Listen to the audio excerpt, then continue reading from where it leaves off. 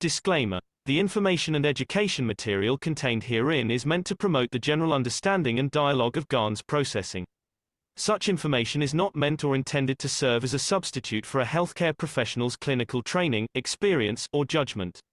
For patients and individuals, such information is not to be a substitute for professional medical, therapeutic, or healthcare advice or counseling. For medical issues or concerns, including decisions about medications and other treatments, readers, viewers, listeners should always consult their physician or, in serious cases, seek immediate assistance from emergency personnel. Prescription information, procedures, and use of medical devices information should be undertaken only by properly trained and certified medical personnel. We specifically disclaim any warranties, express or implied, including implied warranties of merchantability or fitness for a particular purpose. Such information is provided, as is, and is believed to be accurate at the time of its publishing, but it is the viewer's job to evaluate the accuracy of any information found in this presentation. Every case presented is of their own experience, applied by themselves for themselves, and it applies to their case only. Every person experiencing health problems should seek professional medical advice and consult their course of treatment with a doctor. The processes of plasma balancing described herein are a natural process which supports the body but does not replace medical advice or therapies one is already subject to.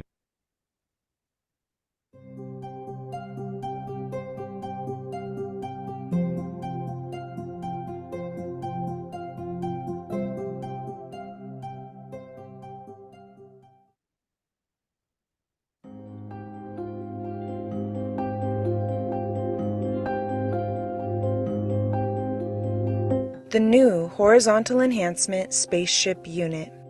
Plasma space technology that allows you to work with the fields of the universe. By creating a wide range of plasma field interactions and conditions, it allows the body to process itself from any physical or emotional imbalance. Once this balanced condition is achieved, the soul and the emotion of the man can follow to find their balance, elevating the whole of the man. The new Horizontal Enhancement Spaceship Unit. Technology of the future through advanced plasma knowledge.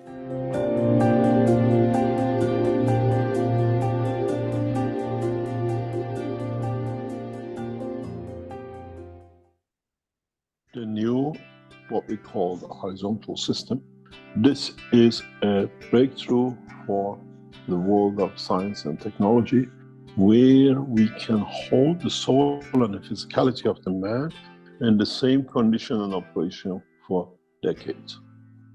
We have the capability and the knowledge to hold on to the soul, but elevate the soul of the physicality till an illness has been processed by the two together. You can walk in with all sorts of conditions which are unthinkable today to overcome, and within hours and days you walk away with no condition. The new Horizontal Enhancement Unit, in conjunction embedded in a Universal Enhancement Unit, creates conditions which man of science and technology have never known. It creates a new condition that allows man to break through all barriers, all conditions, all plasma conditions which now has created crisis around the world, can, and within the interaction of the two systems together, create conditions that man will be from every condition of what we call collection of the fields of the plasmas in the universe. You walk on the surface of the planet, you absorb energy-packed plasmas which can endanger the life. You walk into the what we call horizontal system within a Universal Enhancement Unit, and within minutes, the balance of the fields completely allowing a new dimension and a new, what we call field transformation. In a way, if you look at this system, if you see and understand, at the moment today, we imprison our people because of their mental condition. Within minutes, within these systems, we can reach not only the soul of the man, but the conduct of the physicality of the man which connects to the soul of the man. The application and implication of the new horizontal system is beyond imagination. If you remember years ago, months ago, I explained that in the universe we have no prisons, no one misconducts, because man in the process of life will be put into these systems and you will see the change. There'll be no addiction. Those who are addicted to cocaine and heroin and the rest of it, within minutes in these systems will overcome the desire. The introduction of these systems brings a total radical change in the world of science and technology. It's not a theory. Some of these systems have already been tested and they show their effectiveness. They show their work. In a way, we change the prisons, we change sentencing to people to life in boxes, to enhancing their soul, their physicality, and within minutes, within days, they shall become a perfect man. These are not dreams anymore. These are the reality, systems, technologies, which is available to man. It's the responsibility of the governments to promote and deliver these to the prison cells, to change and close the square boxes where we put many people for years without knowing why and what's the reason. This brings a closure to mental institutes where there is no need for man to be locked up when the level of the understanding of the soul of physicality and the soul of the man does not create the balance. This technology introduction of the new horizontal and vertical system is a major, major breakthrough in the work of the Keshe Foundation and in the time to come. We introduce to you today a massive, major breakthrough, which many of you have been waiting for, and as of next year is available to all of us.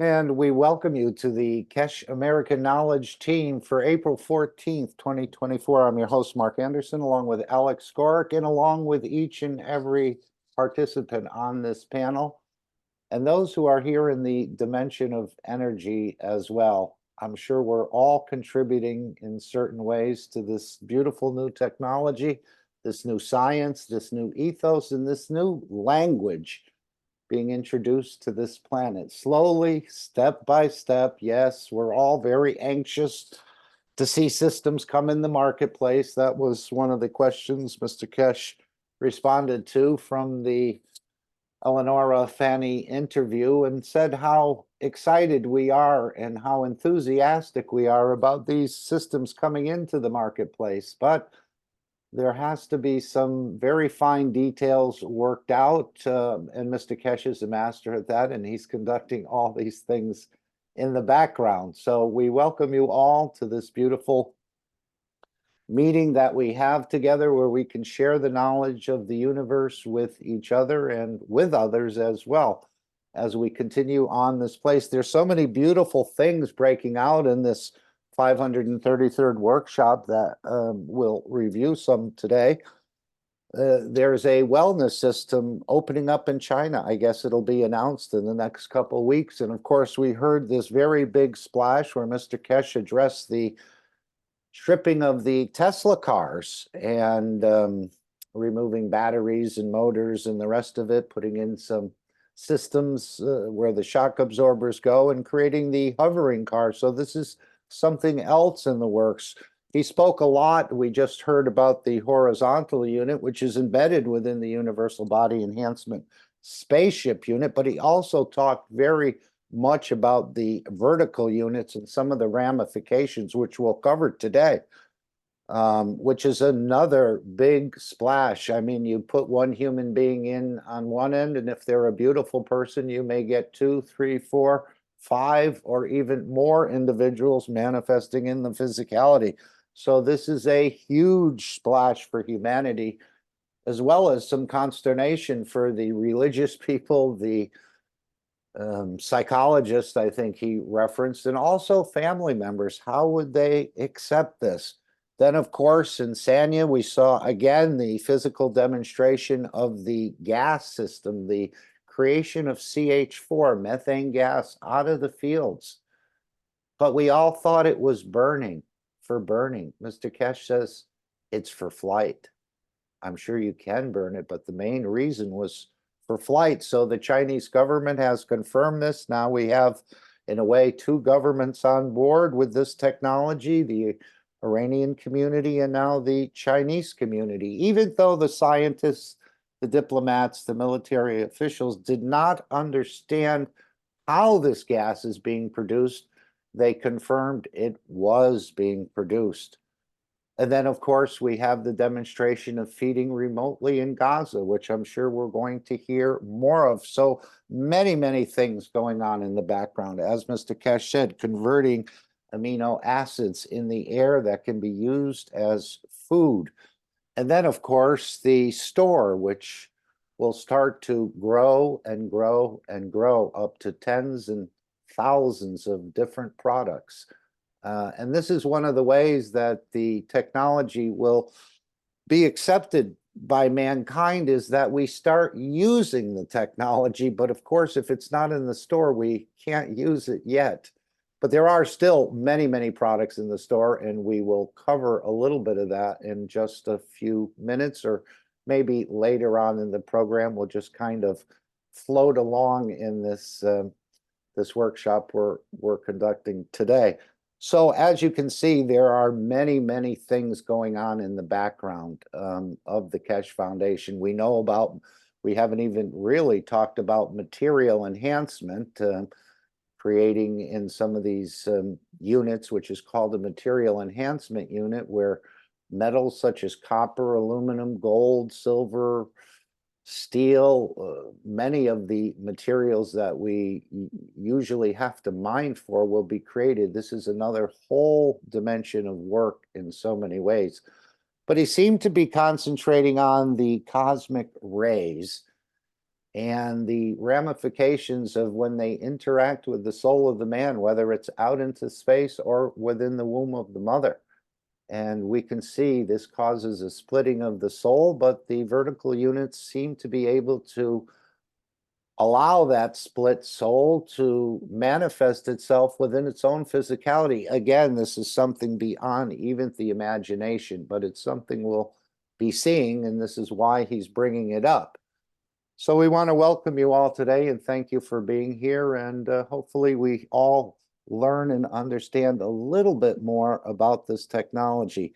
As he said, we really have a lot more to understand. Even though we're carrying all the knowledge, it still has to be opened up, and it's a rather delicate operation, going out into the universe and interacting with the universal community, and how all that sort of plays out. And this is the, in a way, what the knowledge seekers have to decide within themselves if they want to be part of that captain's chair, or become a pilot of the universe, or perhaps a satellite. These are things that are going to have to be settled, and more will be talked about this in the very near future.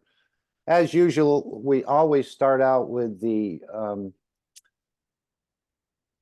World Peace Treaty, which we will read as usual today. This puts us all on a collective inner calmness and in this understanding of peace. And of course, we see how important it is right now for the world leaders, the religious leaders, to start signing this. We thank everyone who's elevated that area in the Middle East and the participants there. Apparently, the Iran's mission to the UN has posted on X on Saturday that its retaliatory strike on Israel over the bombardment of its consulate in Syria has been completed. And apparently, unless there's further provocations, I think this could settle down. But as Mr. Keshe said, and we will play, it's quite a volatile situation there.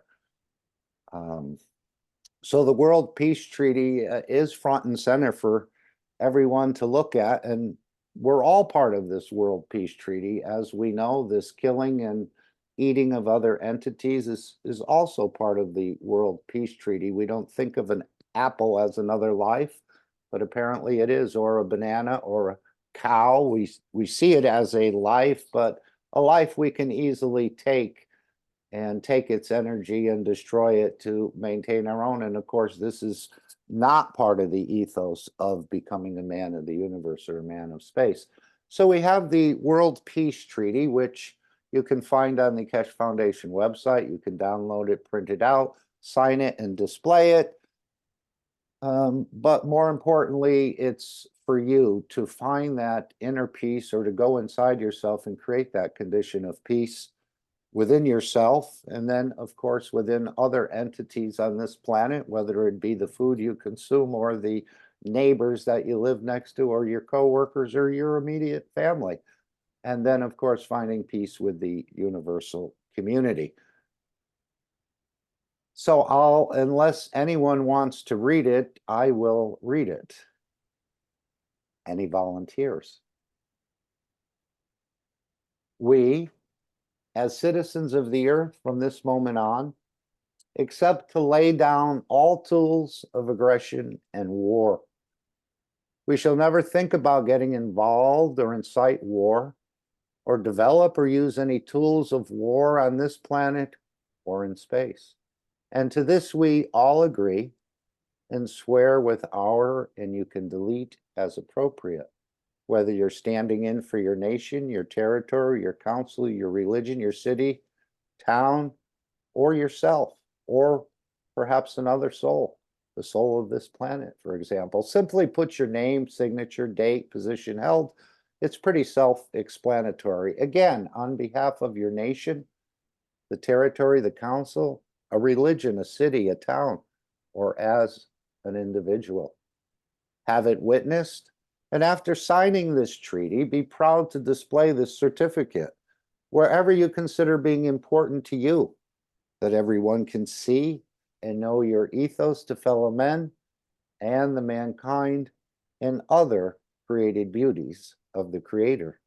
And of course, by displaying it in your office, or maybe in places that you go, or wherever you may display it, someone may ask you about this, and this can open up a whole new conversation or a new dimension in their understanding, because that's part of the work we're doing, is to get people out of these boxes of physicality, so to speak, that they're in. As we just saw, the way we lock up people, most of us have locked ourselves up in this box of physicality. So be proud to display it. It will open up or start a conversation. People will ask, what's that all about? Or, are you kidding me? We'll never reach peace on this planet. But of course we are, and you're involved in it, and the systems that the Keshe Foundation is delivering are all involved in this.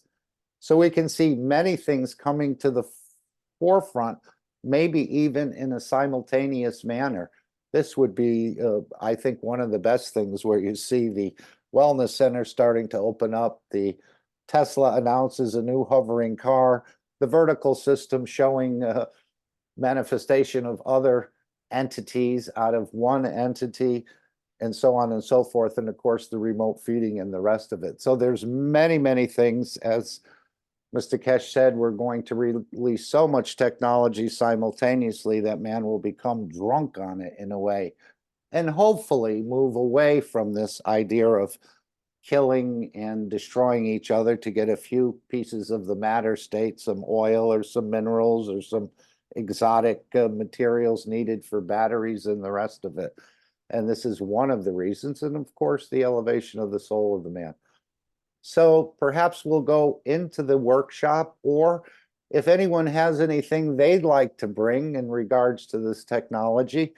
I know a couple people have mentioned that they had worked on a couple of things, and if you feel like sharing with the others, your little tests or what you've observed in your testing, feel free to come in now. We'd love to hear from you.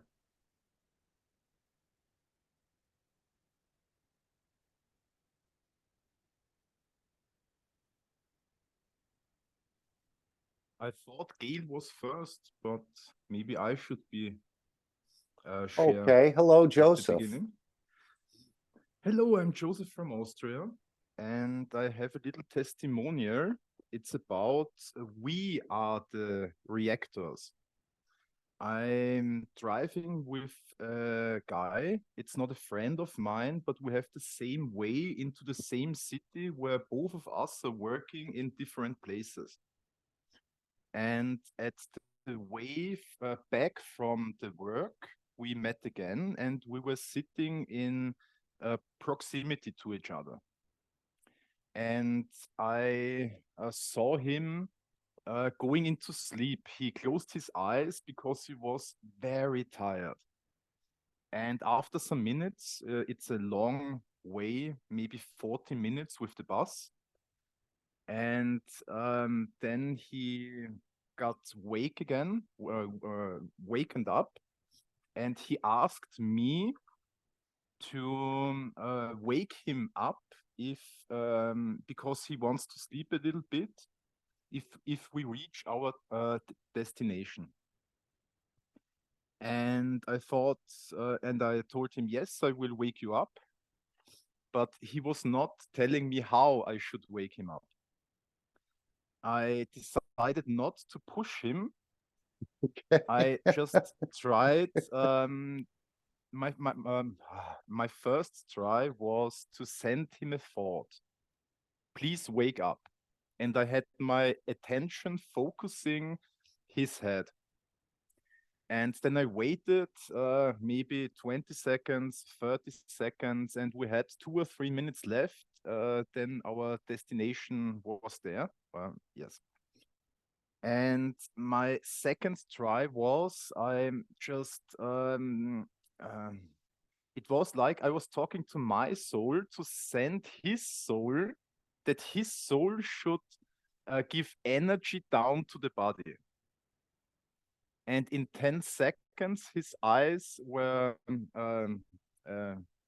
opened up, and then he was awake. It's just a little thing, but I just think that's a imagine. beautiful thing. Very, Yes. very nice.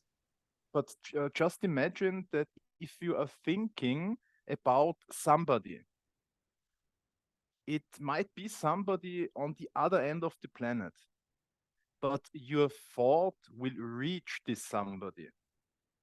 Your intention, your feeling you are giving to somebody, it's not about time or distance. The feeling will be there. It will reach your participants. So be careful what you are thinking. Many people have this habit to, if they are angry, they just throw their anger to something that is very far away because they think it's that nothing comes back to them. And it's also we have to be careful to it's a little bit hard at the moment for me, but Mark, please help me. The think good, do good, and act good. Yes. Yes, the exactly. 3 wise men, the gift that they gave the Christ child that all the Christians miss, Mr. Keshe informed us, that we thought it was some sort of precious oil or gold or incense. But as Joseph just indicated, these 3 gifts, this thinking good, speaking good, and acting good, are the ethos of Mitra. And I think we'll carry this forward, don't you, Joseph, into our activities in the universe? Yes, 100%. But we need our energy at the moment on the planet and on the people. It's unbelievable what has happened on the planet right now. You mentioned the situation in Iran. Mm-hmm. And on the European side, the European Union has decided to put a law out that they can force companies to make a part of their production to a weapon production. They want to create more weapons to send them into Ukraine at the moment, and this law right now is wants to go through. Let's put it that way. You're in the area. You're in the area of Western Europe, I believe. In Austria. Yes. Eastern. Well, yeah. I don't know exactly where I am right now. It's northeastern, but northeastern of Austria. But it's maybe 600 kilometers to Ukraine. So I'm in yeah, you're some right kind on of the proximity. On the edge, as they say. Exactly. But we thank all the knowledge seekers for their work, and hopefully this flare up has settled down, but we'll have to see what Mr. Keshe, he's been advising us, and he said he's been watching this situation since last October. But maybe this may be part of the religions, in a way, putting themselves out of business, and perhaps others doing the same. This is what we're seeing. This is part of these interactions. We don't know everything that's going on, and hopefully it settles down and we get back to moving on to creating peace worldwide. And I know the Americans have been informed of the capabilities that Iran has with the new defensive technology in so many ways. And the position of the Keshe Foundation is not to take the bait or not to respond in a very aggressive way. So hopefully these hostilities are ended. We thank all the work that the knowledge seekers have done in the dimension of physicality as well as in the dimension of the soul to bring an end to this conflict, but we'll have to wait and see. Joseph, anything else you want to share with us about that? That's very nice that you can do that, and I think we all can do that. We just think the physicality is the only way to wake them up. And we know that we have a mother connection with all souls are already connected. It's just a matter of us stopping the denial of that connection in the matter state. So very nice. I'm sure you felt great, because sometimes if you wake up somebody you don't know that well out of a sound sleep, they can go flailing their arms or other things, but I think you approached it nicely. And the souls are working together. Yes, it's just a little thing I wanted to share. Oh, there are it's beautiful. many other things possible, and with your knowledge, you can get also deeper into sending energies to somebody. Absolutely. Somebody calls you, for example, and with the call, you're speaking to him, but you have anytime the possibility to open up and to send him energy. And many people who have some problems are just calling you, for example, if they know you are a person who is the English words are missing. No problem. Your English is excellent. Not today. I have eaten too much now. The blood is in the stomach, but so Jefferson, were you trying to help Joseph, or did your mic just come open? I'll mute it for you. Okay, if you are a person that is calm or just quiet and is able to hear, if you know what I mean. Absolutely. Then many people are calling you, for example, and you are able to open up to them and to send them what they need, for example. And it's anywhere. You don't have to interact strictly on meta level just to say something, because many situations, maybe in the city center, somebody is fighting with somebody else, And if you're interacting, maybe you are in danger. So you're just in maybe 500 meters proximity, and you can do also something. If you know what I mean. It's up to you and your knowledge, and we're sharing today much knowledge again, and just be a good student, and then you will know and you will experience. Thank you. Very nice, Joseph. Yes, we're learning more and more about this dimension of energy that we've denied, that we didn't think we operated in, but we're huge field collectors and huge field generators, and we can move that energy around in different locations to do different things. As Mr. Keshe said, if we have 2 cell phones, you can, in a way, create anything that we want. Gail, I see your mic has come Yeah. open, so maybe you'd like to share something on, I didn't realize you're playing with nanotechnology. Wow, you must be Yes. a high-level scientist. Tell us more. Well, actually, I had an interaction with the lawnmower, and What? we were, I think Bernie has been giving us some info on little pieces of nano-coated copper wire. So I decided I really needed help on my lawnmower. So all I did was pull the cap off the spark plug, curled a little tiny circle of nano copper wire and put it in, and it fell to the actual top. And then when I connected it, I thought, okay, I hope it's touching. It seemed to be right. Then everything was amazing. It was so fast, easy to start. And even when I came to a clump of thick grass, it didn't even, sometimes it sort of growls and tries to stop on you. Nothing. It was strong, and I had such a wonderful time cutting the grass. And I have quite a bit to do because I have to do a roadway as well. So everything went smooth, all thanks to one little tiny nano copper wire. Wonderful day I had.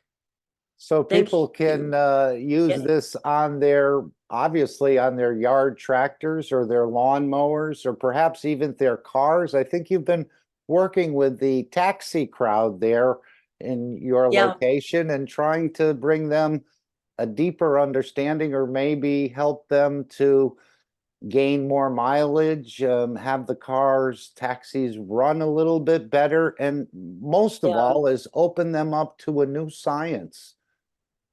Well, yes, and it has to be done carefully, but we have one man who is unfortunately, our road is very, very bad, and his taxi has taken a beating, but we did have a chance to test his starter, and it's amazing. He is having a lot of trouble with his taxi. So we were able to show that yes, he can start, but unfortunately a tire fell off due to the road, and his timing chain broke. So he's in a process of trying to bring it back to life. And his petrol, he was actually spending more on his petrol than the passengers were paying, like on a normal load. So we're just kind of in the middle of waiting for him to get his timing chain on and so on. That's the way it is, things sometimes people really struggle. And Gail, to create this piece of nano-coated wire that absorbs and releases energy, did you have to spend thousands or millions of dollars or billions of dollars to create a sufficient nano coating for the energy to flow? How did you do that? By fire or another method? No, I used fire. Very easy. We've been shown how to do it by Vernie. He's really good. So I just made sure that apparently you can go across, like cross, but I decided just to stick with the straight one Mhm. way. Mhm. And I was fortunate to have some KAKT wire, copper wire for the house. It's absolutely the best wire ever. And it has 41 tiny little strands in each wire out of 3 wires for your house. So each wire has 41 tiny strands, and amazing. It's such high quality that it didn't melt, although it showed a little bit of melting, but it didn't break the wire. It kind of moved a little bit. And so I did that about 5 or 6 times, just going the one way. And I've got about 10 little wires in my a plastic pack, and that's what I take it out of. But I have so much of this wire because, there's so many little pieces in it. There must And be a reason for all that wire, would you think? oh yeah, I mean it's top wiring, and I couldn't get anything better, but now they've stopped making it. So I have quite a bit actually that I can use. So those 41 pieces in each one of the strands, so that's So 60. when you did your lawnmower, did you just use one of those strands? Is that Yep. yeah. Mm-hmm.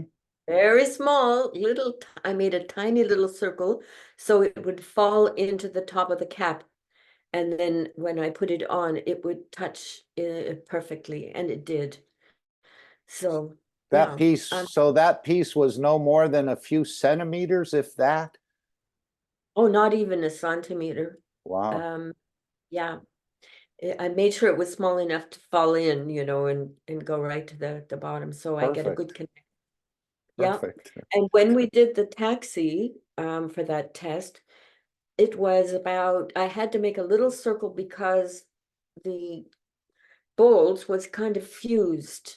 It wasn't in good shape, so I had to go in between the clamp. And I just made a little circle in the middle of the clamp. Just give it a little twist, and it was fine. Um, Beautiful. And I'm but sure he's unfortunately, still scratching his head on some of these things, wondering how they work.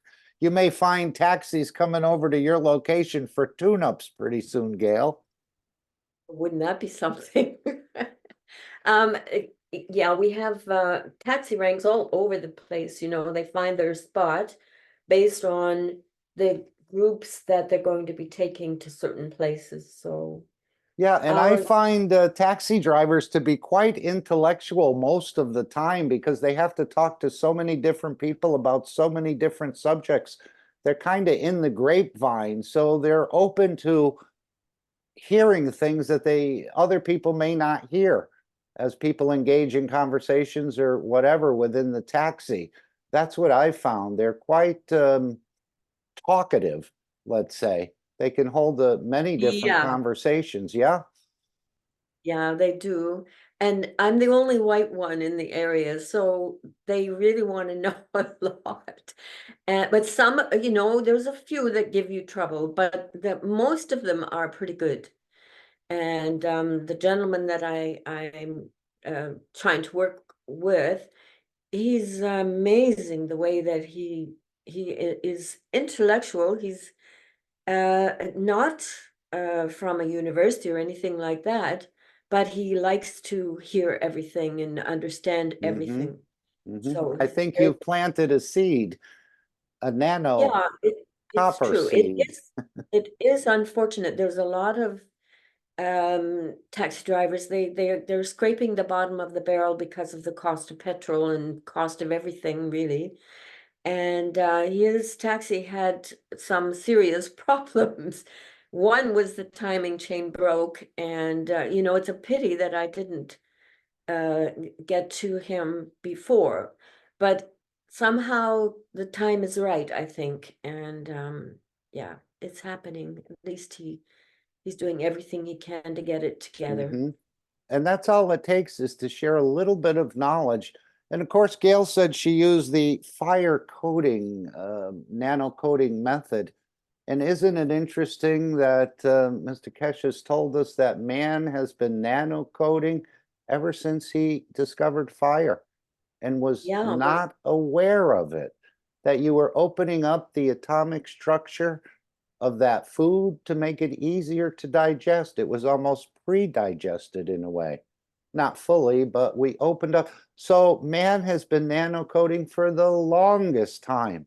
It's just in a way been revealed to us in the recent time through these teachings.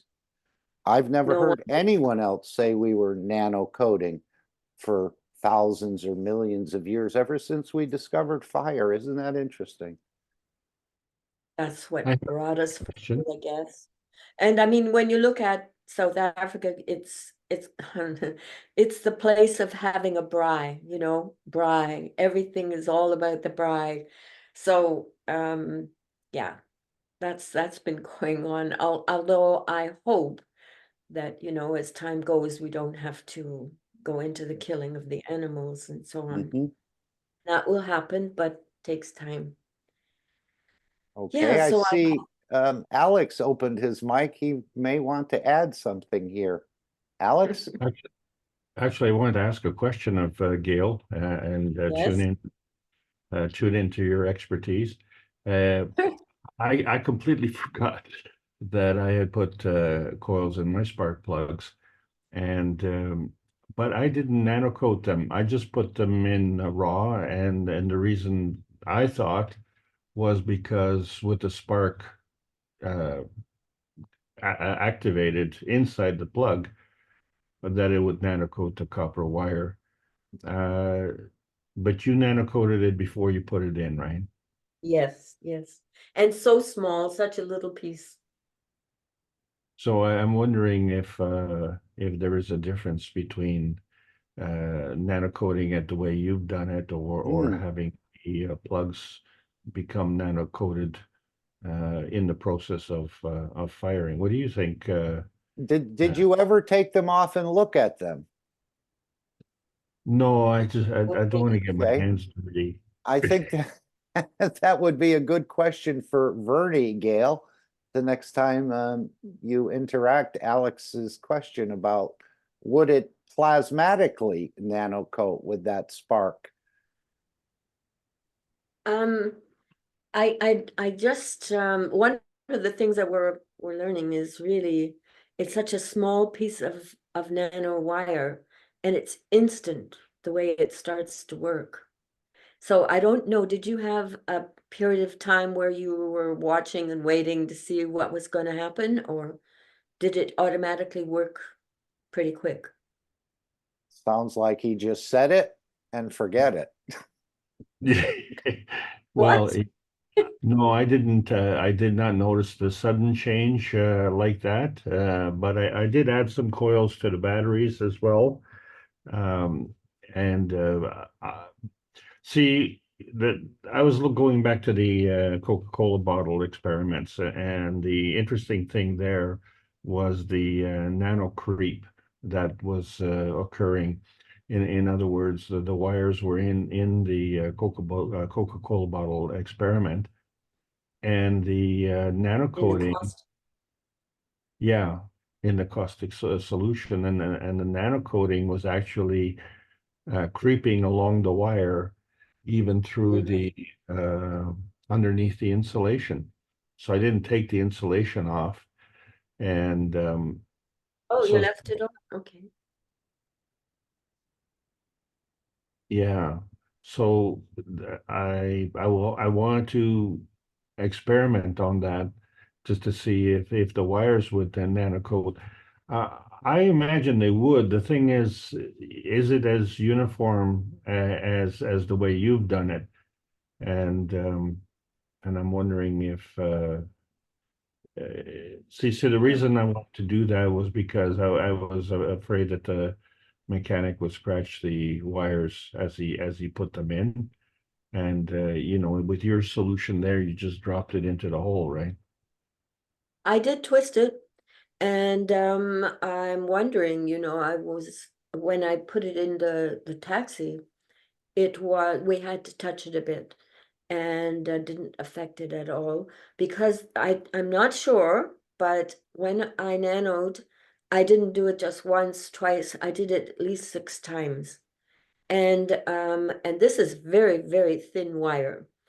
And it almost looked like it, because it was such a high quality copper, it's almost seemed to get stronger and not fall apart. You know, I didn't lose a piece. So, like falling down. So I'm not sure. I remember I did something with another kind of wire that wasn't as good as this and much thicker, and it was more susceptible to the melting. I don't know. I guess it depends on what you're using as well. Well, that really makes sense. The wire that you uh, did you twist the wire after you nano coated, or did you have it twisted After, after? yeah, that's the thing. It was very, very strong, and I didn't really twist. Okay, I kind of pushed it around and then pulled the end and then pulled it towards the other one. So I only kind of twisted the part which closed it. How did you do that? Sorry? How did you do that? You have really tiny fingers, or No, no, Gotcha. just they're normal. Um, normal with pliers?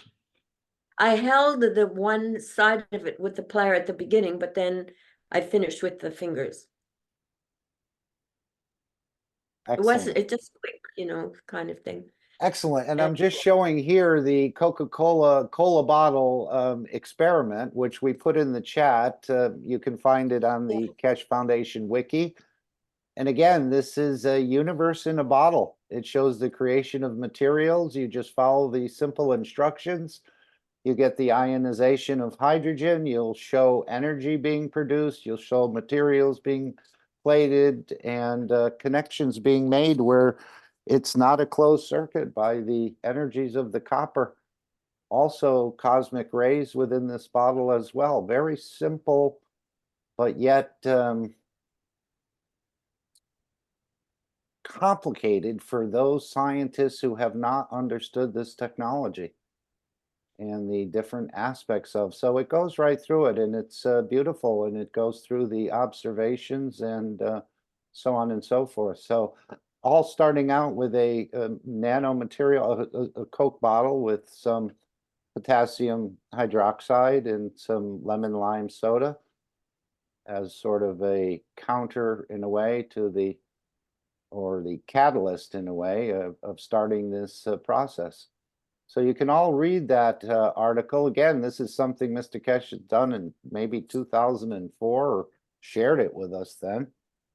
But it's a beautiful, simple science experiment that I think a lot of children in school and other scientific and just regular people can learn quite a lot. I don't think we fully opened it up yet, but we've been doing this in the reactor group a little bit, reviewing some of this.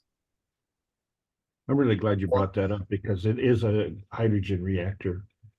Thanks, Mark. interesting how much liquid is in it. It's really only enough just to cover the bottom part. So just another test where you can really show the process of creation in the whole universe. And of course, we're not using stars, we're using atoms. Okay.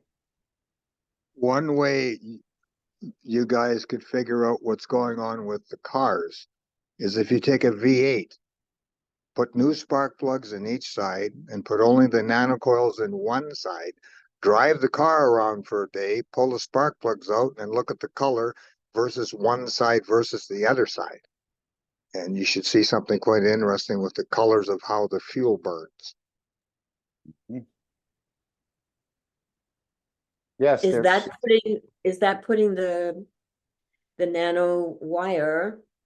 Is it a whole coil, or like in my case, So I put it for that case, Gail, what you would do is you do only one side of the motor. Don't do but the other side. how much wire would you use? Big amount or just under the cap? Well, whatever, the same amount that you've been using. She sounds Okay. like an expert already, Randy. Yeah, well, be interested if I could fly to South Africa and help her, but it's a long way. My shuttlecraft isn't activated yet. What about your plasma car? Isn't it ready yet? Not ready yet. Oh, shame. Well, it'll be soon, don't worry. So some of these rays that are created in this bottle, I know Dr. Gott was the one that sort of reinvigorated us in the last few weeks, that he wanted to produce the C14 within this bottle to bring himself to Sanya or Sanya to himself. He's not sure if he achieved either, but the cosmic rays have certainly been doing work on the rest of us and going back to the basics in a way and rerunning this experiment. And as I said, if you join the Keshe Plasma Reactor Group on Wednesdays at 7 a.m. CEST time, we'll probably continue or look at last week's archive on Vimeo.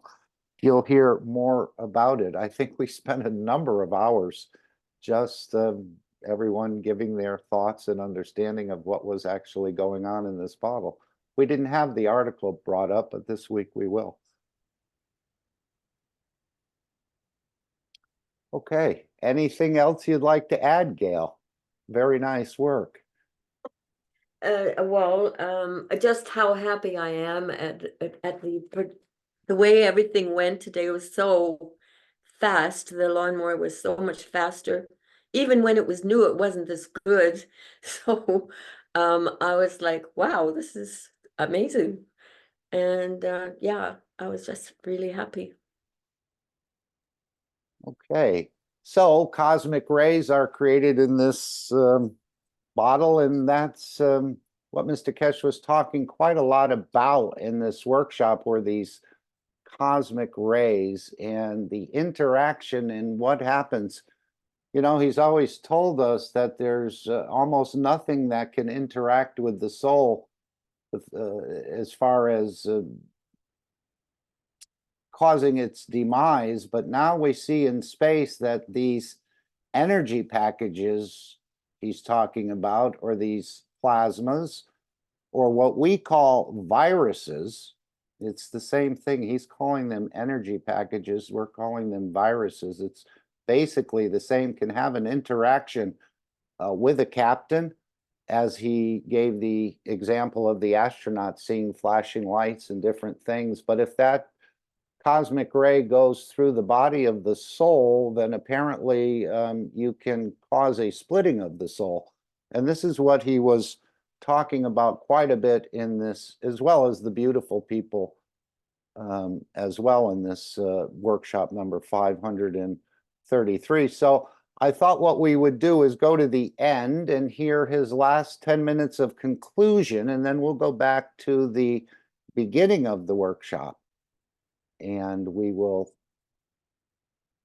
hear exactly what he was talking about. But this whole other half of the equation, which we call cosmic rays or cosmic fields, we haven't fully understood, and we have to at least partially understand it, that we can go into this dimension of the universal community. So let's take the last 10 minutes if you have any questions or thoughts on this, and then we'll go back to the beginning of the workshop and a couple other selections that I've picked out. But of course, you can't do it justice just without really the whole workshop. And then, of course, it'll take some time to really understand exactly what he's saying. And a number of points he said he'll be teaching in the future, especially about the inertia of the soul and how to bend or allow these cosmic rays to go straight, or bend or protect yourself in a way that your soul doesn't get split. These are, in a way, he's thrown us a slight curveball here. We've never really considered this. We all thought we were ready for the transmutation, but it's apparently quite a delicate process. And we really need to understand quite a bit more, I think. Even though we're doing it in the what we call the dream state, this is the work of the soul, we're trying to be able to do it in a conscious scenario, let's say. So why don't we start here? Let's see if I can bring up, yes, please. Yeah, I just wanted to give Alex a challenge here. I'm really battling to understand inertia correctly. I think I got it, and then all of a sudden another information comes up, and then I think I've lost it again. Yes. Okay. Yes, you've got to work all these things in, don't we? Again, it's our responsibility, Mr. Keshe So said it's a challenge. a number of challenge for occasions. Alex. It's our responsibility to investigate and understand this science for ourselves. But go ahead, Alex. You want to respond, please? Sure. I think we all understand teamwork. So if you have players on a field playing a soccer game and they all work individually, then your team is bound to lose. And if they all work together, then they create this inertia. And so that is the energy that comes together from the teamwork. And the teamwork is not a physical concept, but it becomes a physical manifestation in the way the result of the game occurs. So this is a fundamental thing when one team is highly skilled and the other team is highly organized, maybe not as well skilled, but that teamwork, it gives it extra energy. And it creates a different kind of manifestation. So this is the thing about inertia. You have one field that comes in contact with another field and interacts and creates a third field, and that is the inertia. The third field, the product of the coming together of the two fields, is that inertia. Where we interpret that in physicality as inertia is that we look at how things move in I was going to say outer space, pardon me, in between space. We haven't been in outer space yet. The in-between space where a rocket is going and they turn the engines off. Why? Because of what they call the inertia. But this is a physical inertia. And so what they're referring to is that the rocket will continue going until an external force comes into play. And there's two things that they can use. One is retro rockets, and the other is boosters. And so the boosters and the retro rockets can change the speed and reduce the speed or make a course adjustment. And so that inertia will be altered by that input of energy.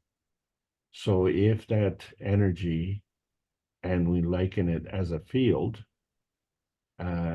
interacts with the inertia of the rocket carrying on in its trajectory as a field, and then those two fields come together, so the manifestation is in the physicality that the rocket will change its trajectory. So Alex, hi, Ike. Sorry to interrupt before you go further. So would you say inertia would be the emotions of the environment?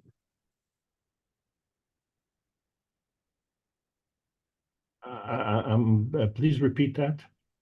Would you say the inertia could be regarded as emotions of the environment?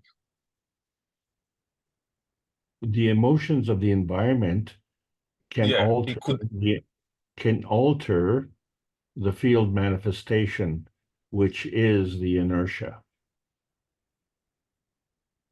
But emotions is energy in motion. Correct. And then the environment could be these aspects of what you are describing. Correct. So that means inertia is not anything tangible, but it's a process that manifests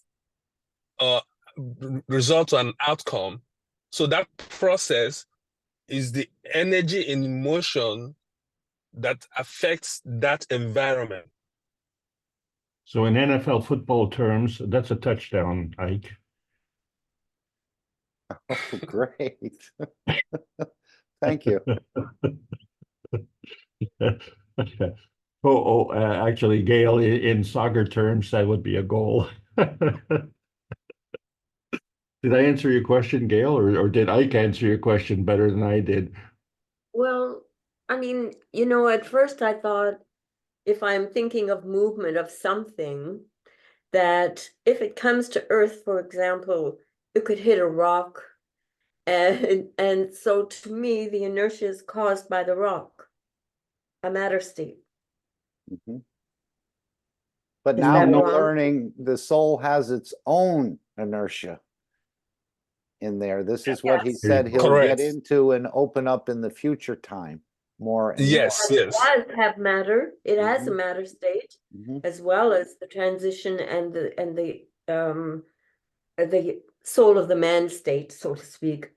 That's part of the soul of the man that has a matter state, even though So, it's intangible. so Gail And scored a goal, yes, and Ike made a touchdown, and I think Joseph hit the target as well. Those are three beautiful testimonies that we heard. Simple but yet deep. Yes. possibilities are endless. I still have to go through the inertia, Alex. There's still more, I know. There is. There is. But Oh. we just answered your question. What's your problem? Well, my problem is that I think there's more questions. Yeah, Well, but you that's know, I think that that's so you're identifying one of the problems, and that is that we've all learned things either with a deficiency or incorrectly. So we have to unlearn them. So what I'm saying is that our understanding of inertia is limited to the physicality. So like you yes. say, what hit a rock? Well, that changes the inertia. Yes, it does. But what happens if someone verbally insults you? And so we have a saying, well, sticks and stones can break your bones, but words cannot hurt you. Well, how come they do? Well, because that's you allow it.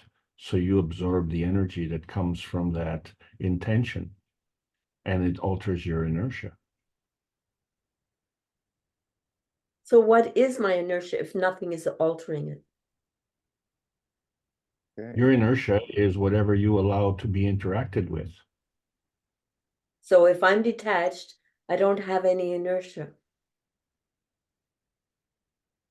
No, it's not that you don't have any inertia. It's how you manage the inertia. Okay, so I can stop inertia just by Yeah. being detached. Yes, Yeah. it is. Well, in physicality, you have a skin, and when you have a shower, the water doesn't melt you away, right? So Mm, so your inertia doesn't change okay. So in terms inertia then in terms is of not, physicality. is not a thing like a rock. Inertia is the result of whatever you're interacting with. Good. Beau- Yay. So, Yay. Touchdown.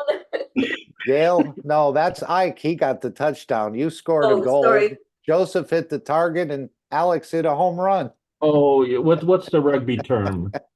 Oh, I'm not into rugby. I like baseball. Oh, home run. So let's go into more about this energy, this dimension of energy that we're just really learning about, and picking cosmic rays and how to filter cosmic rays and the rest of it. So very beautiful testimonies, simple but yet deep, very deep. And I'm sure the people that interacted with you, Gail, are still probably scratching their head. And Joseph, I don't know if that fella realized how he woke up or why he woke up. Maybe you didn't tell him, maybe you did. But Yeah, I know this happens to many of us at times. We want to wake up at a certain time, and we do. We want to participate in the elevation of all souls at 9 p.m. We do. Or sometimes if you don't, the soul is still interacting. It doesn't seem to forget much. It doesn't take a rest and go to sleep and the rest of it. So very, very nice. Thank you for sharing everything. Is there more, Gail? Would you like to share anything else? Just that a question, I don't know if it's just me. I normally never ever get a headache, and I trained myself when I got hurt a long, long time ago. And I guess as a child, I did biofeedback and didn't realize it. Now, when we did our workshops, sometimes I would feel discomfort and kind of like a, pain in the head, and especially around the eyes when we were being given the fields, I guess, from the system. And then I've noted that I'll be walking along and I'm having the same thing while I'm busy walking down the street. Is this something that is happening more and more to other people, or maybe for some reason? I honestly, I hardly ever get a headache. It's unusual. So May I answer? I just, sorry. May I answer? You Oh, had your of course. turn at bat, Alex. Wait a minute. No, go Okay. right ahead. No, please. He wants two turns. Okay. Mhm. Just in your reference there, you're talking to the about the transmutation training sessions. Well, this was when we were doing the testing with water and food and children and all those workshops. Okay. And So yes, there is a problem there, and the problem is the realignment within the brain, and uh, we are so feedback dominant, and so we only look through the eyes as to what we can see, but we have to understand that the eyes are also a window to the universe, and so we absorb also that energy. And so this is why when we close our eyelids, we still are able to see. And even if we want to project something, we can see it in our projection, in our imagination, we call it. So it's the way that we process the information, and we've tended to lean on a particular um, path of processing that information, which is physically dominant. And so if we can change that, and so it does require kind of a physical realignment. And we talked about it last week with respect to the brain mapping and the relationship as an antenna. So just like your car radio, you don't go outside and bend the antenna on your car. You just go to the radio and you would maybe turn a knob to reposition the dial so that you can tune into a different channel. And so that's what we have to do, is we have to realign our tuning so that we can increase, shall we say, the input of energy that is available to us and absorb it and process it. Does that answer your question? Sorry, I had my mic muted. Yeah, it does. There's so many different aspects to this, and who knows, maybe using the lawnmower with nano is affecting it. It's really very interesting how the plasma really affects us. Well, the We just vision is never Beautiful. processed in the medulla in the back of the brain. imagine it. Okay. And so that's the physical part of it. And so you find that part is in between the brain itself and the spine. And so the alignment comes where the emphasis is, it's still processed in the medulla with respect to the physicality, but the emphasis shifts now to the brain, at the front of the brain, Yes. in the so-called third eye area. And you also then go through an alignment of the left and right hemisphere of the brain. And when that comes together, you kind of develop Really? a new inertia. Oh, Randy never says ends. the It never soul ends. is expanding, Gail. Yeah, I read that. I read Mhm. that. Okay. Okay, let's go through the conclusion from Mr. Keshe about the science and understanding more about the cosmic rays, cosmic fields, fields of the universe, and the fields of the cosmos as well. And then we'll go back to the beginning and see if we can understand a little bit more about what he's opening up here for all of us to understand. Thank you.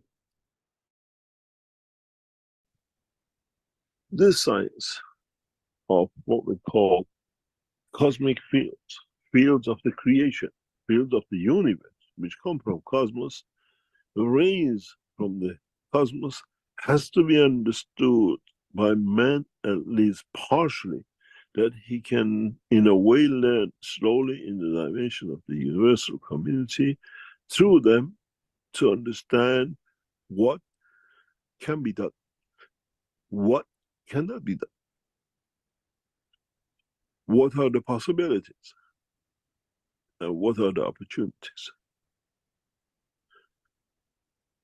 We have to face these facts. We have to bring this. This is the second time in teachings I bring this subject about what we call vertical systems and transmutation.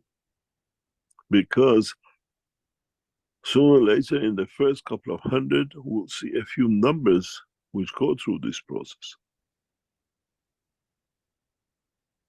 What is validity of what we can do with it? Would they still want to stay in the time of 10 years ago, or would they still want to come back in today's time? And many of you as knowledge seekers have to sort this in your body and your brain in the coming time. As more and more fields of a higher order is shared amongst man, man's intelligence will evolve. This time evolution will not be through the reading of the orders, don't do this, don't do that. It will be through the knowledge of the man, which does not allow man to make no mistake.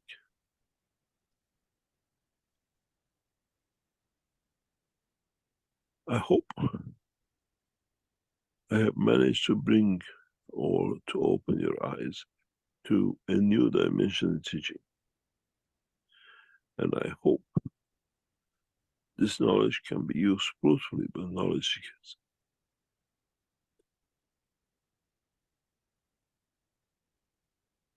The understanding of the work of cosmic rays, the understanding of the work of the cosmic field, their interaction with the soul of the man, the impression it makes on the soul. Would it, in a way, be able to interact directly with the soul of the man, needs to be discussed in case by case. And is not God-given right, is not mine, I can do with what I like, but is what is the best for the others, that this soul can serve, that this soul can exist.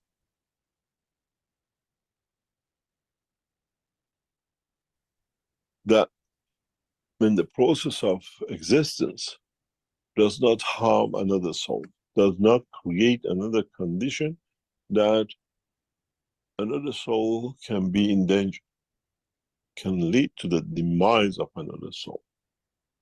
And when you, in the future, who have become the satellites, those of you who become art of the, what we call captains of the space, have to consider how well your soul can serve. Then you have to get to know your soul. You have to understand the emotion of it. You have no choice, as I always say. Unfortunately, we have walked man into one track only, which means man has no choice. The knowledge is released. The knowledge is in the hand of the man. And the man has to make the best of it.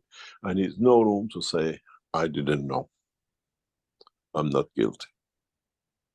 Because the knowledge is shared on the level of the soul, on the dimension of the fields of the universe, not by the spoken word of the man.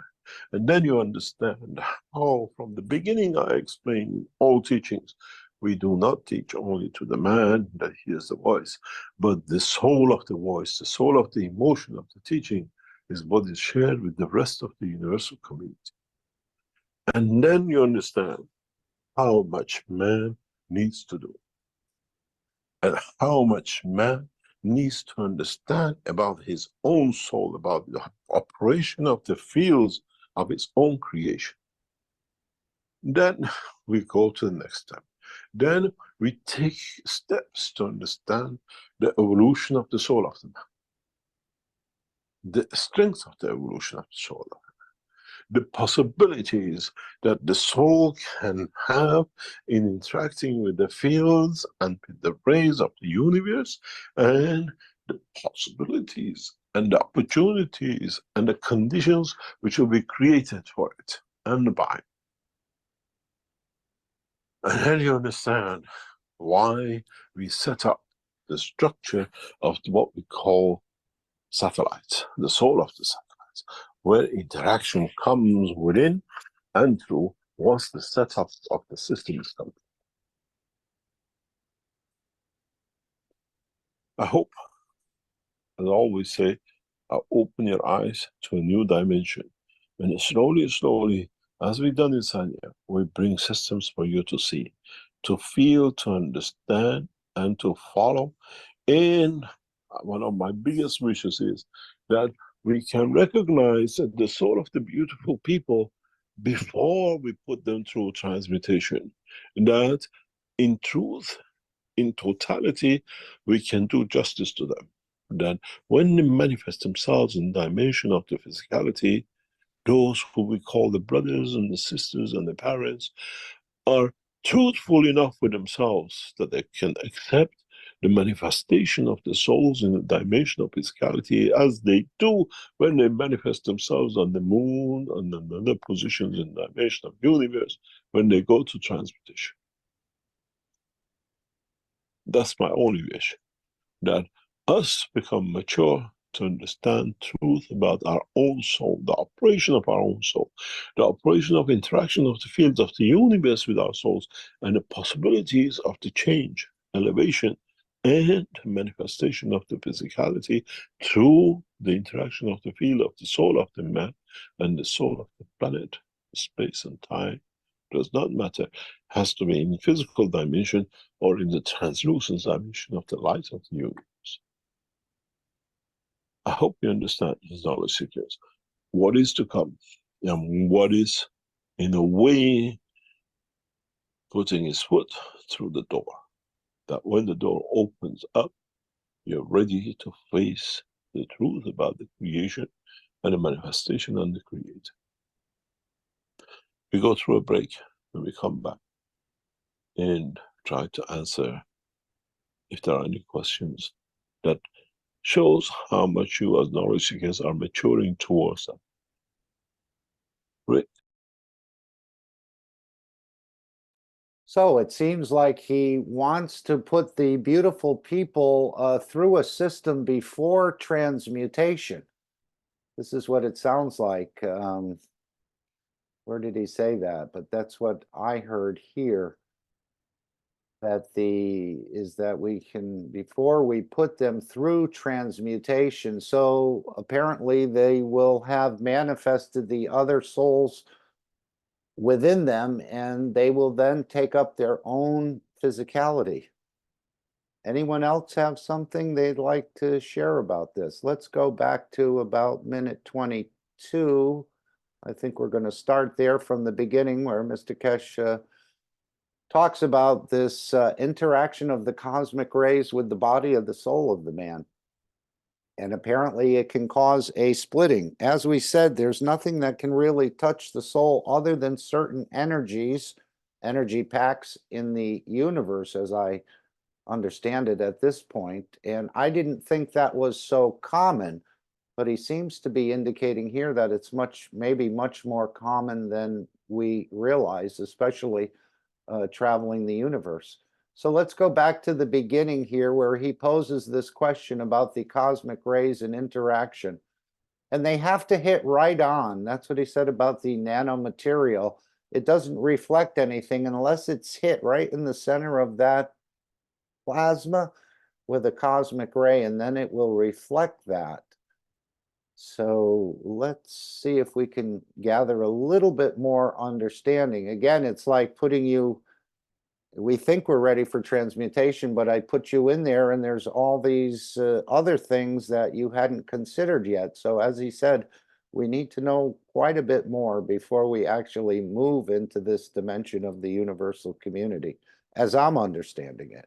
Now, maybe others are ready to go and they've fully understood this using of the cosmic rays and the cosmic fields of the cosmos to reach the ultimate goal. And that does seem like for the pilots and others is to transport souls across the universe, maybe a couple hundred, maybe 1,000, maybe 1,000,000, I think he alluded to. So let's go back. To share with the others that they become teachers and they become the learners and the rest. In the past few months, as we moved from understanding of the soul into cosmic rays and understanding of the interaction of the fields, which comes from the cosmos, which becomes part of us, and some of it passes through us, carries some of the energy and information of us into space of the universe, we have to ponder one question. What happened when a cosmic ray passes through the structure of the soul of the man? Our soul is not the ultimate size and ultimate strength. It's part of the spectrum that the amino acid of this planet can, in a way, hold on to. In the physical dimension, as we've talked before, when the cosmic rays of the lower strength or specific strength pass through the eye of the man, our astronauts report flashing lights, our doctors see structured damage to the brain or change of the combination of the information and communication within the brain. We say cosmic ray has gone through the brain and causes, or the flash of the light caused because photon is created when the ray in a way releases its energy in the salty water of the brain of the man. The question comes that what happened when a cosmic ray goes through the soul of the man? What would the effect be? Would it enlighten the way it enlightened in the eye of the man and man see a flash? Would it release his energy to elevate the soul of the man? Would it carry the information which is within the soul of the man and become part of and transported to another time and position and a place that wherein it interacts with another field or ray leads to creation of new plasma, seed of a plasma, or part of the plasma which already exists. And then would the characteristic of the man will be transferred into that seed of the plasma. The question is not if, but the question is what happened after. Does it come that those who get enlightened receive elevation of the energy from the cosmic radiation or cosmic field? Or elevation of the soul of the man in the knowledge of understanding by some of the fields which are absorbed in the soul of the man, and then it releases at different strengths, become the seed for another cycle of creation, which means the field interacts with the soul, gathers information, but it impregnates it. In a way, adds a second field to it. When is in the condition of the ray, thus there is a possibility. So, is it or can it be that, as we've seen, the interaction of the two fields leads to creation of the what we call a new seed? Would this be a possibility that at the point of the inception, in the physical womb of the mother of the child, by interaction of such a field coming within the structure of the physicality of the mother, leads to creation of the second soul? Then, in a dimension of physicality, leads to the creation of what we call the beautiful people. In a way, the soul is one, but in a way it consists of two, or maybe by division in soul balance, 4 or 5. Would it be, is there a possibility that in the future the scientists of the man unravel this mystery about the creation of what we call beautiful people? Or can this be created in the time and the position and the strength of the field of the soul of the man by absorbing a secondary soul, a secondary field? It divides itself to a secondary soul, which means at one point or another, our brain, due to inherent evolution of physicality, is ready to receive additional fields, which that additional field creates a second dimension to what we call secondary soul, which we call the beautiful people.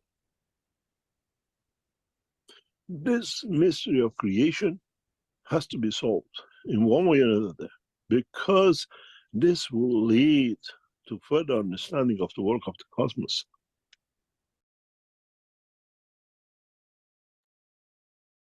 So Mr. Keshe seems to explain here how the beautiful people are created. Apparently, again, your soul is only maybe 2 or 3 microns. I don't know how big the cosmic ray is, but for those to interact, that's a lot of, it just seems that it's a very high improbability that they will react. But I think many of us may be surprised that if you go into one of these systems and another entity is manifest, you may not even know you have another soul within you. And how would you, if that soul took on a physicality, how would you even look at that other physicality or other dimension that's been created out of you?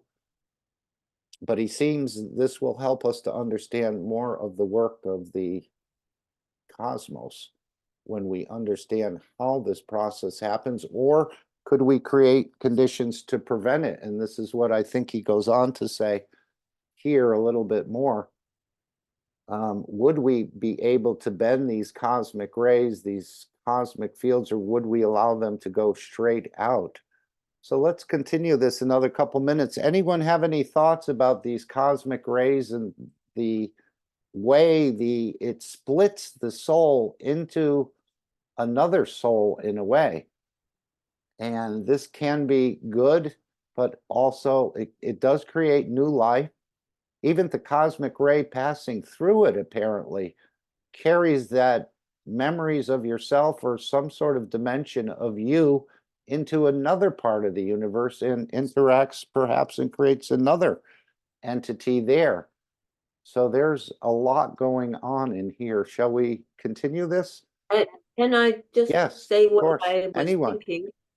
When it's talking about splitting, I think of the neutron splitting into the proton and electron. I'm just saying that kind of process, Mhm. it seems to be an analogy to what he's talking about in my eyes. Thank you. But we're not just going to get an electron and proton. Well, maybe, but it can also be 3, 4, or 5, or maybe even 10, as Mr. Keshe said. He's interacted with someone who's advised a number of presidents, and I believe it's in the United States, and he said this person had 10 different souls within them. Oh, I didn't mean like in the sense of numbers. I mean the process, if a neutron is going to split, it's Okay. receiving energies from the Yes. environment. Yep. So once it gets too full, then the magnetosphere of that can no longer hold. So it starts to give off all the Mhm. I rays think and it creating. receives that energy from the cosmic ray rather than the Yes. environment. But again, I am just Well, that is the environment. I'm meaning Okay. anything outside of a that larger magnetic. environment, right? Okay, that's just my thought. Thanks. Yeah. Anyone else? Ike? Yes. On that is so the ray as cosmic. You're going to have to start again, Ike. We're not hearing you. It's choppy.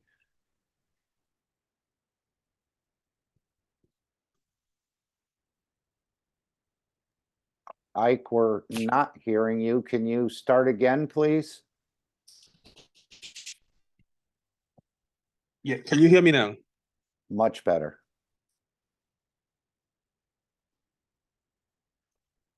Go right Can you ahead. hear me now?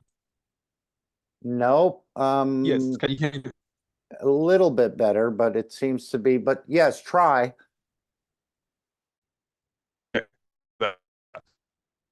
When a ray goes through and don't bend, is it when it forms with another soul? But when it bends, it becomes, that ray becomes a photon. I don't understand how it manifests into different physical forms. The No, analogy of it's not clear enough, Ike. Sorry. You didn't score a goal this time unless we understood it through the soul, but we couldn't actually hear you. Yes, Joseph? I have in mind this video segment where two rays are coming together and then the first plasma is formed. Okay. But it's in the past we had not the term cosmic ray, and maybe these cosmic rays are if they are coming together, maybe a seed of a sun or a seed of a planet may occur or something like this. I put them into the creational segment, if you know what I mean. Okay. Yes, if you have a number of souls, those are suns, those are stars in the cosmos of the universe.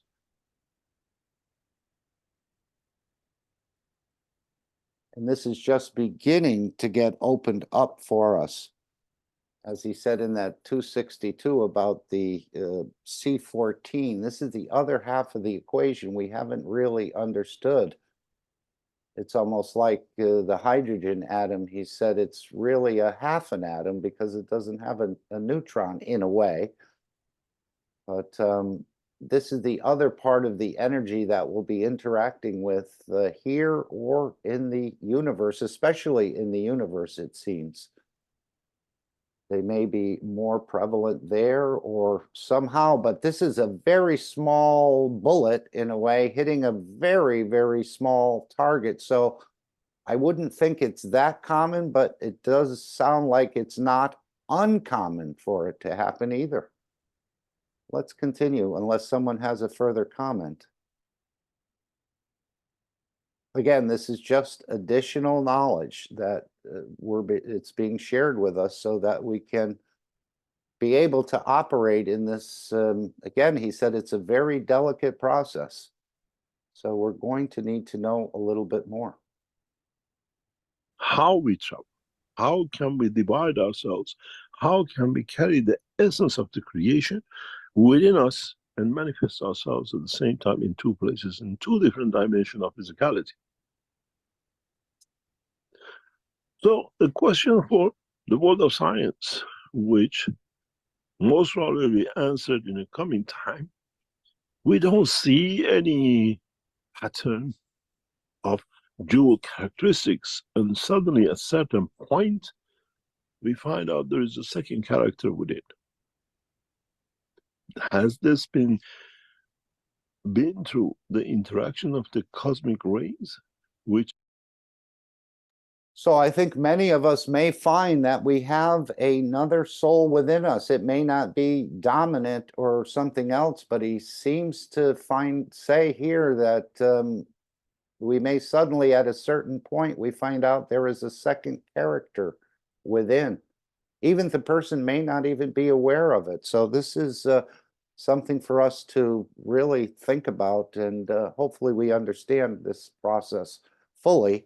Or you could end up with a number of different souls within you. Perhaps one wants to do something different than what your mission was of transmuting souls across the universe. So the captain is going to have to be quite strong in his keeping his soul together and not allowing it. But there's a way to absorb certain cosmic rays that keeps you in that position.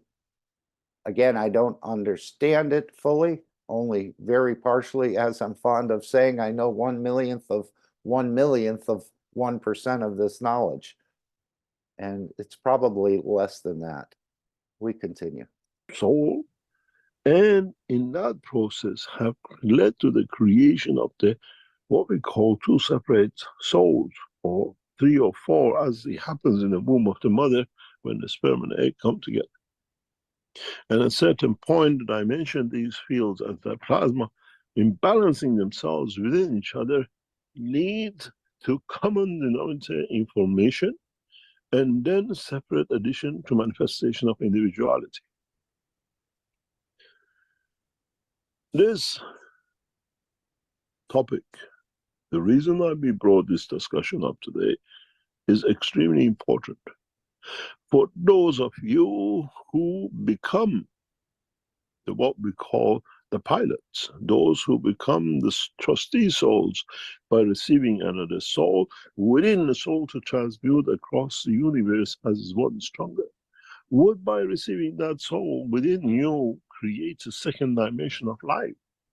Or can those who become the captains can keep it separate, that does not lead to the creation and generation of secondary souls? So this is quite, it almost seems like it happens without you even knowing it, but now that we know it, we can't say we haven't heard it before or understand it. Let me see if I can just go to the, we made a little video, Solve the Dilemma of the Beautiful People. And this is, again, from this workshop. It's about, I think about 11 minutes or 13 minutes. So we're going to play this as our next clip. And this is the location in the 533 from 30 minutes and 55 seconds, which is just about where we were, maybe a little bit ahead.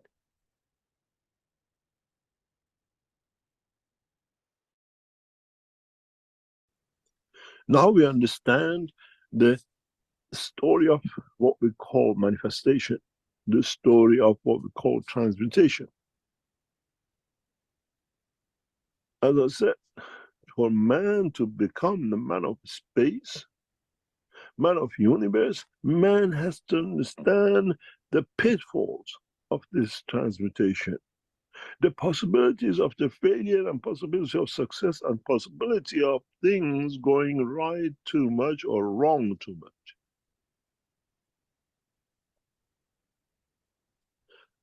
Then the question comes, do you want to be a captain?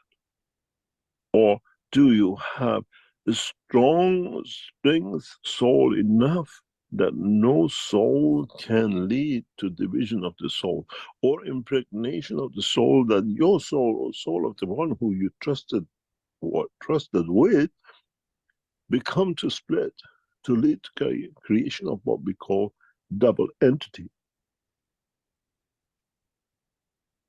Now you understand how delicate the job of becoming a man of space, joining the universal community is. But we use this property, we use these characteristics, we use this functionality to create the dimension of transmutation. And that's what Mr. Keshe has informed us, that he's bringing us into the universe in an educated way. So this is part of the education of learning how to operate and exist in the universe, which again is quite foreign to us, but we're not, we do understand the work of the what we call viruses, and it's just the same term. We're using viruses and he's using energy packs. And there's all types of different strengths, but they have to hit at a certain way to cause the soul to split. But apparently there's other knowledge where you can sort of block it or use cosmic rays to keep the mission together in a way, if we could put it that way. The emotion of the soul decides the absorption, elevation, and division.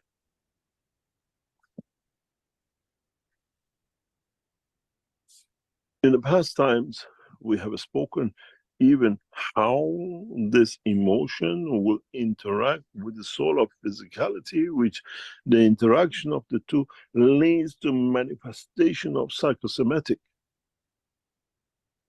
where the psychology of it actually comes from the soul, and somatic side comes from the soul of physicality.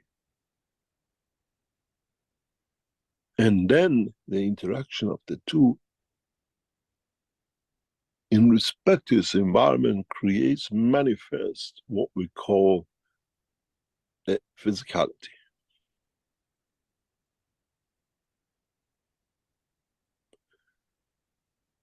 If, as knowledge seekers, you understand this, comprehend the process of it,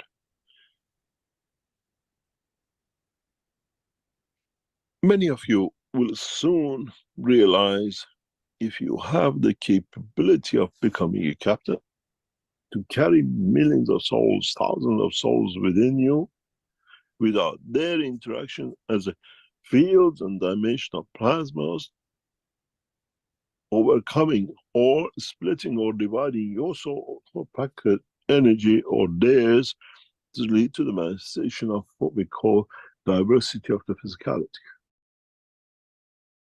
So we definitely have to learn this of how to keep the soul together, or overcoming or splitting or dividing. And apparently that's a distinct possibility of when you go into space. So it's going to be for each one to decide if their soul can serve enough that it won't get distracted or will lead to its own division and perhaps even demise. I'm not totally clear on all this.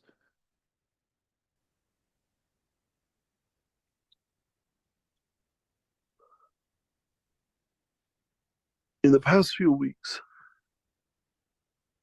we are taking you down the line of the reality and eventuality of what you as men will face in space when you become man of universe, or become life within the universe.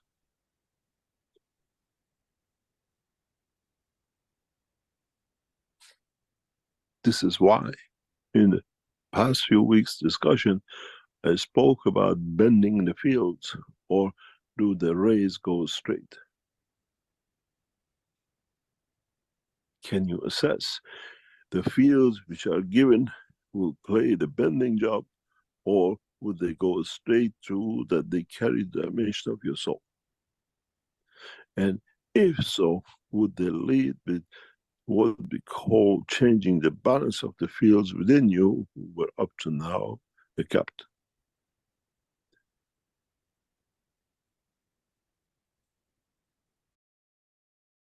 So it does sound like the captain can get knocked off its position there.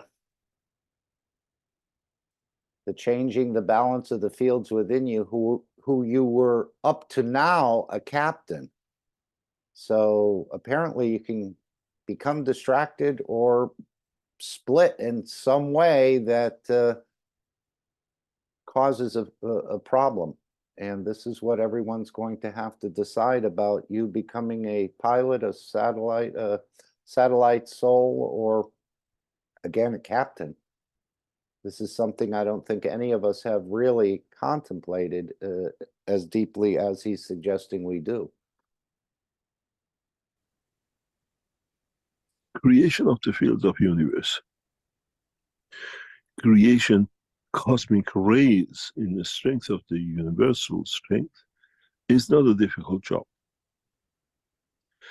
It's just how you can bend it, how you can change it, and how you can create an interaction which leads to manifestation of ultimate goal.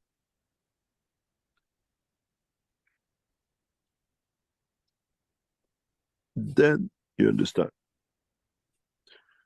how in the future man of science will be easy, in such an easy way, solve the dilemma which the present man has with what we call the beautiful people. Where we can create conditions that the split soul can manifest itself in its own dimension of physicality.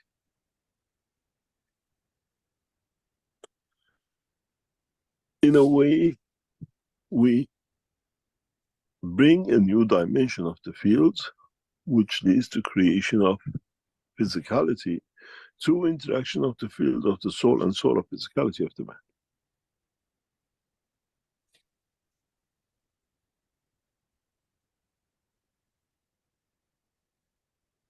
This happens every second in the body of the man, millions of times, when the old cell is replaced with a new, and the new carries all its characteristics.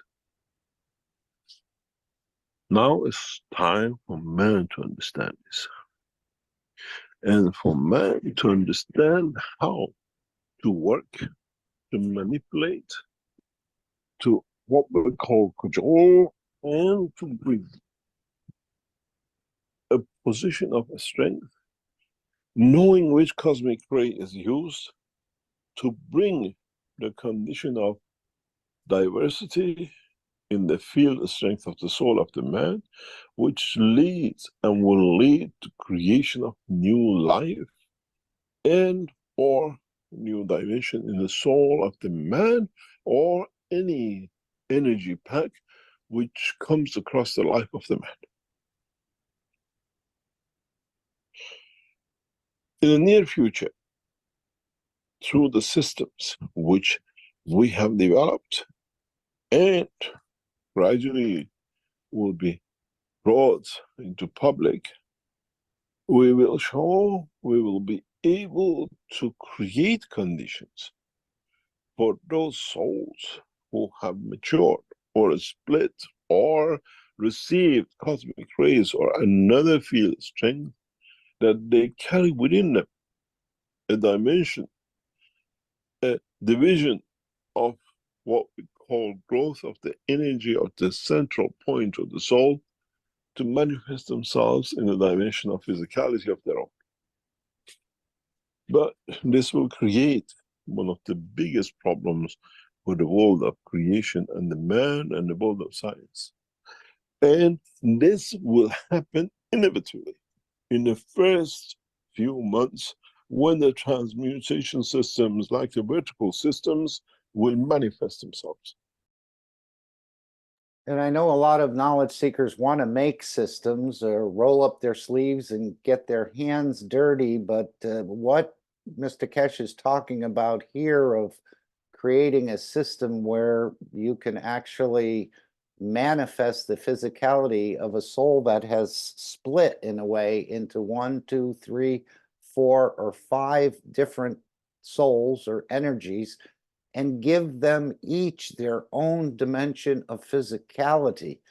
So the systems are already developed for feeding, for transmutation, for wellness, and everything else we understand in this world of plasma. So for us to, now he didn't say not to try to create systems, but these systems seem to me to be so far in advance of knowledges that are hidden to us or haven't been explained to us that it's almost seems like we should use the systems of the Keshe Foundation.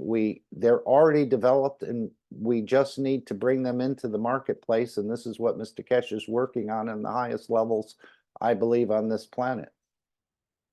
And doing it in such a way that yes. Can you hear me now? Yes, we do. Yeah, so the system is developing cosmic rays. And I want to understand, you see, Mr. Keshe used the application to the beautiful people, to the captain, and then how the body changes every day. So the body already does that. So what is right to assume that the system that he's talking about is producing cosmic rays that targets the soul in form of in form of photons that produces that physicalities. I don't think he's creating more souls. He's just allowing the soul that has split into 5 different energies to create. No, the souls are there already. But the when you souls are target there, the soul, correct? when you target the souls, either you bend the rays, the cosmic rays, okay, and when it's bent into a photon, it's that when the physicality comes out. I wouldn't know, because he said you put one person into a vertical unit and the other vertical unit, it seems they come out with 2, 3, 4, or 5 different entities. Now this would be so shocking. Yeah, those are possible. Yep. Those are possible. That's what our body is doing now, but we don't understand it. But he's trying to bring it to limelight, and then he's explaining the process of how light travels. When light travels as a ray, it goes straight to, there's no interaction. It just goes straight towards that soul. But when it goes and bends, it bends in form surrounding the environment into a photon. It becomes a photon, and that turns into physicality. So is that the same process that he's describing here? Because it could be. That's what I'm trying to understand. Yeah, I don't know for sure. Anyone else want to answer that question for Ike? Yeah, I'd like to touch on it. Sure. The photon is in physicality, and the soul is operating in the plasma state, and the action that you're talking about is pretty much exclusive to the soul state, to the plasma state. So once it becomes a photon, that becomes an inertia product of that. and then is looking to manifest into its physicality and has to come in contact with the environment. So the whole teaching of the physicality and the photons and gamma rays and things like that has to do with understanding the exchange of energy, but there are limitations within a certain energy state. And by elevating to a higher energy state, these capabilities come into being. So this is just a natural product of the creation system, if you will. I hope that helps. Yes, indeed. Okay. Thank you. Yes, thank you, Alex. All right, we're running a little bit late, but I want to finish. I think we have about 5 more minutes here, and then there is another clip or two. So, Alex, sit back. We probably have another 30 minutes here, No problem. perhaps. Okay, You're doing great. very good. Thank you. Will become operational. And that's one of the reasons we discuss it today, because we are reaching that point where we see, as I've spoken about this before, we put a man or a body or entity which we say or is pointed out or considered to be as a multifaceted energy pack of the soul in one machine. And in another machine, we get 2 or 3 people coming out in a dimension of physicality. Now, do you think any of us are prepared to create a structure like this? Even the team, I don't think that's working directly with Mr. Keshe understands it fully. They're just following his initiative, his direction on what to do to put a vertical system.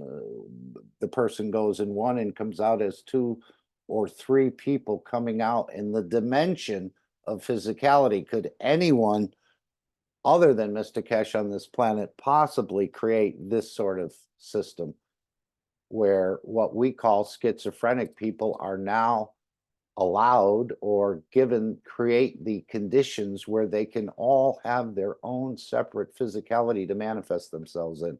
This is, again, beyond anything I think we've even contemplated in the past. But we can try. But as I said, the systems are already there. And Mr. Keshe has always said, what I show in public is the dinosaur end of the technology. So there are things probably way more advanced being developed in the background than this. But this is, again, beyond my capability of building a system that would allow that to. There's just too many bits of knowledge and too many knowledges we haven't been informed about to even put this kind of system together. So as he said, you don't need to build the cell phone to use it. You don't need to create a translating system to be able to use it, or a jumbo jet. You just pay for the part you'd like to use. 1 seat on the jumbo jet. The translator probably comes with a free app. And the cell phone, again, we all have cell phones. There's how many billion on this planet? But I think very few of us have made a cell phone. And it's probably out of our total understanding at this point. Not for everyone, but those working in that field may be able to approach it. But for the everyday man, these systems are just beyond our capability of developing at this point. That doesn't mean down the road they won't be developed by us further. And this dimension of physicality, which appear manifest itself in the new system, will carry the characteristics, the voice of what we heard before in the body of one man. In a way, if the beautiful person speaks in one dimension of the soul as a man, in another dimension of the soul as a woman, in another dimension of the soul as a child, when we do the transmutation, we'll see that man, we see that child, we see that woman with the same voices, with the same memory, with the same characteristics as they were all three in one. This will bring a lot of problem for those we call psychologists, a lot of problem for those who call themselves men of religion.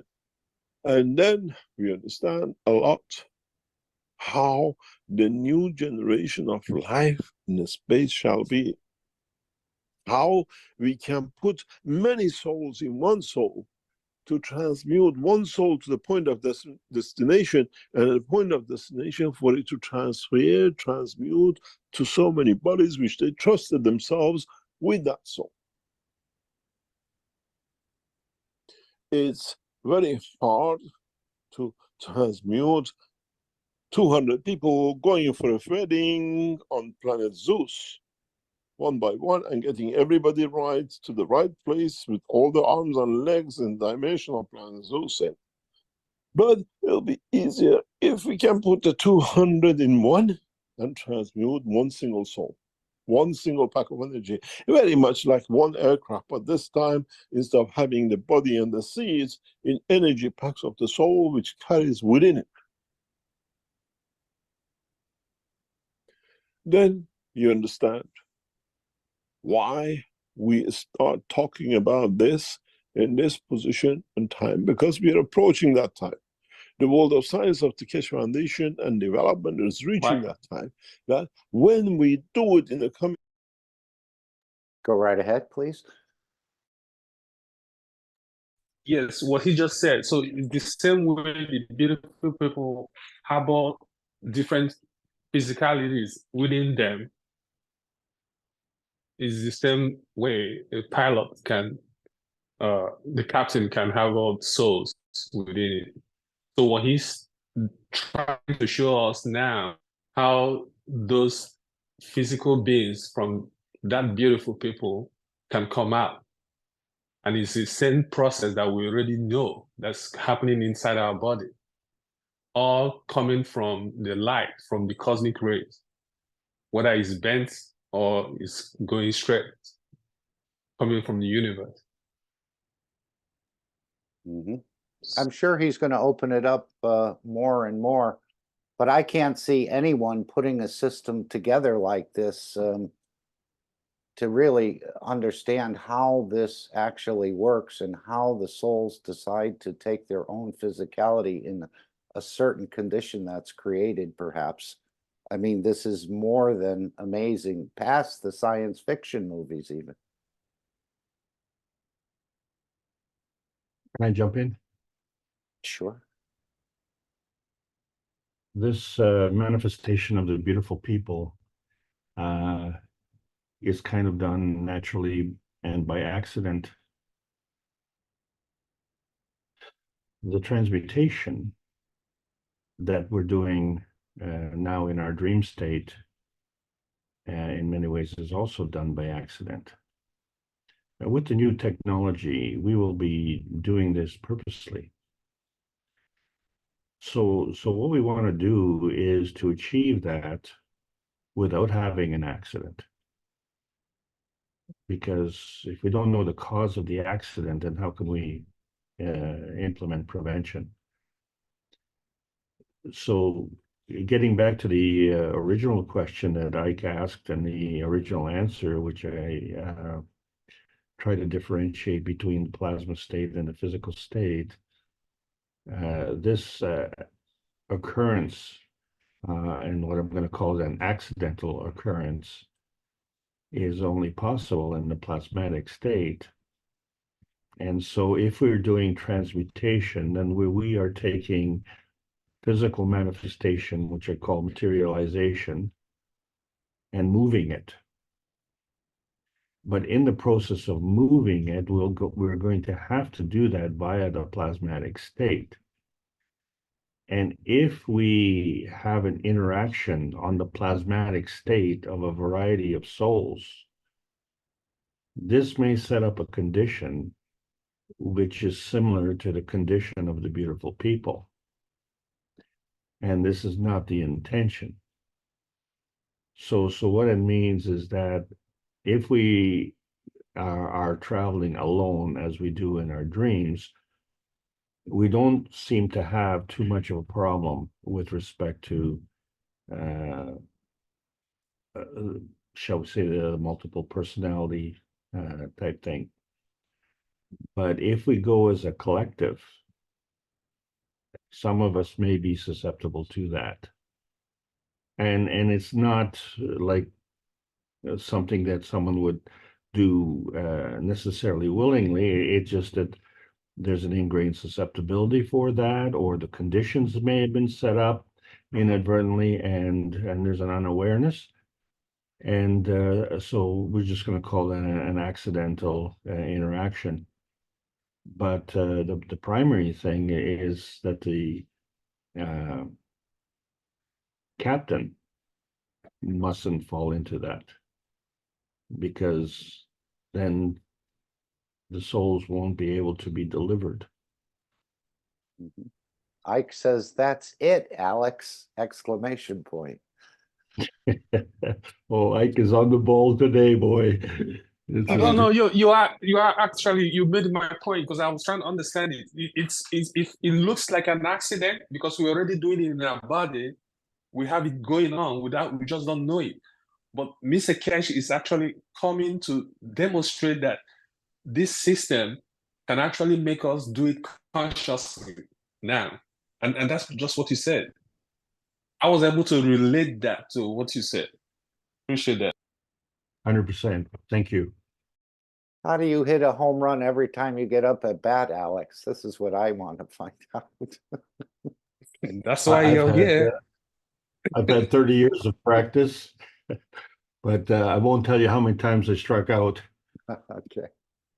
Let's finish this clip. There's only 2 minutes or minute and a half left, and then we'll go forward.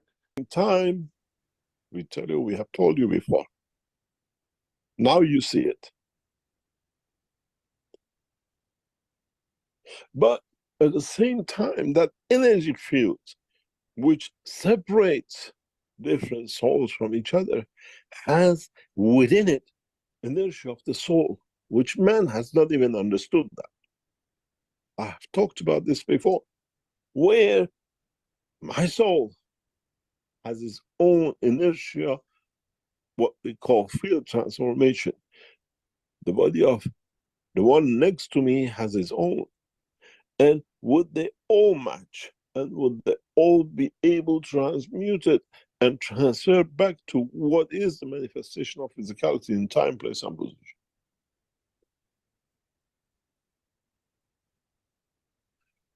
These are the dimensions. These are the part of the science which man has to learn before he becomes a passenger of the universe.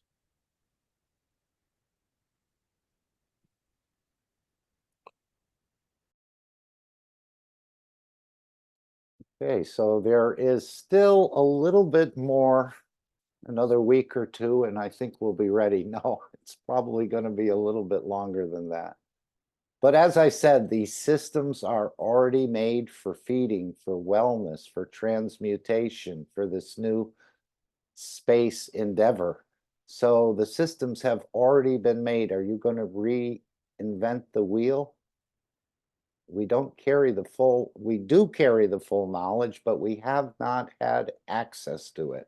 And this is the problem. And as Mr. Keshe said, and that's what he said in the Italian one, how come we can make gold and we can fly, but you lot can't? And he simply said, because we haven't taught you.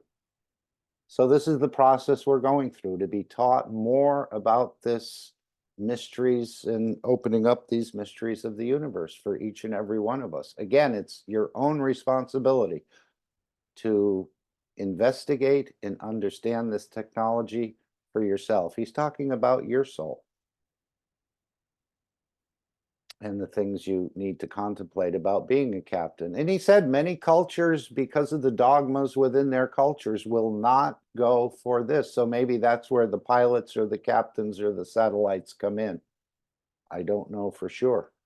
And then there's this whole other interaction of the UFOs, and that's traveling in the matter state, again, which our interaction with the universal community will bring that about. They'll share with us the creation of advanced UFOs if people want to go in that matter state sort of tourism travel, perhaps.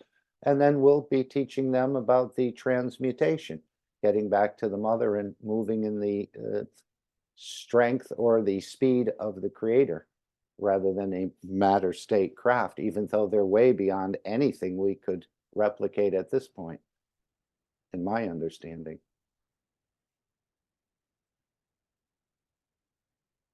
Okay, there's something about the world situation that Mr. Keshe has alluded to in this workshop. Let's see if we can go to that. I think we'll start, somewhere around here. And then let me just bring this, oops, I'm on the wrong one. I'm going to have to minimize that.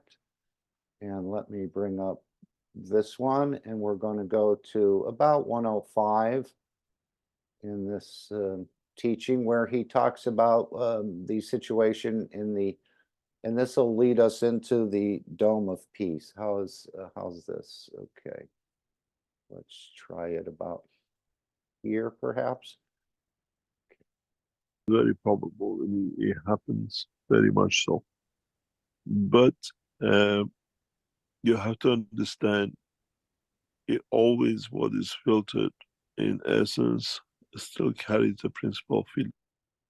Oh, this is a very good question. Perhaps we should just cover that about filtering the cosmic rays through the GANs, but he said this is an art, and you'd have to really learn this. More will be taught about that, but he says, in essence, you can do that. Question, nanomaterial and GANs has the property of filtering magnetic field. Will the magnetic field in the environment get the magnetic field with the principal intensity after being filtered by the nanomaterial and GANs? Usually I don't say this, but so say, come again? Does not make sense, this. Or I don't understand it. Yeah, let me try rereading it. He says nanomaterial and GANs has the property of filtering magnetic field. If we can accept that. And will the magnetic field in the environment get the magnetic field with the principal intensity after being filtered by the nanomaterial and GANs? Seems to be maybe connecting that with the cosmic rays. Yeah, this contradicts one to the other as part of the science and knowledge. Nanomaterials, very, very little is reflected back from them. We know that unless the field array hits directly the central position of the plasma, which reflects back, and or is of the orders within the layers which reflect back. Filtering through nanomaterials is one of the, what we call, corners of the future of space technology, once you understand it. And if you can get to that point of knowledge that you can filter, you will come to understand what we call the laser beams, laser fields, singular, what we call individual field strength, that will become monoenergetic in the cosmic rays. And the possibility of filtering rays and fields through gases is very possible, is very probable. I mean, it happens very much so. But you have to understand, it always what is filtered, in essence, still carries the principle of field energy within it. Otherwise, it cannot interact with the totality of the fields which goes through. And this is an art, this is a part of the knowledge that needs a lot of understanding to be able to do it. But theoretically, yes, it's possible. Okay. Okay, this is where he's saying that we can actually filter out or somehow pick individual cosmic rays to do what we want to do, it seems. These are creator rays. And this is an art, as he said, and it needs a lot of understanding to be able to do it. There may be simpler ways that he will introduce. Now let's go to his statement on the world situation in the Middle East, and then we will go to the Dome of Peace. There's a following question. It says, I want to listen to the world situation. I see some news that says Iran has made a wise request to the USA. If the USA can urge Israel to stop bombing Gaza, it will not retaliate against Israel. Is that so? If it has already been said, then please ignore this question. There is a lot of talk. Keshe Foundation has urged the Iranian government, the Iranian leadership and military, to withhold from any reaction. And we've done this. We have stated our ground in first, second week of the war. It's not new. And we have emphasized on it and the reason for it, and we stand on it. But the situation in Iran and what is happening in Gaza is very volatile.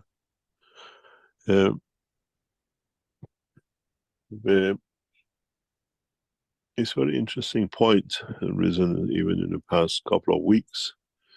We've seen the situation in Ecuador and the Mexican embassy, and how some South American governments have withdrawn their ambassadors in protest. But we've seen nothing happen when the Iranian embassy was bombed in Syria, which means from now on, every embassy is a gameplay. The implication of what happened in Syria is immense. And we saw it. Nobody said anything what happened in South America within a few weeks, a few days after it. So what was the integrity of embassies and ambassadors has gone to the wall.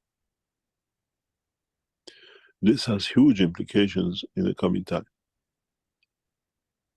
where up to now the embassies were considered, consuls were considered as territory of a nation, and ambassadors are considered as a representative of the president of the nation. Now has no value anymore.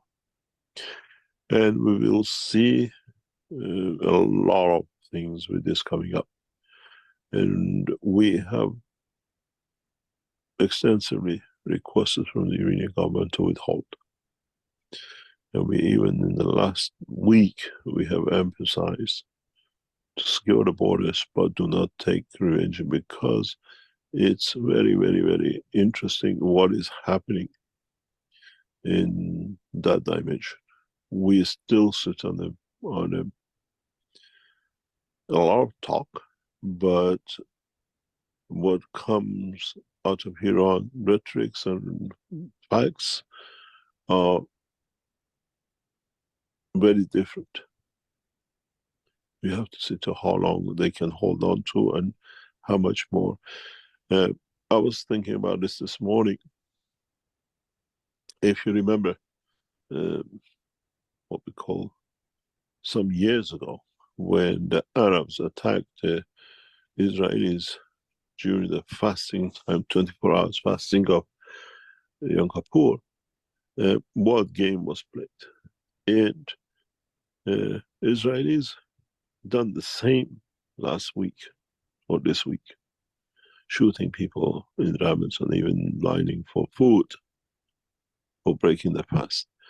They're pushing it, but how much this push can be done and who's going to answer? And the Americans know what is on the table, and the strings are really, really, really pulled. And we will have to watch what we see, what will come. And in a way, every Israeli embassy in the world is a fair game to the Iranian people of what we call administration. But what will be the repercussion on that? But our advice has been very clear to the Iranian government what needs to be done, how it needs to be done to bring an end to this kind of mayhems forever, not just temporarily for this situation. I'm sure in the future, what we have advised the Iranian government will become public. Somewhere somebody will bring it out. That's what was advised, and then you understand how correct we've been in advising. And we have to see, we have to wait for that cycle. And it could be any second, or in a way,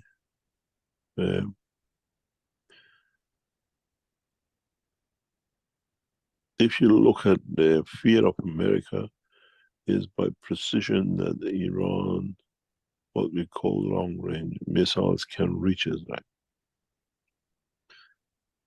As I said to a diplomat past few days, the fear of America is how to accommodate 1 or 2 million Jews in the United States. The fear is not what it might happen to what we call the state of Israel.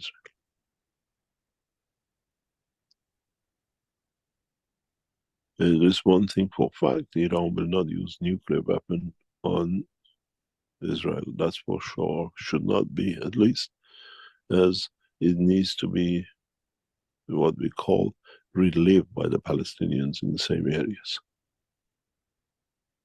So they're not bombing it, nuclear bombing it, they might use what we call, as I said in a very simple word last time, if any of you were diplomats and politicians understood, because one of the politicians said to me, you said exactly what's going to happen, but never understood. People never understood what you say. If that precision work comes, we see the end of a lot of things. And America has warned the Israelis of the precision bombing. Precision bombing means being exact, choosing a target, and nothing else. And you don't need a nuclear bomb for it. And from what we know from inside the Israeli military and security, if that precision target is used, they would not revenge, they will hold back. If it happens, I'll explain to you what it means after it happens. And then we see rapid deployment of extracting as many Jews out of Palestine. It's a lot of ifs, a lot of things hanging, but it all depends what it used and how it's used. And the way sacrificing one position does not mean for the rest to jump into it.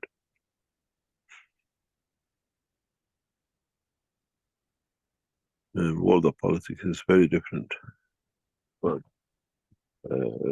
diplomacy has to unravel itself, because we know what's going to happen if this thing goes off.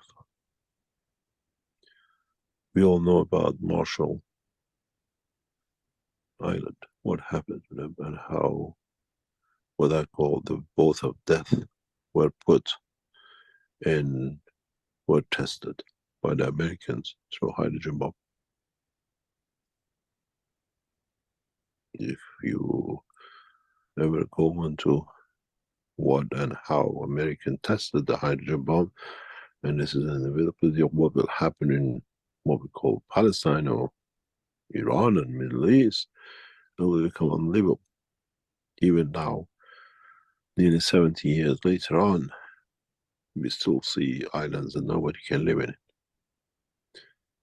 Where the Americans dragged people, dragged animals, tied them up to their frames, to the boats, to the ships, to the trees, to see how they burn and how the effect will be. And again, 20, 30 years later, they lied to the people, took them back to the island to see how the radiation after 20 years will work on them and kill them, and still have a lot of cancers. That'll be the history of the Middle East if that happens. There'll be no place for no one to leave us, what we call the islands in Pacific have shown us to be. We wait and see when they let the bullet go and what will that bullet do.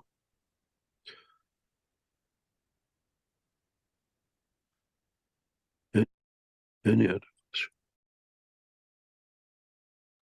Okay, so quite sobering. Again, it does not look like, hopefully they'll use any sort of weapons like this, because it'll make the whole region unlivable for 50 years, for 70 years, for even longer than that. So hopefully the fireworks is over. Again, he said it's still very volatile situation. But for now, I think the Iranian government has said that the attack that they've done is over with, and hopefully there'll be no more provocations similar to what we saw in Syria. So let's take some time at this time to bring the Dome of Peace.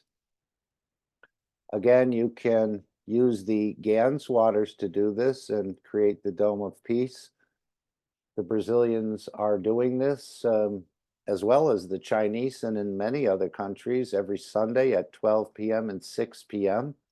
CET or CEST. You can use the plasma water, which you can find how to make that on the Keshe Foundation wiki, and release the GANS waters to elevate the soul of this planet and to bring balance to this planet. So this is something we can all do. It's something for our physicality to do. And we thank the Brazilian Knowledge Team for putting this together, that we can all share it. And let me go to the, to the first step of the Dome of Peace. I don't know if anyone want to read this Dome of Peace. Anyone want to offer? I will With a nice read it voice. for you. Okay. This is what came in and what is now become a pattern. This from a guy, I don't know him, but it says, please remember this Sunday and every Sunday from now on, till we raise the soul of this planet to a peaceful planet. Keshe Foundation knowledge seekers worldwide will spread the GANS waters around the world at 12 p.m. Central European Time and or 18 p.m. Central European Time every Sunday at the same time as they choose which time to suit them. Thank you for participating in this greatest movement by the soul of the man to bring about the peace on this planet as the permanent feature of the life of this planet. So that's step one. You can release GANS waters, which they contain fields, and those fields know where to go and what to do and to bring balance and to elevate the soul of this planet and all its inhabitants. The Chinese have been putting it into the fountains for years. The Brazilians have been doing the same. We do the same in the United States, and you'll see it done in Italy and Germany. And again, this is something for the physicality to do, to bring the change and create the Dome of Peace. And he's actually said that the releasing of GANS waters would connect the wellness centers together.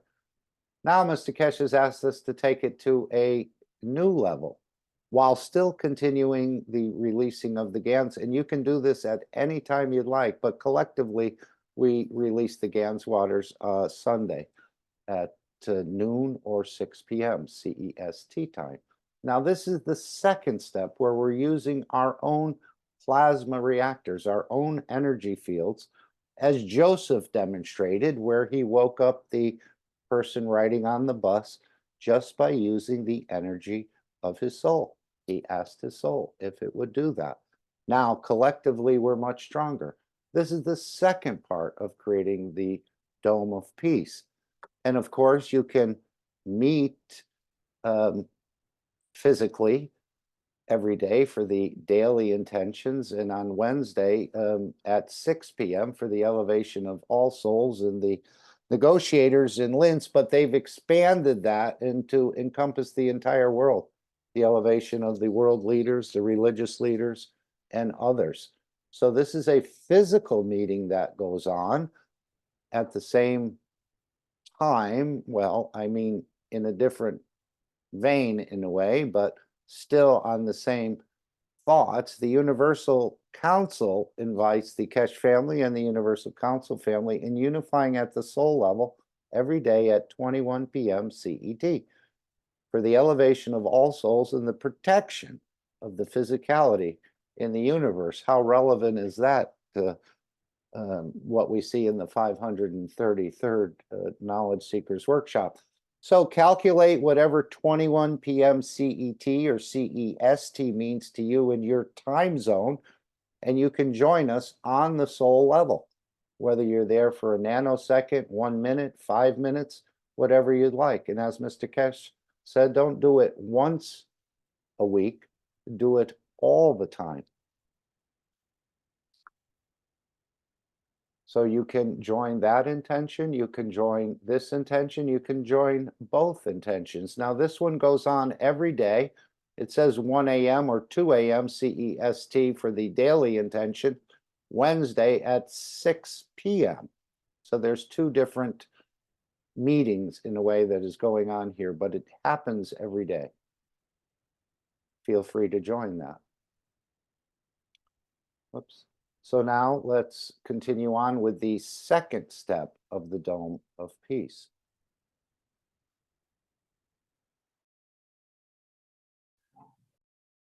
Anybody wants to read the Dome of Peace?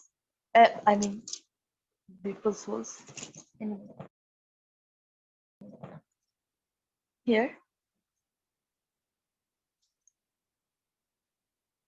Okay. I'll read this beautiful presentation of Dome of Peace. And the Dome of Peace is already here. All the knowledge seekers, truth seekers, lovers of humanity has built it in a way, spreading the guns, loving each other as shareholders.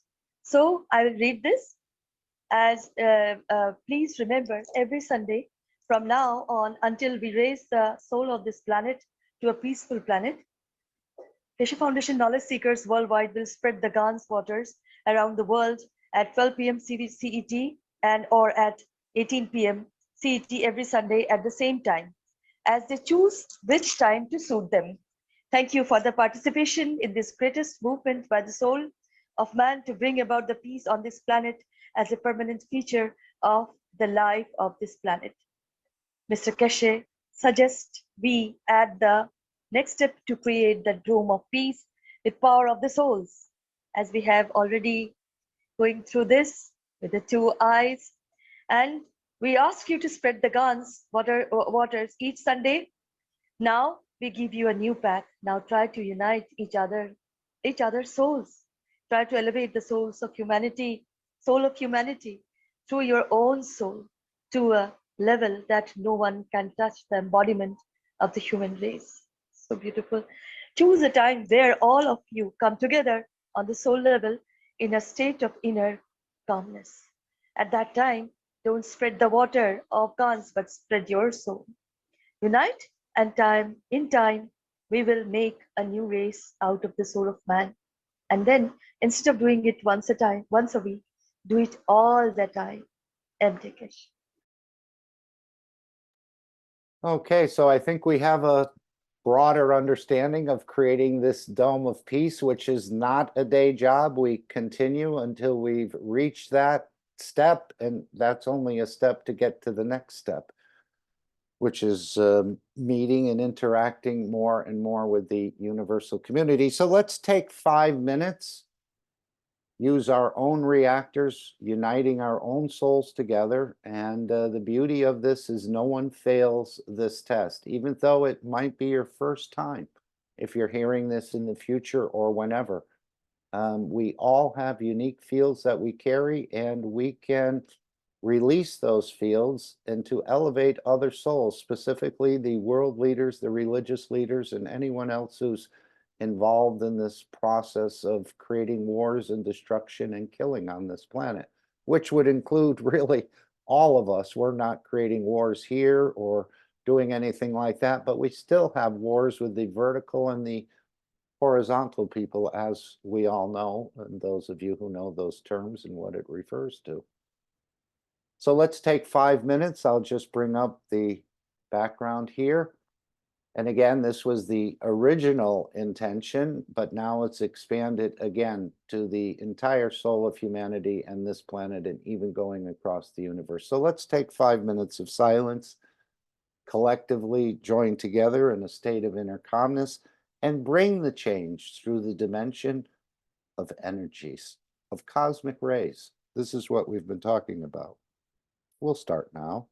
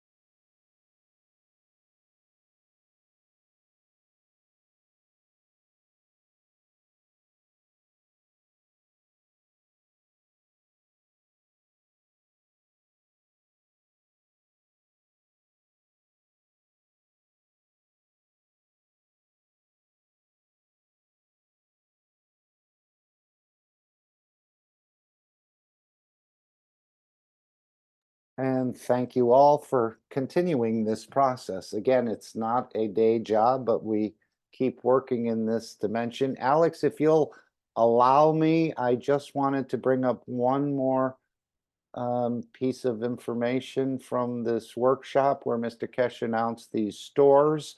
And then I'd like to play the Wellness Center. This is quite large, another big splash in a way that the Wellness Center in China has come together. So I'm just going to move this up a little bit here on the recording. And it's only a 3-minute or so clip. So if you'll indulge me, I'll go right into it. Indulge away. Okay, thanks. There we go. Okay.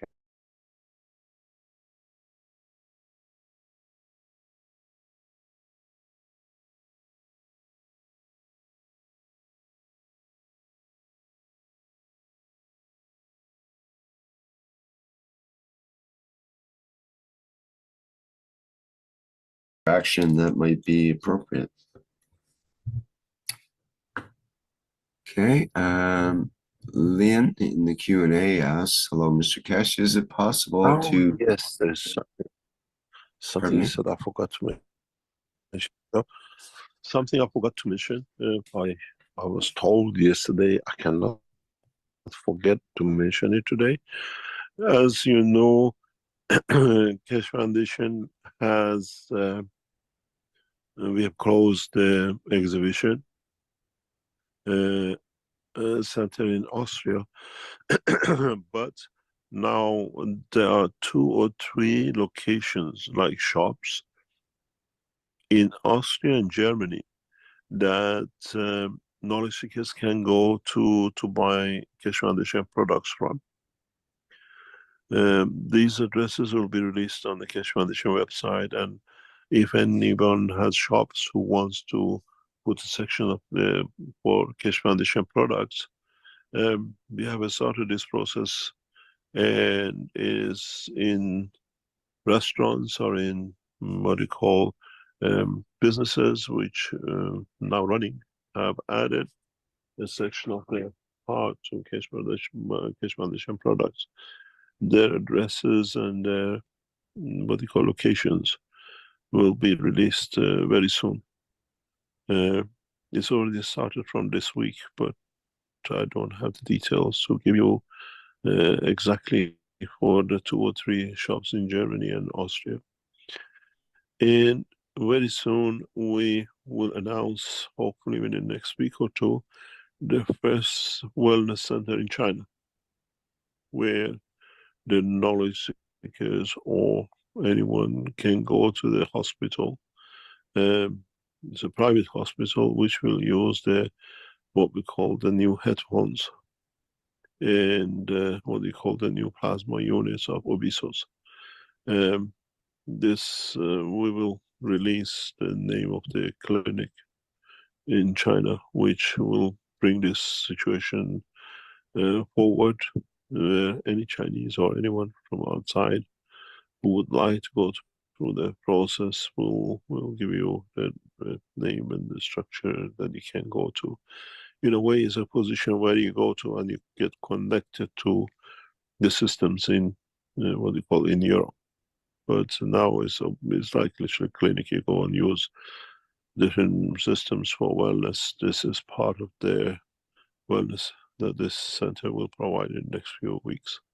And for those Chinese community who are outside who want to go to it, it's the first time we release this position. And it's one of the another position which is what we call connects up with our structure in Europe. But it's a center, you can go to a medical center and they have other processes that follows and get supported for any condition they are. Okay, sorry about that. Okay, let's just take about 1.5 minutes and look at the system perhaps that he's referring to, the system in Europe.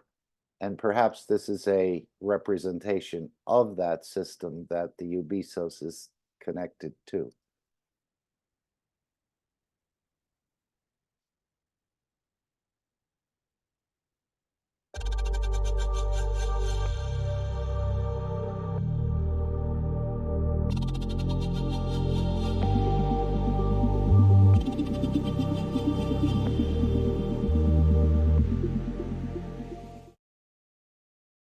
This is what you see is what is to come. It's the first time you see the Space Center Wellness Center. These systems can reach man in the deepest part of the universe. As you can see, the transmutation and transportation of the soul and the physicality is within the system. And you will see each system on its own. It can reach all conditions of unwellness of the body of the man operated by doctors. It is part of the space program. And for the first time, we show what is to come. And these machines have been operating for past 12 months. We know how they work. And some of you who've been to LINS sat in some of these systems. Now they've been positioned as one of the first wellness centers in the world. Now you see the future of wellness, feeding, and making peaceful man out of the man. In this center, in coming months, hundreds of these units will be installed. And more or less anyone in the world can reach. As you can see, there is room enough to add huge number, and the doctors will monitor everything remote. This is more or less the hospitals of tomorrow, with no patients.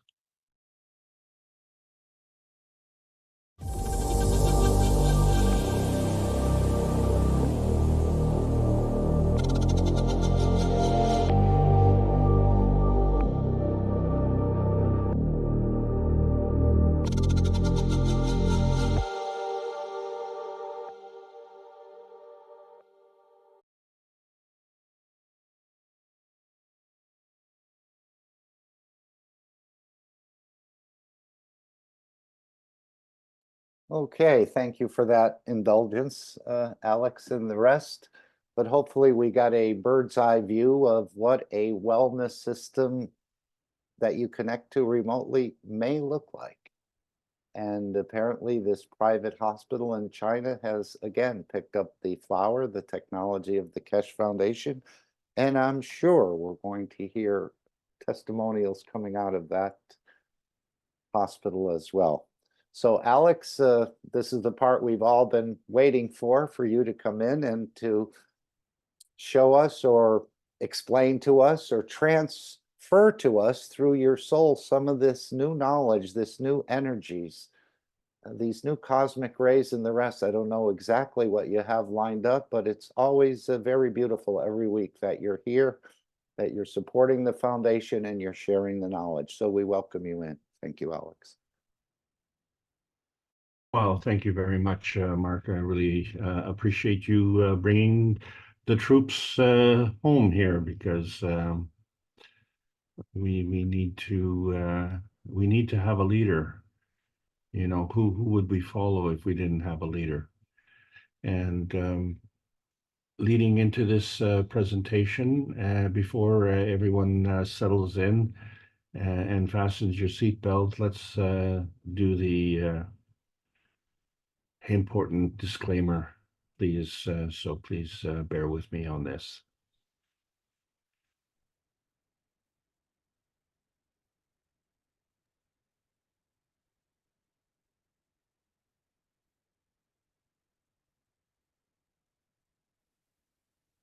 Disclaimer. The information and education material contained herein is meant to promote the general understanding and dialogue of GAN's processing. Such information is not meant or intended to serve as a substitute for a healthcare professional's clinical training, experience, or judgment. For patients and individuals, such information is not to be a substitute for professional medical, therapeutic, or healthcare advice or counseling. For medical issues or concerns, including decisions about medications and other treatments, readers, viewers, listeners should always consult their physician or, in serious cases, seek immediate assistance from emergency personnel. Prescription information, procedures, and use of medical devices information should be undertaken only by properly trained and certified medical personnel. We specifically disclaim any warranties, express or implied, including implied warranties of merchantability or fitness for a particular purpose. Such information is provided, as is, and is believed to be accurate at the time of its publishing, but it is the viewer's job to evaluate the accuracy of any information found in this presentation. Every case presented is of their own experience, applied by themselves for themselves, and it applies to their case only. Every person experiencing health problems should seek professional medical advice and consult their course of treatment with a doctor. The processes of plasma balancing described herein are a natural process which supports the body but does not replace medical advice or therapies one is already subject to.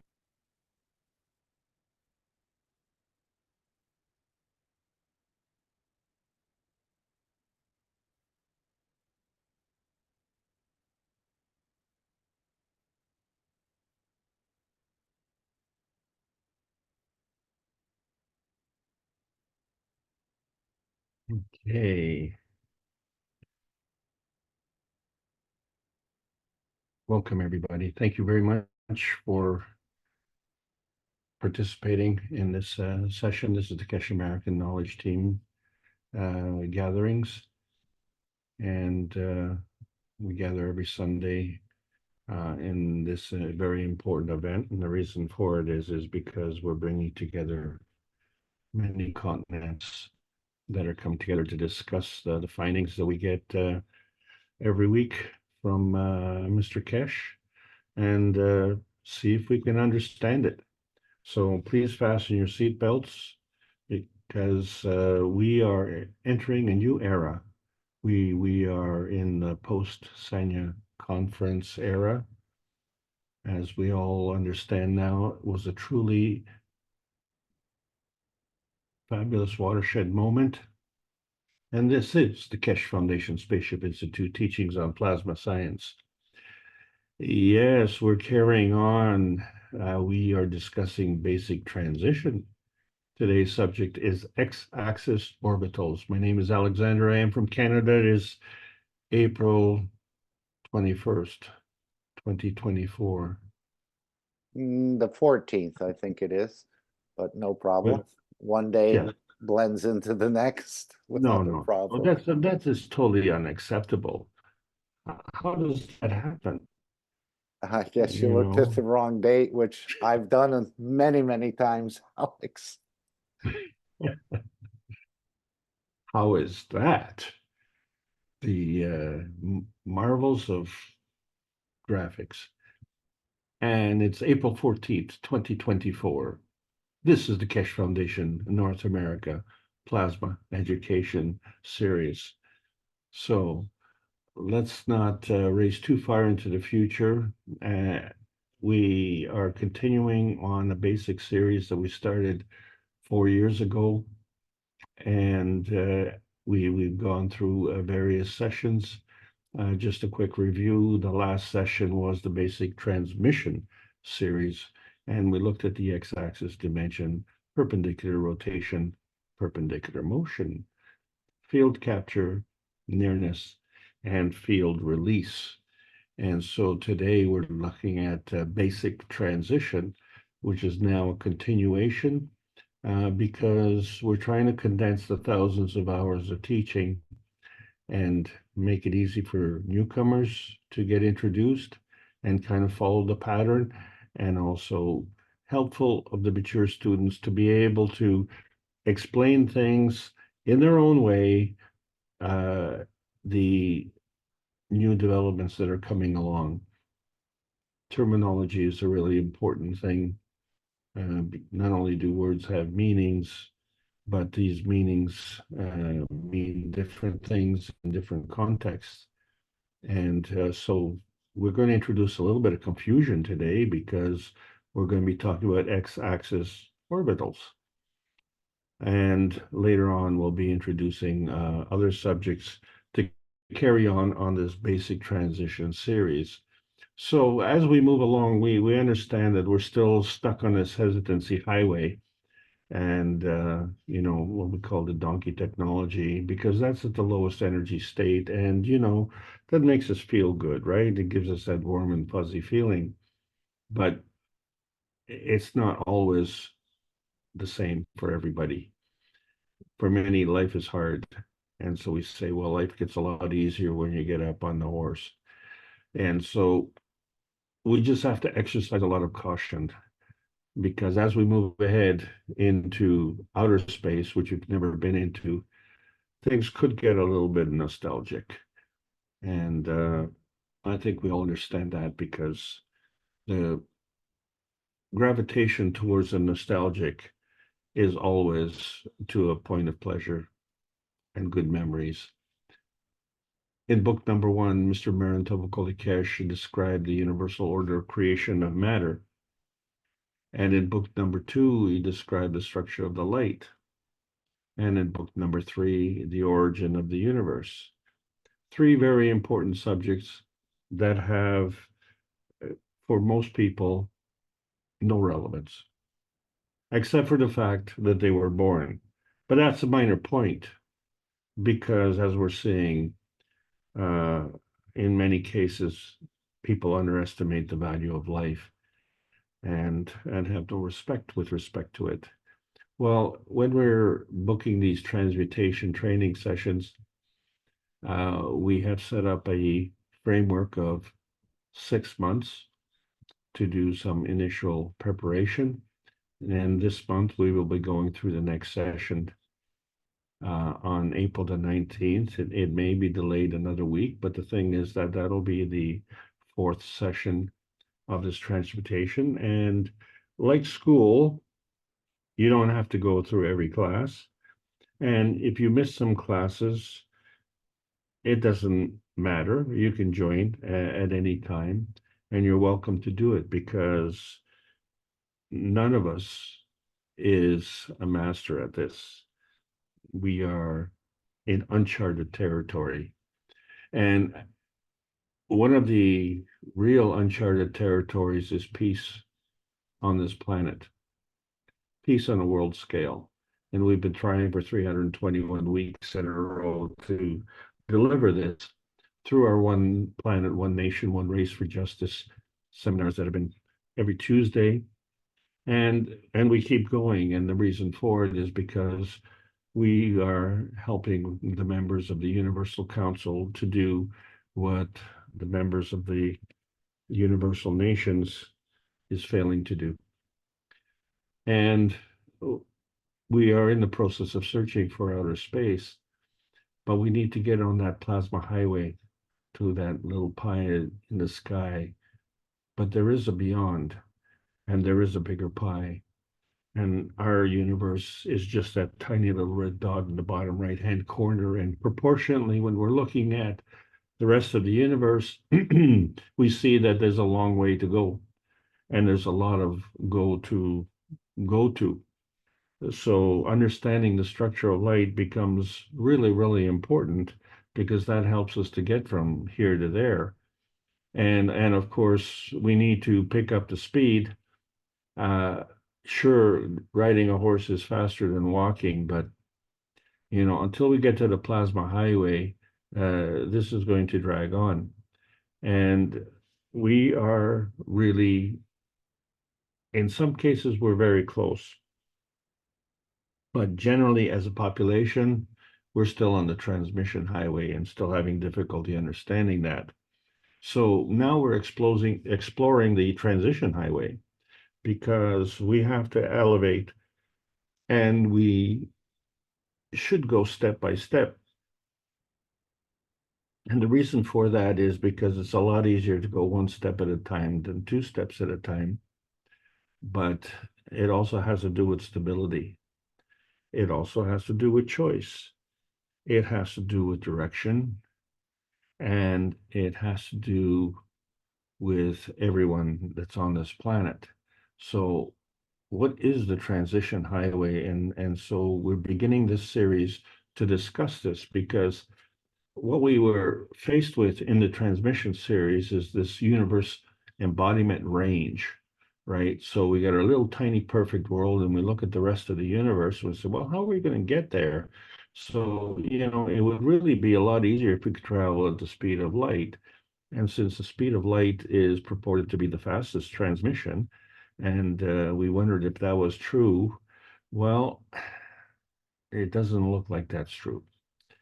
And then, of course, to travel to the everything that we see, which is pretty big compared to ourselves, because it's pretty big compared to our Earth, and we're just a speck of dust on the Earth, as the satellite pictures tell us.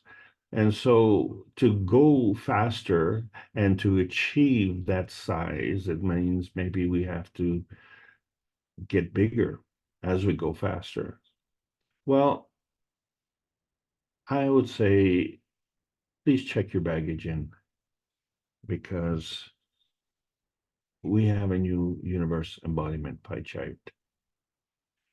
So the question then changes: is the speed of light a constant transmission? And is the universe composed only 70% of hydrogen? And if that is true, and you are here, are you in the 70%? Are you in the 30%? And can we map this out? Well, maybe what we'll have to do is just have what we call a MAGRAV pie chart, and say, well, you're either in matter state or you're in antimatter state. And the question then becomes is, how do you transition from here or to here? And is there a map? So we have gravitational confirmation that hydrogen does exist. Isn't that interesting? And where did that come from? And so because it arrived and it has a spectrum, then we know that it's gravitational. Okay, well, this is good. And so when we talk about the creation of the universe, we see that it exists from energy. And so this energy is always in motion. So therefore, that motion has a charge, because the energy is positive. So the difference in the charge is the direction of motion. In other words, did something come or did something leave?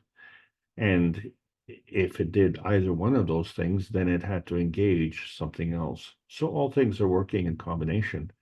And so the structure of the light is kind of important to understand that, because the light comes from a source and goes to a destination, and then something happens to that light. And so we find out now that the speed of that light is not the fastest light, but we're not sure if that is a constant speed. So when we put the cups of life together, and remember, they were not the cups of the pandemic, they were made from physical elements, and we derived a GANS product from it. So this came from our inner space and our emotional strength. And each of us was more or less successful in producing the GANS material. And the reason for it is because the actual energy came from our core space. And so the cups of life had this GANS radiance manifestation of, we had the CO2 GANS and the calcium GANS, the zinc GANS, copper GANS. And poorly understood is the water GANS and the amino acid GANS. But when we look at the periodic table of elements and some of the things that are really, really important, of course, we started with the copper and the zinc, and the earth, of course, is iron, has an iron affinity. And of course, we created magnesium and calcium, which helped us with our internal structures. But on this map, which we call periodic table of elements, we have a new player, and this is the gold. And just to show that we have now gone deeper because, and we did skip silver. But what we're finding is that the gold is in the same column as copper. So we see that the copper GANS is a manifestation of the physicality, whereas the zinc GANS is an affinity for the emotional stability.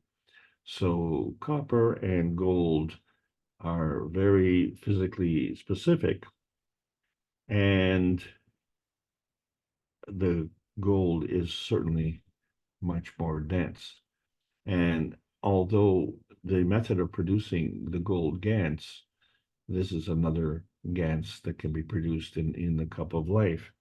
But the quality of this gold GANS and the purpose of this gold GANS has many, many other uses and is going to be a fundamental part because let's face it, the copper is a fundamental part with respect to our physicality and understanding of physicality. And since the gold is more dense, we can understand that it'll be more impactful. So we have plenty of opportunities to discuss that in greater detail. What is very important is to clarify this terminology. So when we looked at the basic terminology of the X, Y, and Z axis, which every good carpenter knows, you need those 3 dimensions to build a house. But in physics, you have to have rotation, polarity, and field strength. So we see that there's a relationship between transmission, transition, and transmutation. So as we discussed for the last 18 weeks, we were talking about transmission and how we find that the X and Y and Z axis have to work together on the transmission dimension because this is the medium. And the medium has to be there in order for a message to come across that medium. And the question then is like, where's this message coming from?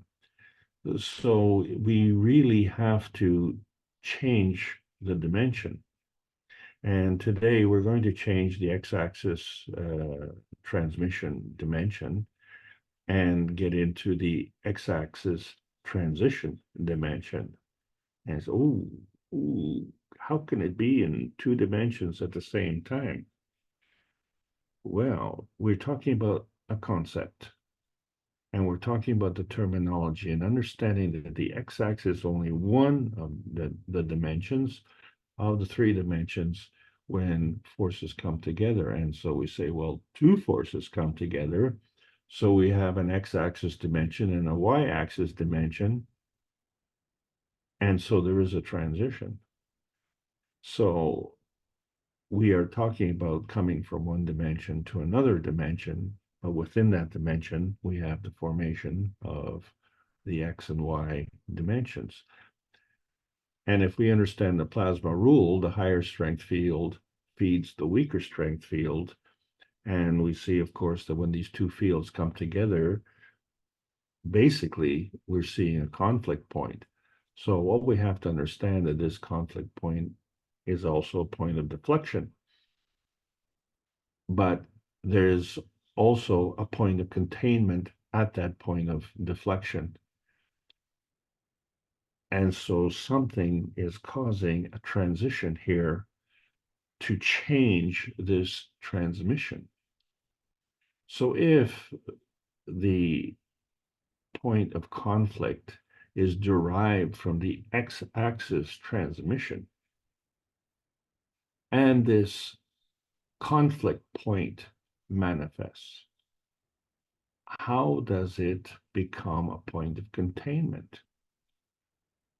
Well, this x-axis has to go through a transition.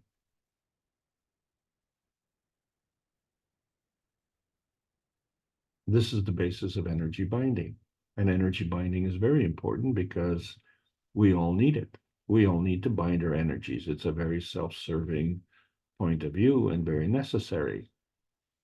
And since each of us needs this energy binding characteristic, when we steal this energy from others, in other words, we bind ourselves with energy that we've robbed from others, then there's a deficiency on their part. Ignoring the fact, of course, that there's a deficiency on our part as the thief because we are getting energy from the lowest energy level. So the transmission of that energy is coming from a lowest source instead of us transitioning to a higher energy the way we did this. Well, the way we did this when we were born, of course. But, so that's from our point of view, but from the other's point of view, who we rob from, of course, now they are depleted. And will they transition to a higher energy supplementation, or will they stay at the same lowest transmission level and decide to either conflict with you or to steal from someone else? And this is the dilemma of men, because this is a transgenerational problem, and we're talking about thousands of years. So all of this is part and parcel of this field capture. So here we have this confusion where we have this x-axis transition, and it too has to go perpendicular to the ground because the y-axis goes perpendicular to the ground, doesn't it? And then to facilitate the field capture, then we look at the z-axis transmission and we have to decide, which ground are we working on? And, are we planting our feet squarely in midair? This becomes a real problem because most of us plant our feet on the ground. Of course, it is possible sometimes to plant your feet on the ceiling, but what goes up comes down. And so these are just rules of physics. So we see the planes by axis, where we say the x-axis is the rotating field and the y-axis is the polar field and the z-axis is the field itself. So let's understand how this works. Well, here is a interesting picture coming from NASA. It shows Saturn's rings. And so these rings are visible. Being visible means that they are physical. But the planet itself is also visible. And the structure of the planet is clearly different from the rings. And in this picture, the planet casts a shadow on the rings. So not only is the planet physical, but the shadow is physical.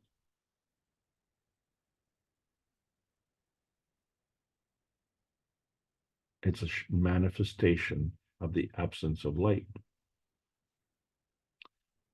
And then when we look at the rings, there are gaps between the rings.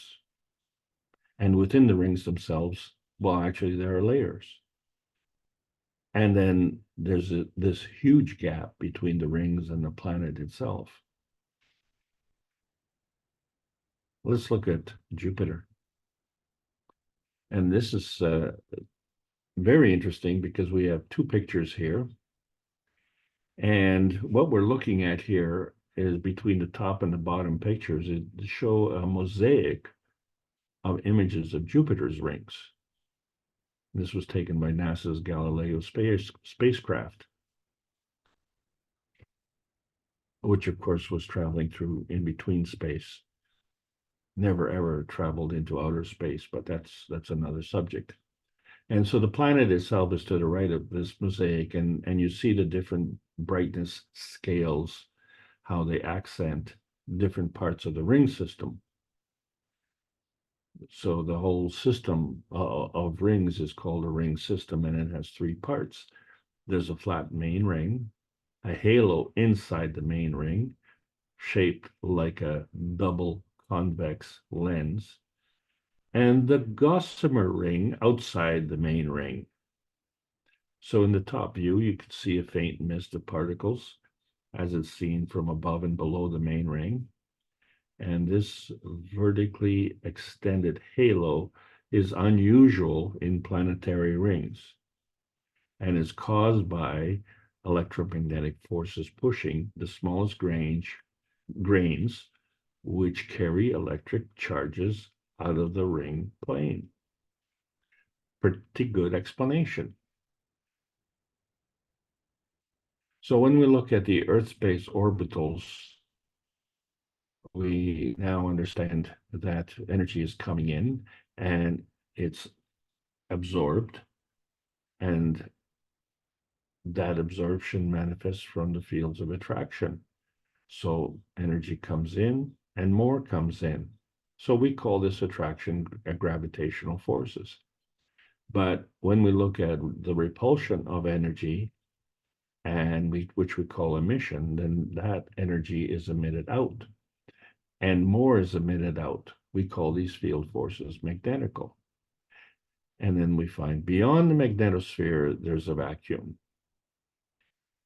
And of course, the basic x-axis is the equator, and inside the core is a vacuum.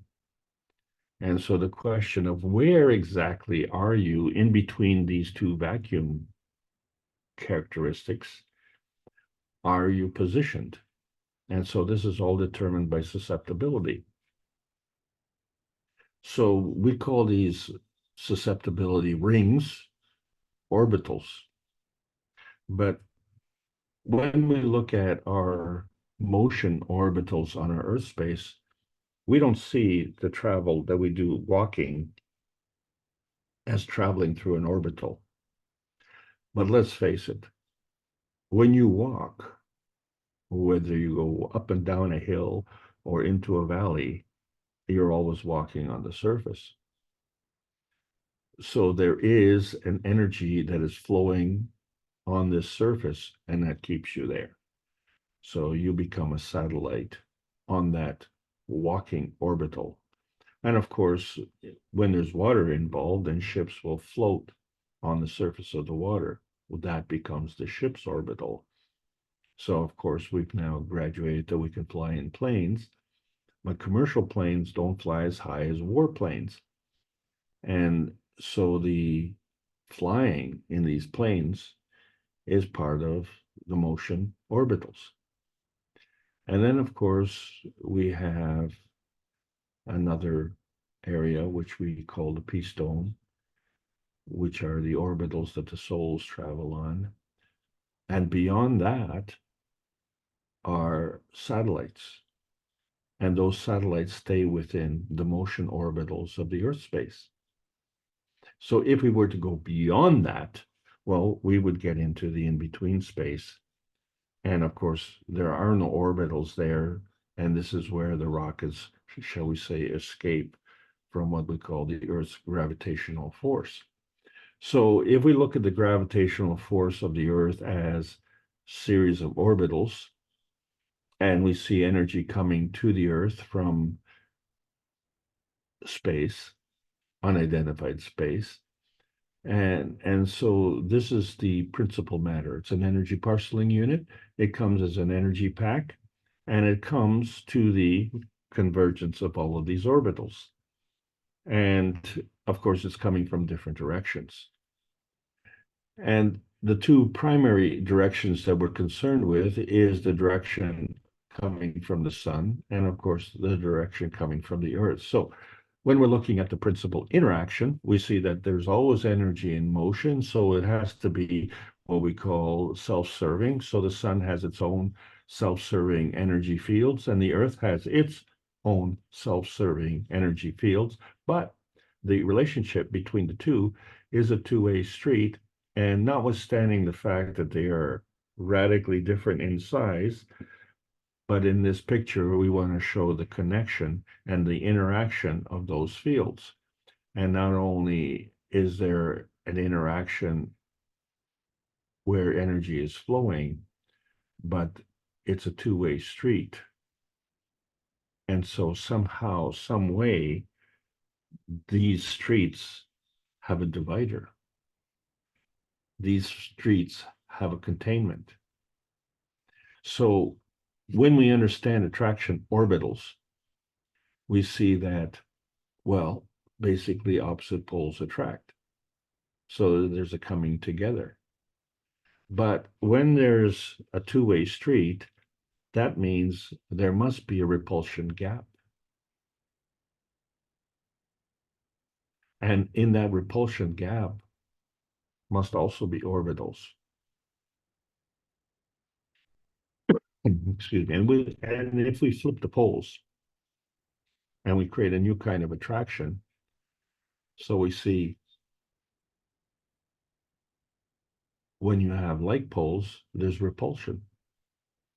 But how far do they repel? And they only go so far because there's an attraction gap orbital, which keeps it together. So which side are you looking at? Are you looking at the top view or the side view? So that becomes kind of the question. So when we're talking about rays and rays in motion, so they're fundamental for natural creation and natural decay, but we find that that goes in two directions. And so this becomes very, very important because in one direction, we have a balance between natural creation and natural decay. In the other direction, we have a balance between natural creation and natural decay. And so we have this nebulous boundary in between, and we can't pinpoint it, so we kind of fudge that. And we don't really know how these things stay together, so we fudge that as well. This is the bonding area between these two directions. So we have a containment of the individual orbitals, and we have a containment of natural creation and natural decay. And we have a containment on the one side or the other side of the bonding. And since it's a two-way street, we call it covalent bonding. But somehow, some way, there's a ray motion transition between these fields. Okay, well, there's also a radiance transition. In other words, when two fields come together and we just said, okay, well, there's either attraction or repulsion, depending, but does that include each and every orbital? Does each and every orbital have to be like or opposite? And if we have fields that are not alike, does that mean that they are opposite? Or they're just not alike? And so when these fields come together, what portion of this radiance transition comes together to create this x-axis transition to a higher field strength? And what do you take into account? So as we've discussed over the years, we have a position of vision, we have an emotion of presence, and we are susceptible to an initiator. And so as a result, then, we manifest the emotion of vision. And this emotion of vision alters our emotion of position. And in that process, we have never given up our gravitational stability and our magnetical stability. So what we're saying is that that stability takes into account the entire picture. But at each and every one of these rings maintains its magnetical stability and gravitational stability relationship. And each group of rings, and so we have one group on the left and one group on the right, maintains collectively its magnetical stability and gravitational stability relationship. And then the coming together in a higher energy state, we have this, in this picture, the motion of vision, that coming together has a magnetical stability and a gravitational stability. the question then becomes is what part of what we had at the lower energy state is conveyed to the higher energy state. So in other words,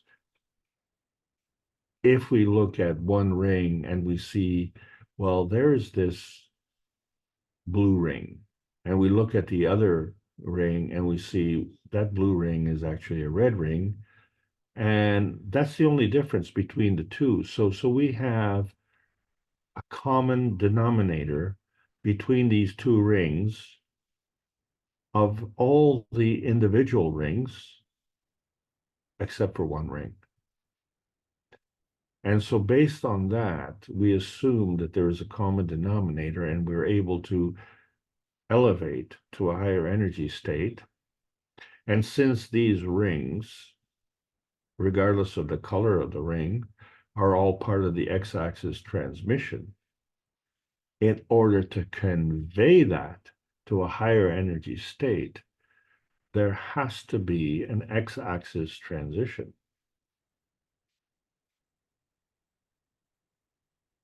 So we talk about energy in motion being positive or negative, where the negative gives and the positive takes, and so these become the embodiment of flowing and binding principles of energy.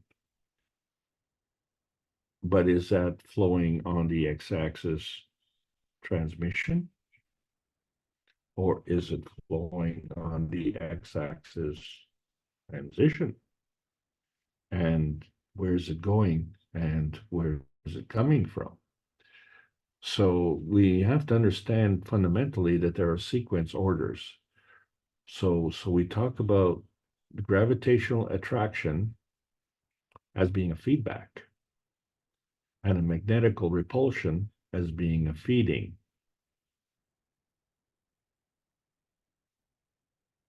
So it all depends on your point of view, and you're the last man standing and you have choices. You can either turn on or turn off this feeding. You can increase or decrease its strength, or you can enhance or diminish its positioning. And it's your responsibility. Uh-oh. So as we continue to refer to Mr. Herman Weil, he says there's no such thing as one and the same energy which constitutes a charge at two adjacent increments of time.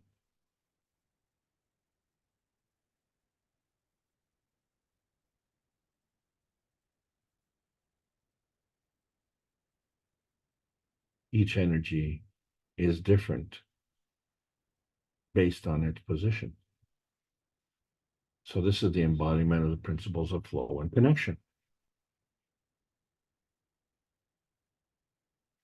So in other words, if we're just spinning along atomically, we see that to maintain that, shall we say, Magravs condition, we have to rotate the field and combine the dimension of the x-axis transmission, y-axis transmission, and z-axis transmission. But if we have the creation of a physicality, whether it's in a gaseous state or a liquid state or a solid state, or what if it's in a plasma state, all of these involve an x-axis transition. So when we look at water, which is a universal solvent, we find that basic component hydrogen, and it combines with oxygen. And clearly there's a big difference between the two. And so we have two hydrogens coming together with the one oxygen to, we say, be the fundamental parceling unit of water. And that forms a Magravs, and it's round. And the question then becomes, how is it possible that these two tiny, really tiny hydrogens can balance off this big fat oxygen and still maintain this Magravs and still be round?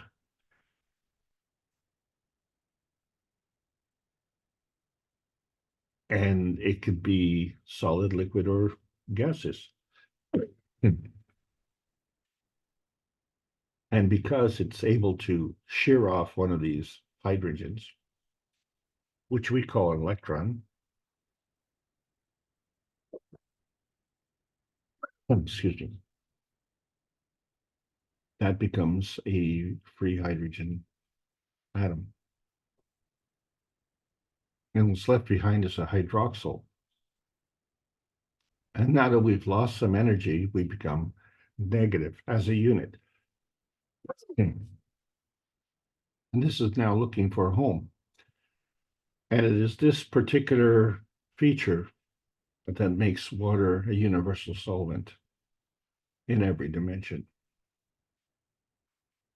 And we measure water by its pH.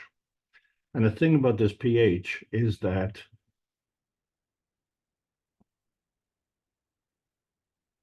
to go from each level of pH, there is a transition. One moment, please.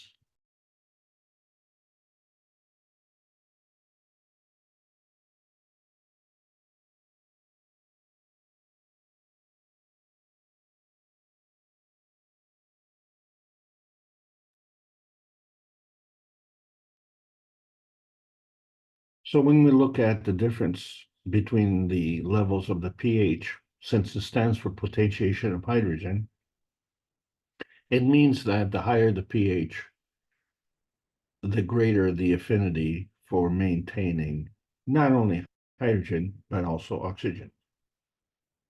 So as we go down in pH, we tend to lose those. But the thing is, what happens in between? When does the pH of 7 become the pH of 8? Or when does the pH of 6 become the pH of 7? And we say, well, 7 is the midpoint, but 6 is acidic and 8 is alkaline. So we find that something is affecting the susceptibility, but as we go below 7, that becomes more unstable. And as we go above 7, we become more stable. So if we become more stable, that becomes more gravitational. And if we become more unstable, that becomes magnetical.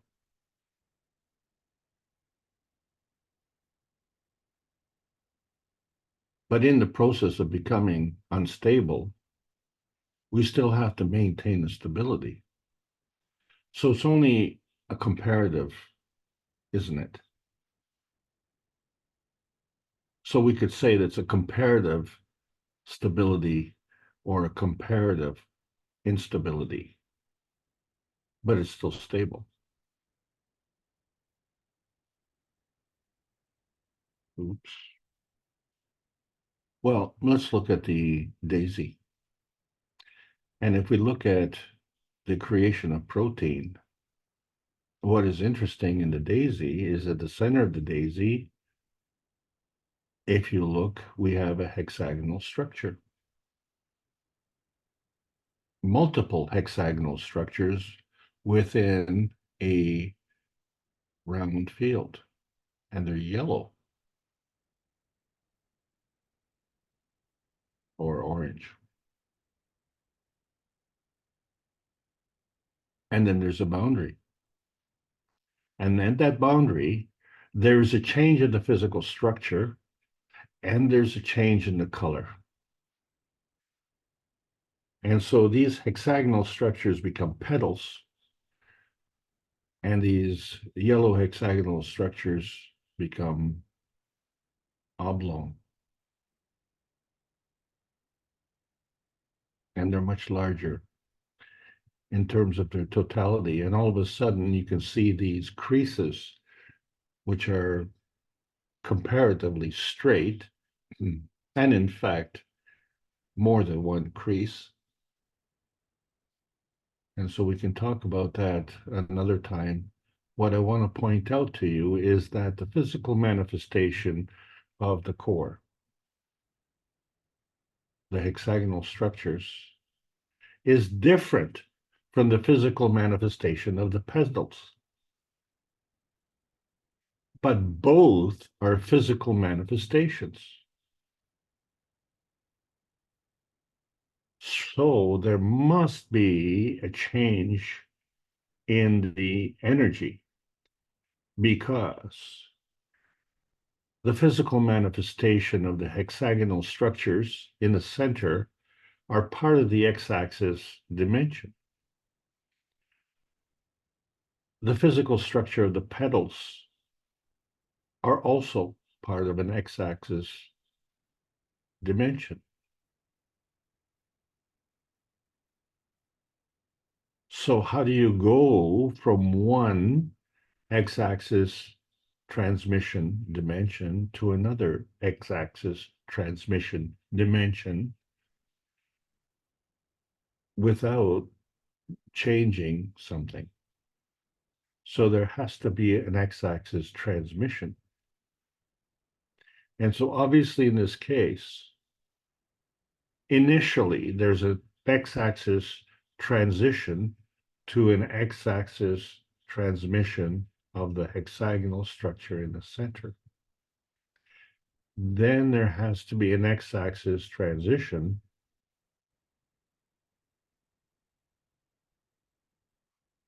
and a new x-axis transition back to an x-axis transmission structure of the white petals.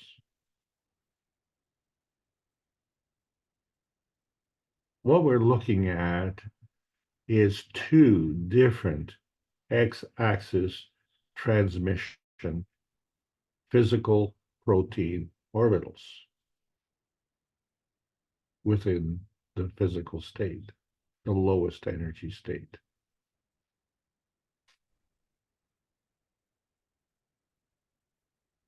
So we see the same thing day and night. We find that, well, the sun comes up in the morning and it goes sets in the evening. And so we see that these daisies as flowers grow above the ground and they really respond to the sunlight. Whereas the roots grow into the ground, they don't see the sunlight.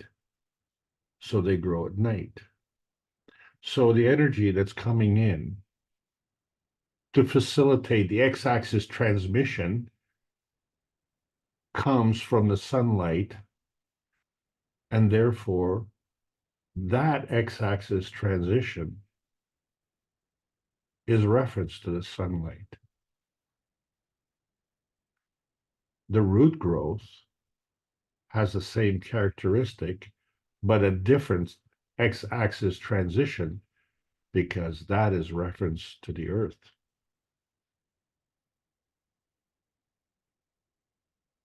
And so we can't see the earth light at night. We only see the sunlight in the daytime. So when we're talking about magnetic or gravitational stability, these orbitals manifest themselves in everything that we see. So whether it is within the cells, and so we start with a cell and they divide and multiply, and more cells and they get bigger as part of the growth. We see the Earth space orbitals likewise. And so there are rings, and there are definite parts of these rings. And since we see these rings, right, you can see the sky, you can see the ground, you can dig into the ground and you see there's a below the ground. So, all of these things are physical. They are all part of the x-axis transmission, but they're all different.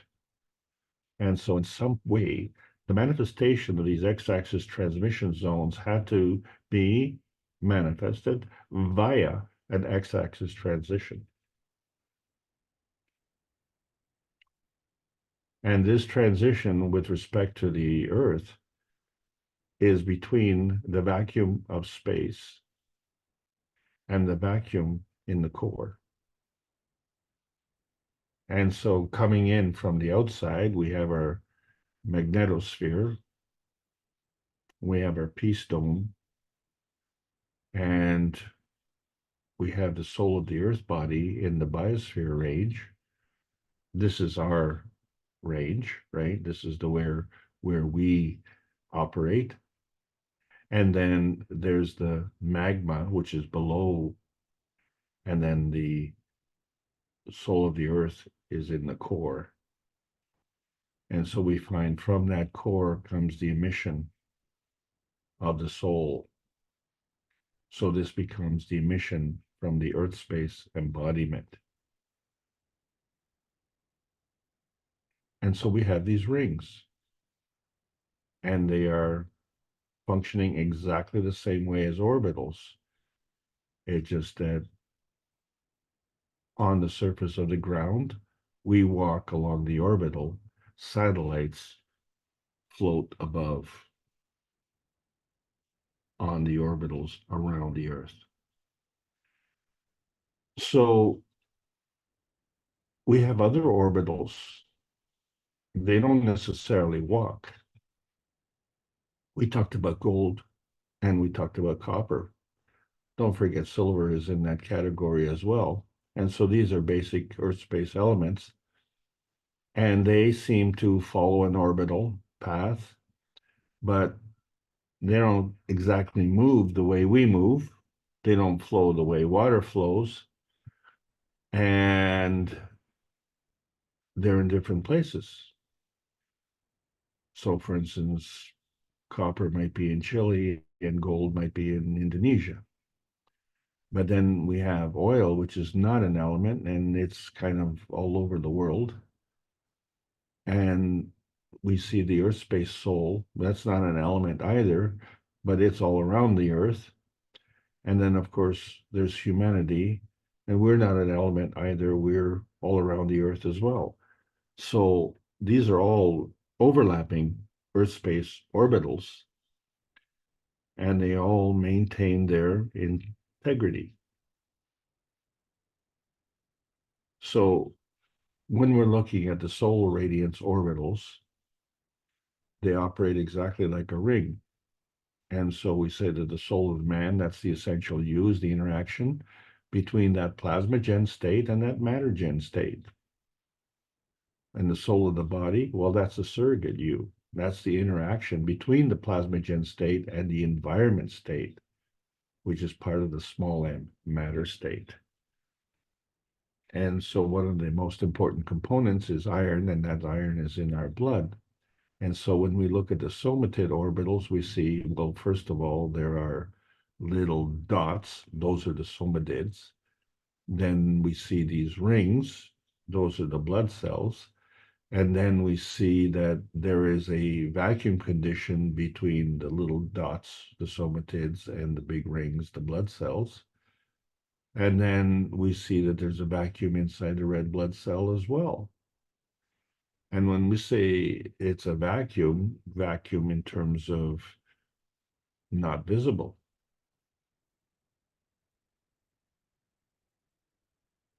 So this is inside us. And yet there is a substance. There is a physicality. There is an x-axis dimension. And the x-axis dimension of the blood cell and the x-axis dimension of the somatid are two different dimensions. And we have seen the somatid manifest out of the blood cell. It's a product of the blood cell. So how did that happen? So in order for these two x-axis dimensions to manifest, there had to be an x-axis transition in between. And so we see the same thing with the GANs. We see that in the GANs, there's a gas in the center. It's a nanosolid, and it's puffy like popcorn. And it came from the cups of life, where we produced the physical components and we created this GANs, which is, none of us put the GANs in there. we created it from somewhere. The cup of life is an x-axis transmission. The Gans is an x-axis transmission, but the creation of the Gans had to go through an x-axis transition, didn't it? Because these are two different dimensions. And the same thing is true for the phospholipids. Look, there's an inside of the cell and an outside of the cell. And so these phospholipids are made up of hydrophilic and hydrophilic heads and hydrophobic tails. But there's a communication within the cell, and then there's a communication between cells. This is transmission. And there's no wires connecting. So somehow there has to be a communication transition. And we have the same when we look at our man space. We have the brain, we have the heart. They kind of work together. So we say, well, the transmission from the brain transitions to the heart. Well, this is good, but the heart transmits to the rest of the body. And then there's a blood-brain barrier. And that's kind of this vanishing point in between. And if we say the brain is a layer of operation, a ring, and the heart operates on a different ring, on a different orbital, and they clearly function differently. So with respect to the heart, the blood flows through the heart. With respect to the brain, the blood flows around the brain. So something has caused a difference there. And in our brain, we can create these ideas. So with these ideas, we have a birth of a concept. That's a new transmission. And so the idea is that a coexistence with the brain. And the fact that it's a coexistence means you're not left with a hole in the head when you have an idea. And so you can give an idea and not hurt. And so the brain is an orbital. The brain acts as a ring. And we use that to reason. And that reason becomes a physical expression feedback. A feedback of our environment. So we transcribe these concepts and the ideas become conceptualized. In other words, they become born. So these ideas are working within a framework of a concept manifestation. And our dream memories are ingrained. But which dream memories are we talking about? Because when we go to sleep, many of us can remember our dreams. We leave the body and the soul goes traveling through another layer, but the soul is not traveling in its physicality. The physicality is left behind, and if the soul leaves, who's minding the fort? Is it the soul of the body, or does the soul of the body dream with the soul? And so clearly there's a transmission, but it's clearly at a different energy state. And so when we try and graph these things and we say, well, let's look at the 3 dimensions and we'll see how things move along or how they roll along or spin along, what they get from here to there. And so we can create this sine wave, but the thing is that sine wave goes in 2 directions. So could we say that there's a transition connection by the flipping of the poles? But clearly, again, clearly, the connection is going in the opposite direction. So not only is the connection flipped over, but the direction of the connection. So if we go down the sine wave, we will go down and to the left. But if we go up from the sine wave, we'll go up and to the right. So not only is it opposite up and down, but left and right. And so if it's a two-way street, then that two-way street goes, instead of up and down, goes down and up. And instead of left to right, it goes from right to left. And so these become transition connections. Well, how do we decide? So if there's a two-way transmission, okay, well, that's fine if we just stay within those two dimensions, but each of these dimensions could be a two-way street, and each street could go in two directions. And on that street, we could have two sizes. So, we have variables, we could say at least two or more. And then each of these on the street can have two lanes. So this is all part of the two-way transmission. And we're only talking about the x-axis transmission on the lowest energy state. But what if we go to a higher energy state? Well, we're going to have to do this x-axis transition so that we can continue this two-way transmission. So we need to understand that there is a transmission spectrum. And so if we understanding that the spectrum is involving with orbitals, so then when we look at the light, which is our point of containment, because that's visible. And that visible band is right in the visible light spectrum, right in the center of the picture. But there's a beyond on one side, and there's a beyond on the other side. One side on the infrared, one side on the ultraviolet. And so there has to be a transition of these transmission spectrums because each spectrum works within its own orbital. So in other words, radio waves are different from X-rays, and X-rays are different from gamma rays. And so they have their own spectrum, non-visible. And so there has to be a transition from spectrum to spectrum. And this is the difference between the surface superficiality and the internal substance. In other words, the superficiality pertains to the physicality, but the physicality depends on the plasma substrate. And then the two come together, that becomes your point of containment. And understand that that point of containment is within that transmission spectrum. And then, of course, there's always one step beyond. So when we're looking at these transmission orbitals, we understand that they function with communication and requires an antenna, not a map.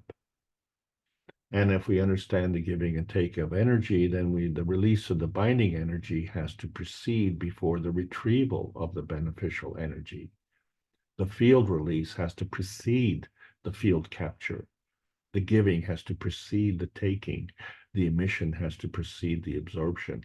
Motion cannot exist without coexistence because emotion is a product of existence.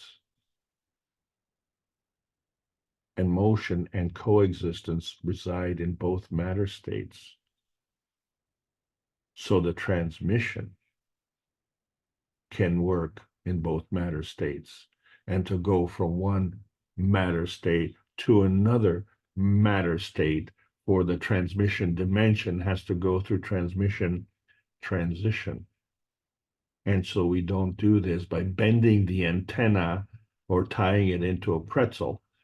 We just do this tuning, right? We turn the knob on the radio to change a channel. Well, so we have this plasma dominant tuning, and that has to precede the physical dominant tuning. And so we're talking about these various dimension orbitals, and we find that man space is not the center of the universe. And it could be Earth space from our point of view, but then there's a sun space dimension as well. But what we do know is that the containment is dimension centric, and the proximity is dimension centric, and the nature of pressure is dimension centric. So these dimensions are the three transmission dimensions. And so we ask, well, what's the message? And how is that message contained? Well, before we answer that, we have to decide which transmission dimension orbital are we talking about, right? Because in both cases, what we've seen in terms of changing these physical energy states and these physical dimensions, there had to go through an x-axis transition. And when we went from one ring to another ring, we always had this feedback summary where we saw the sound and light and heat and pressure change. We saw the luster, the superficiality, and the laminar containment. And so these are all x-axis transmission dimension transitions. And so this feedback summary becomes our dominant way of operating. So when we're searching for outer space and we're trying to realize what is the difference between materialization and dematerialization, so there's somewhere has to be a transition zone. That transition zone is the reality dimension. And this goes from this gravitational Earth space to that transparency point. That subspace, that magnetical subspace, which for us is gravitational.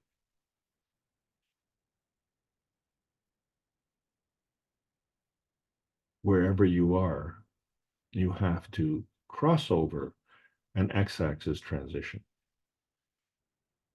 And so there's a difference between the matter plasma dimensions. One is physical and one is plasmatic. The physical's the feedback. It's the plasmatic that's the feeding. And our problem is that we're feedback dominant. So we are an antenna. We are getting the message from the feeding manifestation, wherever that comes from, and we're getting this feedback from wherever we choose to feedback from. And our point of view is a transmission, tuning, transition. And this has not been researched well enough. So the Keshe Foundation is launching a Keshe Space Plasma Research Team opportunity. And because we're in the post-March 15th era, March 15th, 2024, where we have choices on how to manifest in this beautiful Earth space, this bountiful space that's between outer space and this graceful space, our inner space.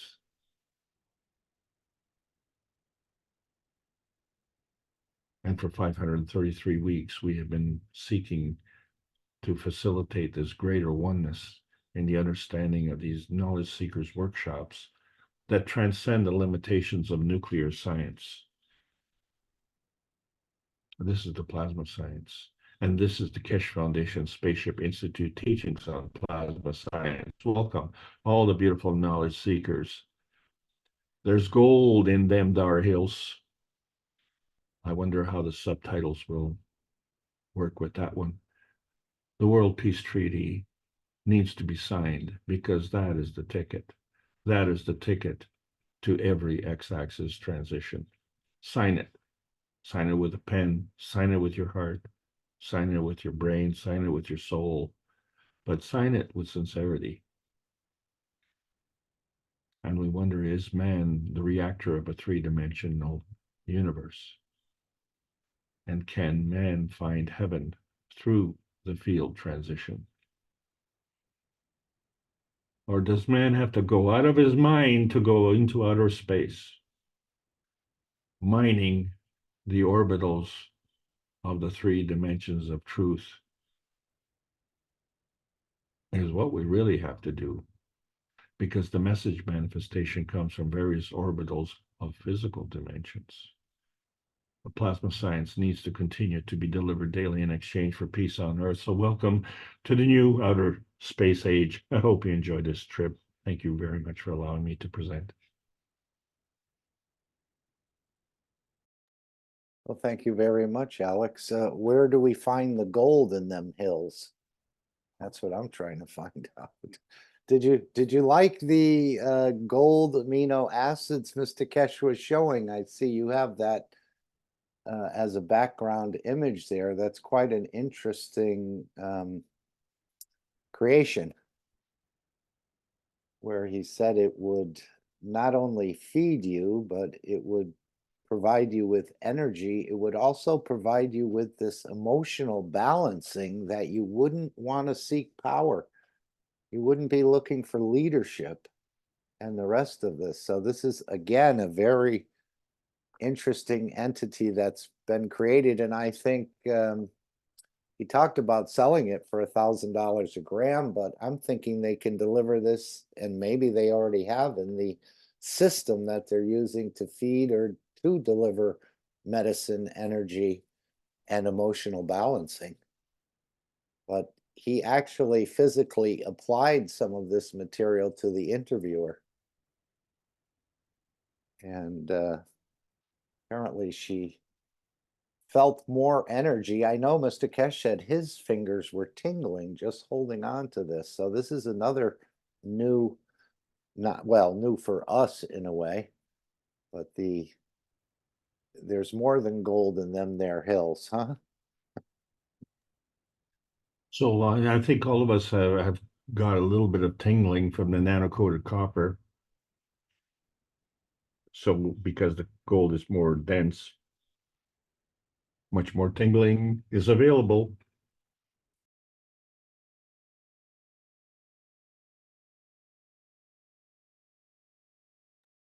Claudia and Selena have thanked you for your teaching today. This was an interesting picture that was shared last Friday. I thought you, whoops, not that one. I need to actually take the screen. Let me make sure I have the picture here, and then I'll just share the screen if I can, and you can take it right back. But I thought this was very similar to what you were. In a way, you can see the structure of the light. This was a picture taken in London when someone was out on a lunch break, and this sort of image appeared in the clouds, very rare, I would say, but almost as if the plasma became an elongated neutron and then either was traveling or arriving at its point of destination. Do you see any similarities there, Alex? You're asking me? Okay. But isn't that a very unique picture? How the plasma could become this elongated neutron, travel to its point of destination, and then return to the spherical plasma at the point of destination. So Well, you it does see this remind little me. cloud here, very similar to the elongated neutron, let's say. Well, it reminds me of chalk on a blackboard when you come with the brush and you kind of rub all the chalk off, and then you might hit the blackboard with the brush. Oh, the smudge, yes. Yes, Leave where it. sometimes they clean them that way. They sort of tap them on the board or something. You're talking about the eraser. Yes. Right. Yeah. Very interesting. So apparently this person was working for a defense technology company at the time and just happened to look up while they were out sitting for lunch and to see this beautiful formation happen right above them, almost directly above them, almost as if saying, would you like to go for a ride? I see Claudia has her hand up. Go ahead and take the screen back, Alex, I think, unless you had more comment on this. Sure, I'll take it back. Okay. Hello, hello, Alex. Hello, Claudia. Oh, yeah. Hello, Mark. Thank you for your teaching today. Open my mind. Oh, every time you speak, many things I don't understand, but some pieces I'm growing up. Two things that I make notes here. One is that you said 3 types of containment. This was very interesting, but in my mind, I don't realize, I don't do like an image of this. If you can explain more this. Another question that I have is how do for example, I have experiences in my life, such as my vision. Every day I wake up and see with my eyes, and how can I amplify the diameter of the rings of the emotions of my soul? I think that what you explained is facilitate the race to go into this field, these rings, and reduce the repulsion. That I think will increase, it will expand my soul. But how can I do this if my life is like a routine? Of course, I can change my behavior. I can change my the things that I eat, can I drink, but to change the rings, the diameter, I don't know what can I do. This is the 2 questions. Thank you, Alex. More tough questions from Claudia. Okay. Oh my God, sorry. Oh, you did all the easy ones, Alex. Yes, about the 3 containment, please. Well, in the beginning, okay, so let's look at this one here. For instance, I find this one like particularly interesting because NASA has explained the manifestation of these photos in a way, and if you see the 3 fields, so we talked about what is it, the main ring, the gossamer wing, the double convex lens. So, or that would be the just a moment. It's a main ring, a halo ring, and a gossamer ring. So in order to physically manifest, you have to have 3 dimensions. So in other words, every manifestation likewise has to have 3 dimensions. The comment on whether or not you need to expand your field is really up to you. There is no rule that says, bigger is better. Only in Texas is that important. And because in Texas, everything is big. But what is important is to maintain this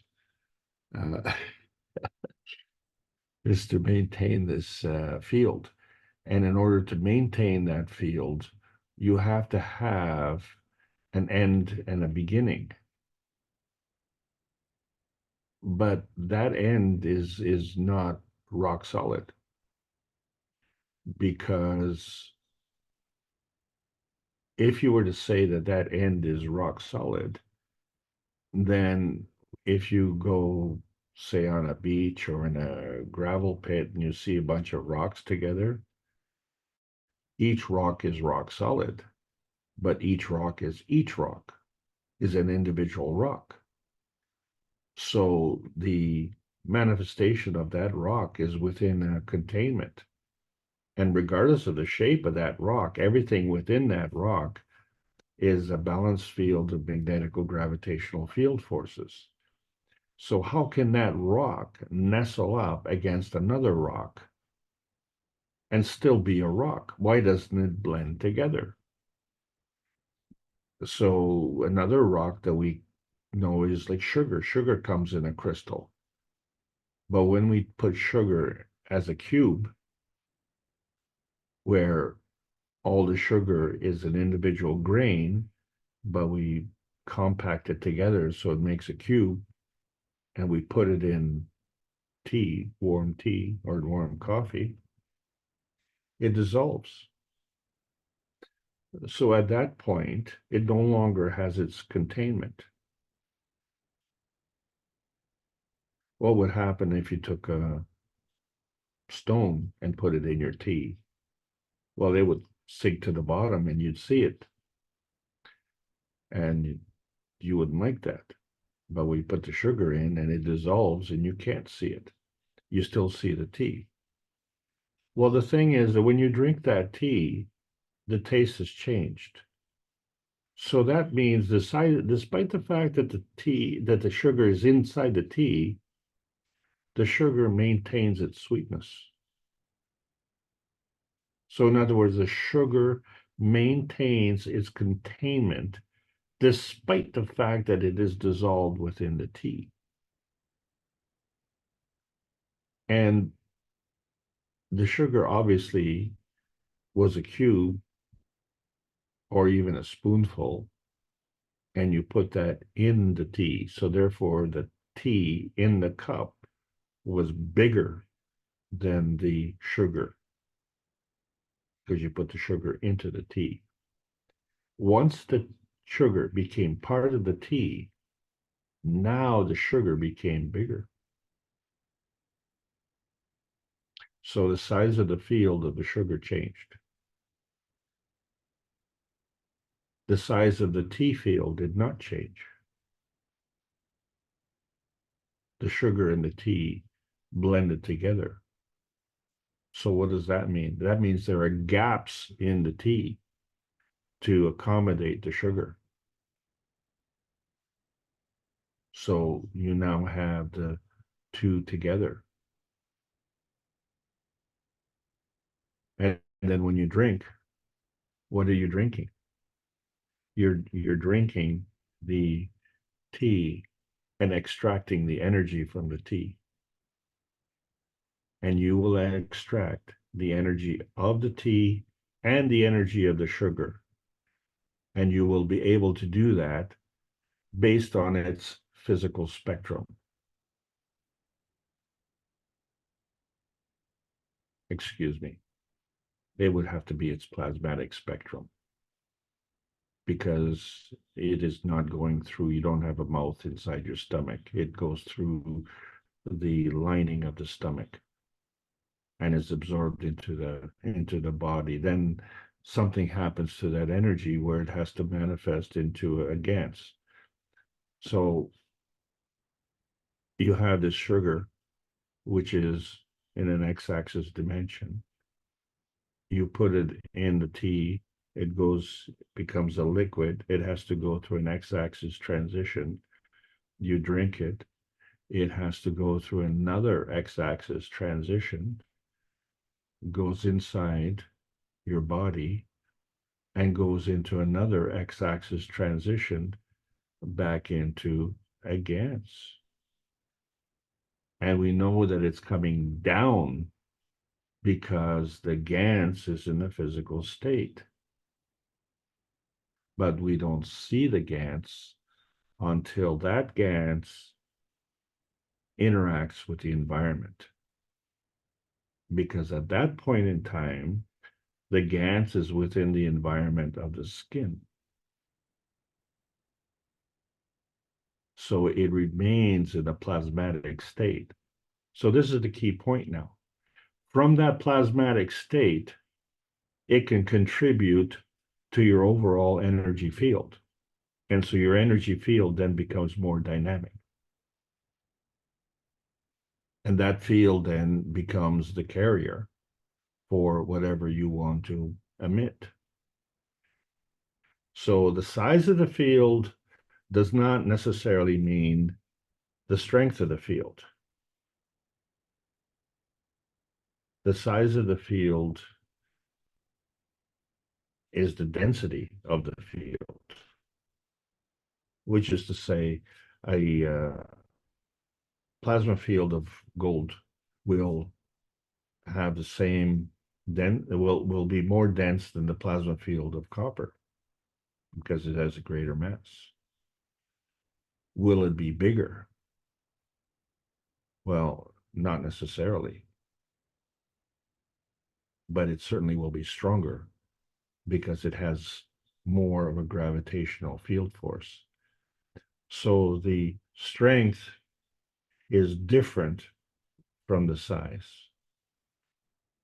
The field manifestation is different from the physical manifestation. And so the rule, as we need to understand in the plasma state, is the higher strength feeds the lower strength. So the problem comes in our understanding when we look at gold, let's say, or another metal, and we want to produce something. So we diminish its size and make something else out of it.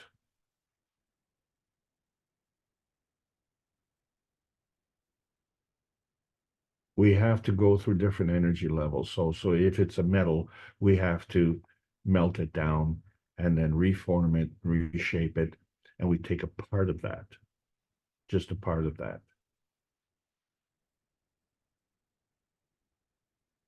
So we're able to manipulate the physicality.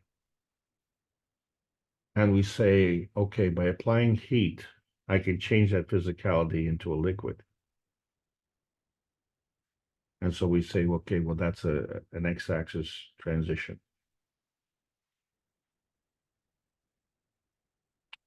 How do we change that liquid back into a solid? And so we say, well, we let it cool off. What does that mean? It cools off. Well, cold is not a feeling. Cold is the absence of heat. The presence or absence of heat is the feeling. So cold itself is not a feeling, but we say it's a feeling, okay? It's like hate. We say, oh, well, you hate. Well, that's the absence of love. So you either have love or you don't have love. Because energy is always positive. So you cannot have a negative energy. You either have it or you don't have it. That's the bottom line. And the way you give it and the way you take is entirely your choice. So the size of the field is not the determining factor. It's the field strength in combination with your intention that is the determination. And you can change your determination because the field strength is only the medium. It's your intention, which is the message.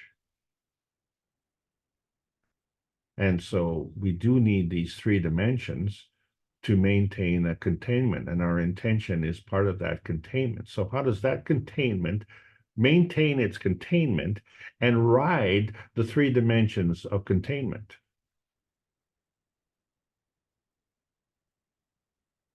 Well, this is where the new plasma science has gone into.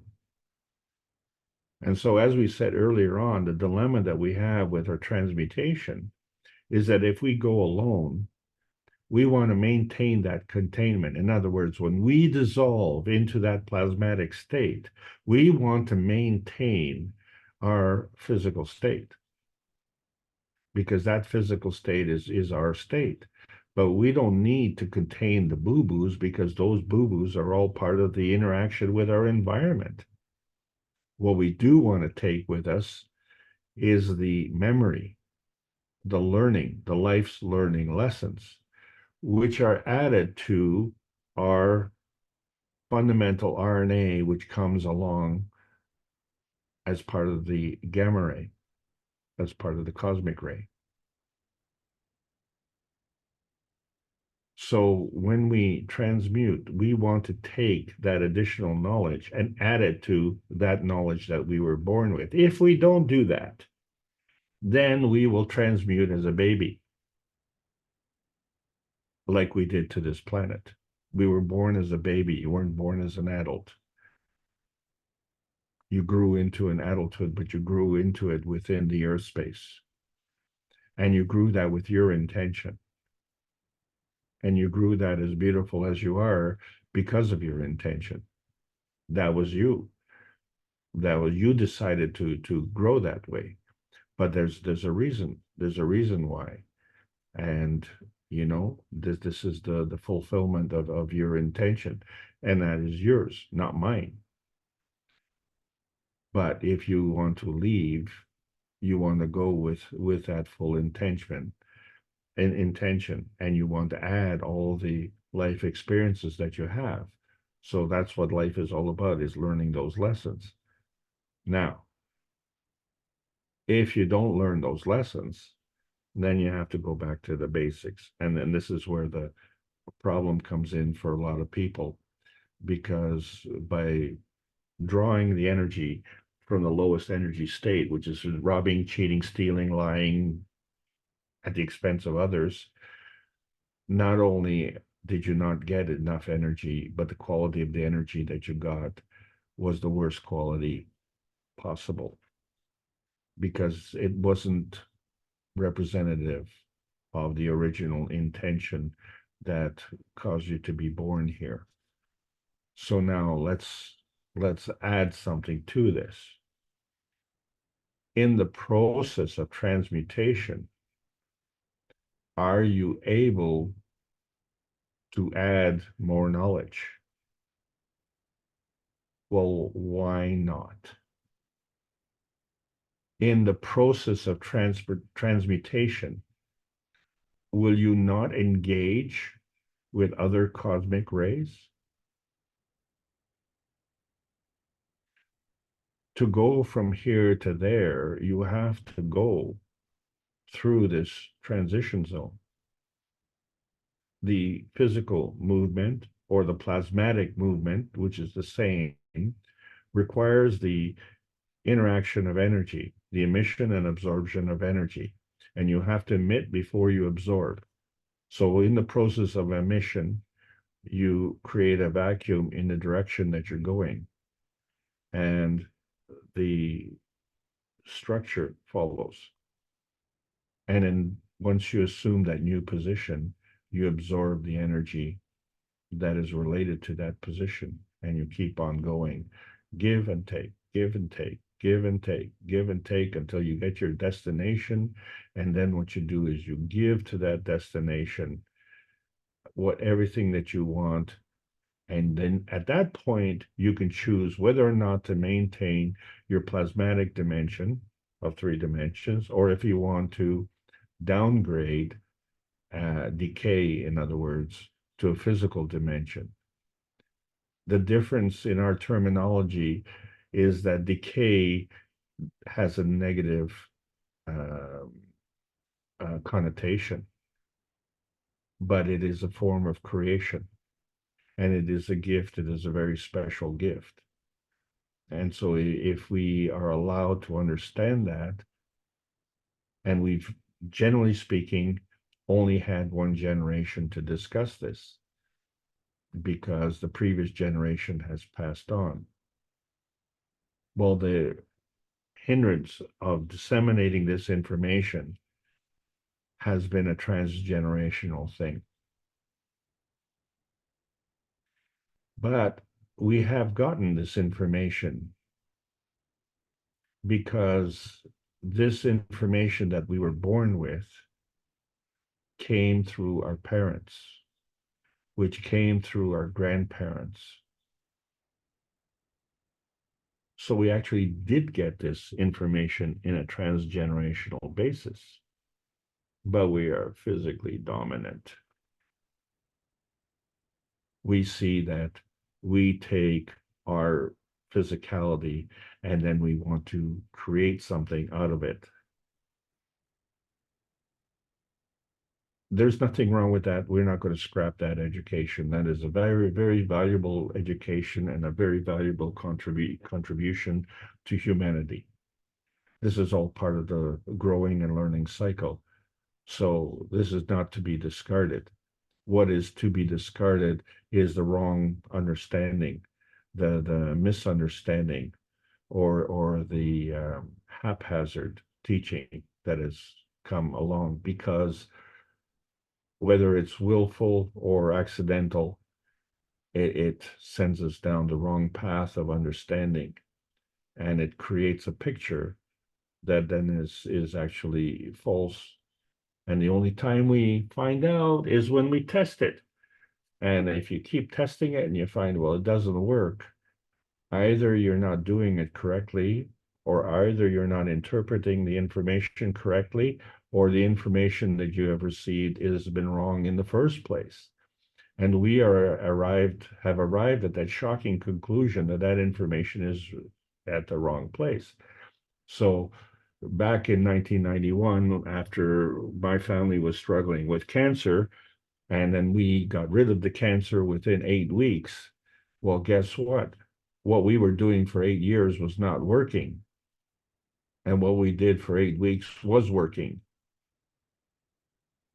So what am I supposed to do at that point? Am I supposed to say, well, we're now going to go back to the system that wasn't working? Well, that doesn't make any sense.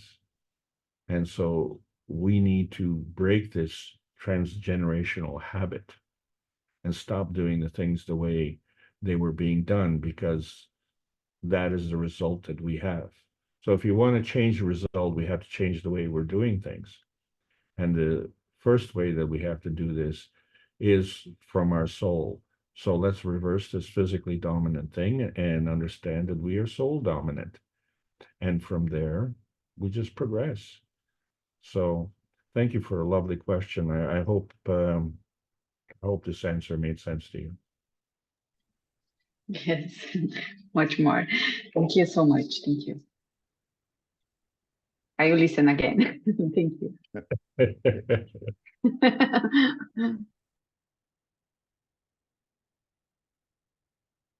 Would anyone else like to join the conversation? Come on in, the water's fine.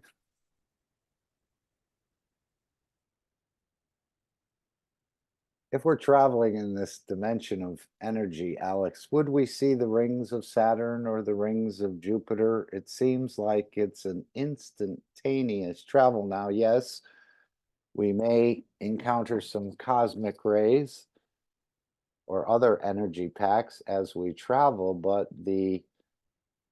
from the point of leaving to the point of destination seems like it would be instantaneous. And if you're in the dimension of energy, would there be any interaction in the matter state? As he said, if you travel in the dimension of the matter state, what do you see in the universe? You see the citizens of the universe and their craft. If you travel in the dimension of energy, you interact with their souls. So would we see any of this matter state? It would seem like it would just go by in less than the blink of an eye, in a way. Maybe 20 seconds or something along that line, but it wouldn't be much time for sightseeing, would there be? In the dimension of energy, you leave and you arrive almost instantaneously. You're incorrigible. You know, you ask one question and you combine 4 questions in the same question. So the original question as far as would you see the rings of Saturn if you were on Saturn? Yes, of course, because those rings, in terms of its physicality and in terms of its visibility, would manifest in the physicality. And they haven't changed. You know, you've changed your position, but the rings haven't changed in terms of their manifestation, because their manifestation preceded your arrival. Okay? So their manifestation came from the manifestation and interaction of the Saturn and the Sun. Right, but let's say we were going way past Saturn and Jupiter. I mean, we were going far out into the galaxy somewhere. Would we actually see any physicality? You would have to see in the other dimension. But the method of seeing would be the same. So when you're looking at the visible spectrum, you're within a contained range. So let's look at this again. So it's a very good question. Don't get me wrong here. So when we're looking at that point of containment and physicality, where we're looking at the visible light source. And then if we go into another dimension, and that dimension has to be in a energy state that is a point of containment, it is going to have to stay within the spectrum. And so your capabilities of seeing that would also change. Remember that the visibility that's in your eye is restricted to the interaction of these rays with the rods and cones in your eye. The rods and cones diverge and converge the energy in such a manner that they create a picture in your mind's eye, and then you physically manifest that as a concept in your mind, and you may actually be able to draw that in how you see it. But you know, your mind's eye and the mind's eye of a camera in the physicality would do the same thing. But how come there's another mind's eye under the somatoscope? And, you know, why is this not in every hospital? And because it's looking at a live blood culture, and it is the amalgamation of two visible sources of light. So the combination of these two visible sources of light give you these shadows. And it's these shadows as they move, and they're definitely going to move with the relationship of whatever is in there that is moving and is going to mimic that. So, you know, you can shake the table, or you can, you know, bang the drums or whatever you want, but you're not going to change the movement of these things with the physicality, because these somatids and these blood cells are manifesting on their own. Now, in terms of emotion, because of the environment, which is a liquid, that will carry another emotion. And so that emotion will be affected. How do you know that? Well, you listen to a song and you may be happy, you may be sad, you may be tapping your toe, or you may become very nostalgic. But, you know, so, and that can only affect you if you allow it. And so that becomes, you know, your decision on that. But if you go outside of this visible range, then, you know, you can't even see it. And you will have to have other visible means. Those visible means will be within your 3 dimensions of existence.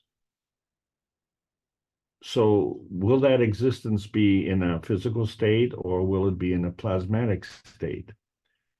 That field strength that you manifest in will have a common denominator with others who are in that same field strength. And so those universal beings which are residing in that field strength are manifest in those 3 dimensions of that field strength, and they will definitely make themselves visible to you in that field strength, because you will have the capability of seeing them in that field strength. You won't be depending on the rods and cones in your eyes that you did in the lower energy state of the physicality. Does that make sense? Somewhat, yes. No Well, what I'm problem. trying to answer Thank your you. question is a Yeah. yes, and say that, you know, you will be able to see them. Now, I don't know if you'll be able to sit down and have a coffee with them, but this is one of the nostalgic things that I'm having difficulty with, is if we travel through outer space and it's instantaneous, you know, you just don't have time to make the coffee, let alone sit and enjoy the coffee. So, and this is a feature that we have in the physicality, isn't it?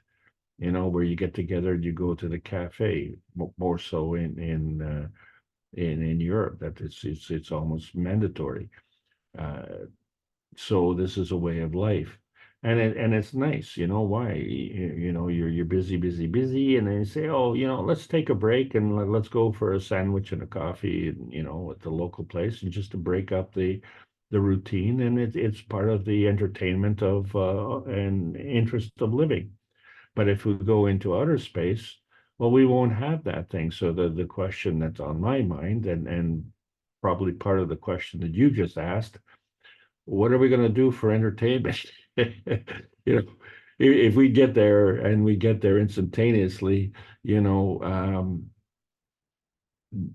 is there a rest period? Do we need a rest period? Or what do we do then? Do we just have a quick look around and say, oh, well, this is not exactly what I intended. Let's go to another place.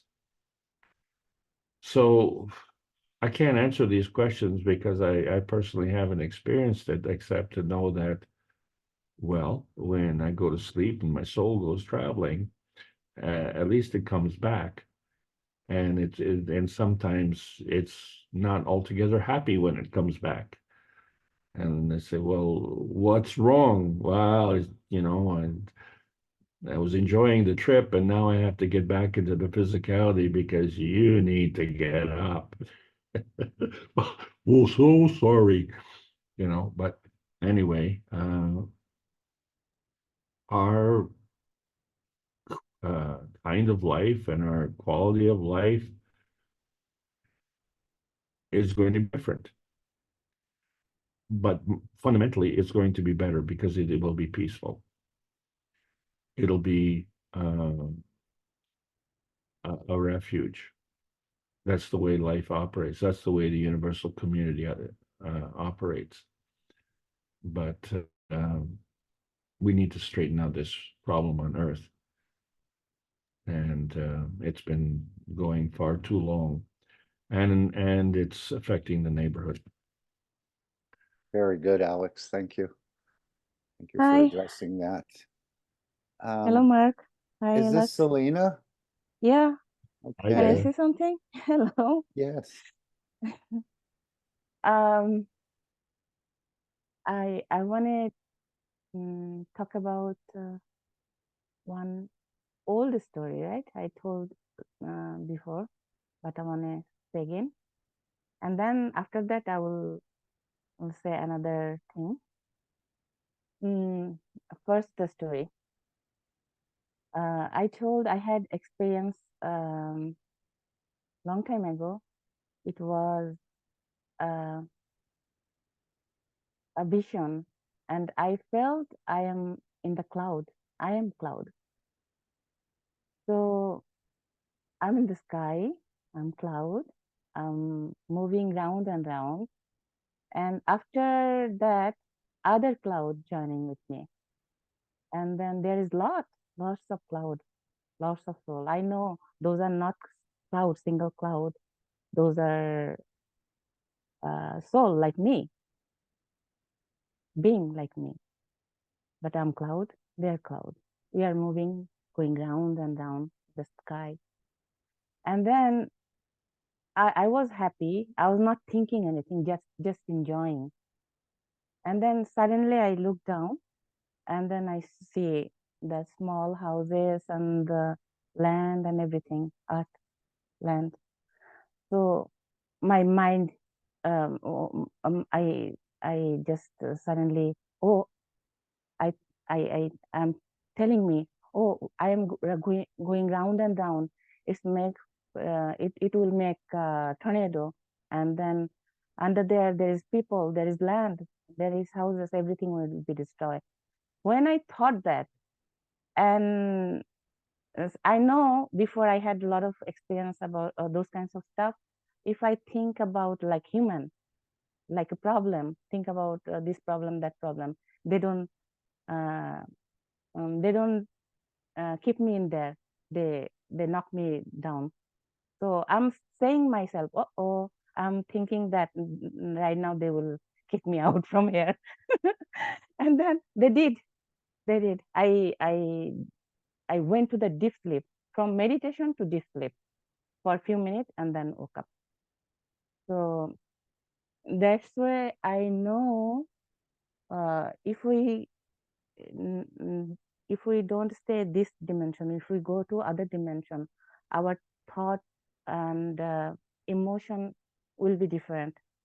We can stay there with this in this emotion, like we can think our problem and we can go other places. No, there is no way. And then Gloria is talking about something, asking about going other dimension, not doing anything. Doing anything, we can go anywhere. We have to not do, not do anything, not think anything. That way we can go. It's like a light air, like a cloud, something. We have to be light. We don't have to think about anything, and we don't have to do anything. And if we blend with our universe and our environment, we'll go further. And that way we go other dimension. It is not doing anything. It is not doing anything. And I don't know. Yeah, I it did does seem explain like the soul takes over in a way and decides what to absorb or what energies are needed and the rest of it. I think that was part of the teaching in the 533rd one. Anyone want to make a comment? I noticed Karina has put something in the chat. Speechless, silent. Thank you, Alex. 512 Knowledge Seekers Workshop equals 8 by 8 by 8.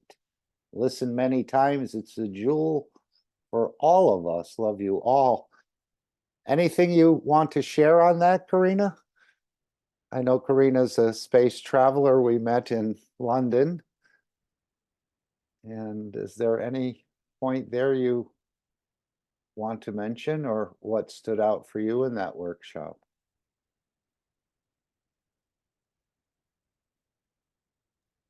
Can I share one Sure. dream? It was like 2 weeks ago. I had the dream. It's not special, but different. I went to the sometimes big palace, they make motel or something, hotel resorts. People go there and pay money and can live. So those kinds of places, yeah, I went there with my husband, and then it was a big palace, like house, old design, and there is a balcony, a big balcony, and then there is a sitting chair and a lot of stuff. So I'm enjoying in the chair, sitting in there, and then my husband left me over there, and then he went somewhere else, and then a few minutes later he come back with a cab. So I didn't feel good. Oh, he leave me alone in here, and he went outside and come back up. And then I'm telling him, oh, I don't want to stay here. Let's go home. And then he said, okay, let's go. So I went home, and then my neighborhood, the resorts, and then my house is not that much far. It is like the same city, same place, same, not too much far. So those are hilly area, some small hilly area, and the houses is some of them in the down to the hill, and some of the high top of the hill, like those kinds of house. And then there is no fences in any houses, all open land. So I'm doing something in my front of my house. I'm doing something, I think maybe planting or pruning something a little bit far away from my door. So suddenly one dog, big dog, look like dog, but it is not dog, big size, and it ran nearby me and went to my house. My house, and then other house is running around and jumping. He jumped to the trying to get in, and some lower land house. He went to the top of the roof and doing something like crazy. And then I'm looking at the door in front of my house, and I'm talking with somebody, maybe our neighborhood, some neighbor. I'm talking to the one lady. I didn't look at her, but I'm listening her what she's saying. I'm saying she's saying, "Oh, it is not dog. You are looking dog, but it is not dog." So I told her, ask her, "What is that then?" And she said, "It is those kinds of thing. It is not from art." And I say, and that lady is telling me, "We have to leave. We have to leave the city. We have to empty everything." And I ask her, "Oh, in the China, there is this empty city or empty something neighborhood. There is a big building and everything is empty. Is there anybody like those?" And she's saying, "Yes, they live there. When they came, and then they emptied everything. And we have to empty everything right now because they're here." That is my dream. And then I ran to the house and going inside. They certainly can seem mixed up, can't they? With all kinds of things that we don't expect in these interactions. Yes. Yeah. Sometimes they do make sense, and other times you wonder what is the meaning of this. Yeah, you can find it if you want to understand. Yeah, that's it. Thank you. Thank you, Selena. Karina, is there anything you'd like to add on this 512 that you're encouraging us to listen to? It's a jewel for all of us. If not, that's fine.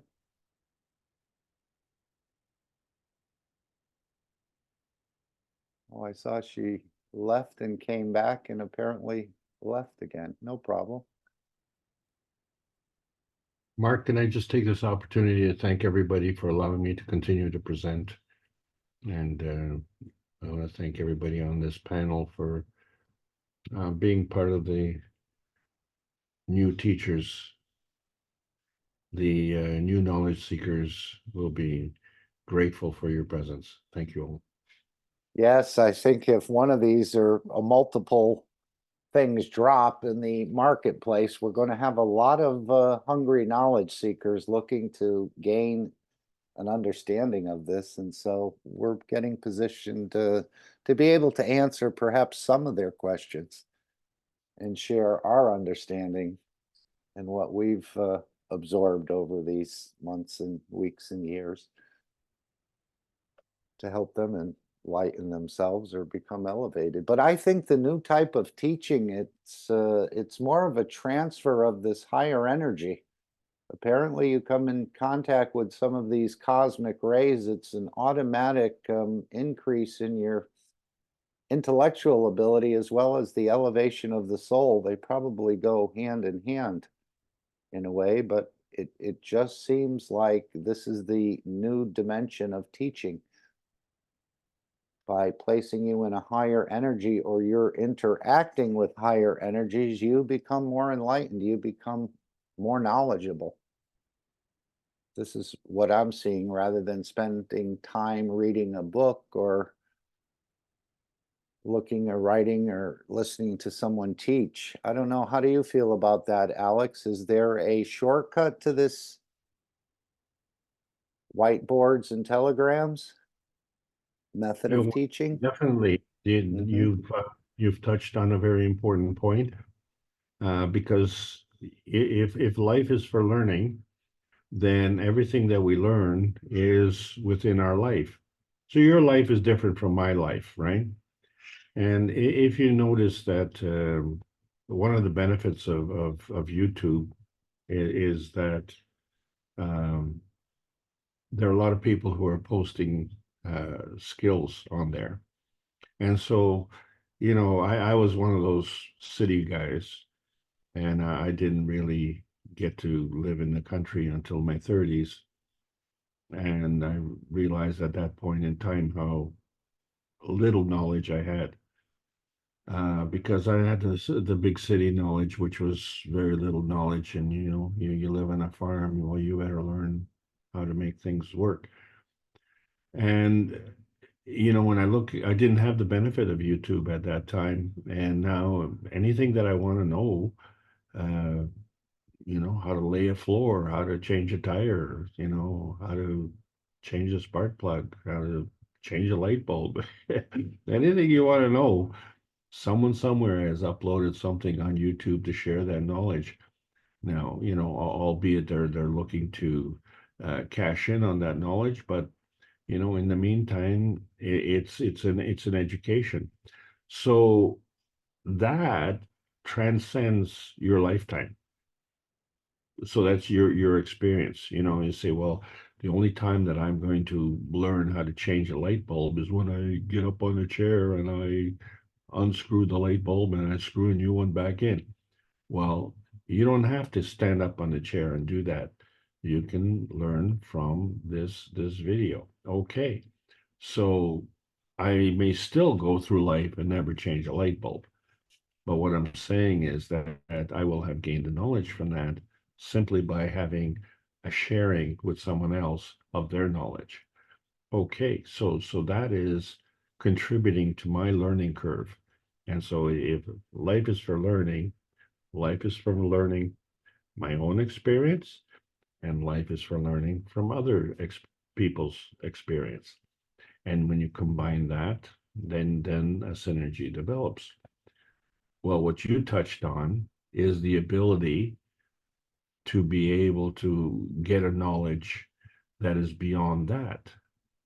And when we say beyond that, well, that's the knowledge that we were born with. We had to have that knowledge because we were born as a baby, and frankly, we had no learning experience of life, what we call a life learning experience, because we were just born. So life learning experience is something that is acquired. Well, how do you get a life learning experience that you weren't born with? And it isn't part of the life learning experience that you have in the physicality. What happens if that life learning experience is the additional knowledge that is coming from the universe? Or let's paraphrase this. Or we're carrying in our RNA, and maybe these high energies just unlocks it in a way. Well, wait a second. Okay. Yes, no, you're correct. That is a excellent point. But the assumption is that if we, in our physicality, are learning because of our life experience, wouldn't it make sense that what you just talked about, the learning of the universe and the additional knowledge of the universe, is also expanding? Wouldn't that make sense? Is the knowledge of the universe finite, or is it expanding? Endless, yes. So therefore, it would have grown. And if you're only getting the knowledge that you get from YouTube and from your life experience, we're completely missing out on this additional knowledge that is being conveyed. Would you agree with that? Yes, as a matter of fact, I found a little saying. I write down these sayings and then I find them and lose them. The more we understand the totality, the more we realize we know nothing. That was one of Mr. Keshe's statements. And even the creator is still learning. So that should put us in a humble position for at least a day or two. Well, there you go. So there's the statement. That's the answer to the question. So if the creator is passing on this knowledge to us, and you know we've stopped learning at the point that we were born, then everything that the creator is feeding us is going in literally one ear and out the other. passing through like a gamma ray. And we're not gathering any of that knowledge. It's not that he's not delivering it, he's delivering it, but we're not tuned in. And if we could tune in and add to that knowledge, absolutely, then right? Yes. And if I may add just one more point, and that is that the knowledge that we gained as a life experience, we also share, but that's done automatically. We don't have to go into a special room like a living room or a kitchen or a bathroom and say, well, that room is designated for that function. We don't have to go into a knowledge transmission room. We don't have to go into a bed to sleep. Okay? We exist and we are always connected. And so the better the connection, the better the transmission. Thanks very much, Mark. That was a grand slam this time, Alex. Very nice. Thank you, Alex. Thank you, Mark. Great teaching today. Okay. Let me take the screen. We're going to play Keep the Keshe Foundation Free for Humanity, which is about a 7-minute video. I just want to share the screen here. Whoops, sorry, I didn't do that correctly. Share screen. Okay. And we'll just broadcast these. Want to thank everyone for being here today, and may you be proud of the work you do. May you be proud of the person you are, and may you be proud of the difference you make. We're all making differences, as we heard Gail's testimony and Alex's teaching, and people adding on the soul level without speaking.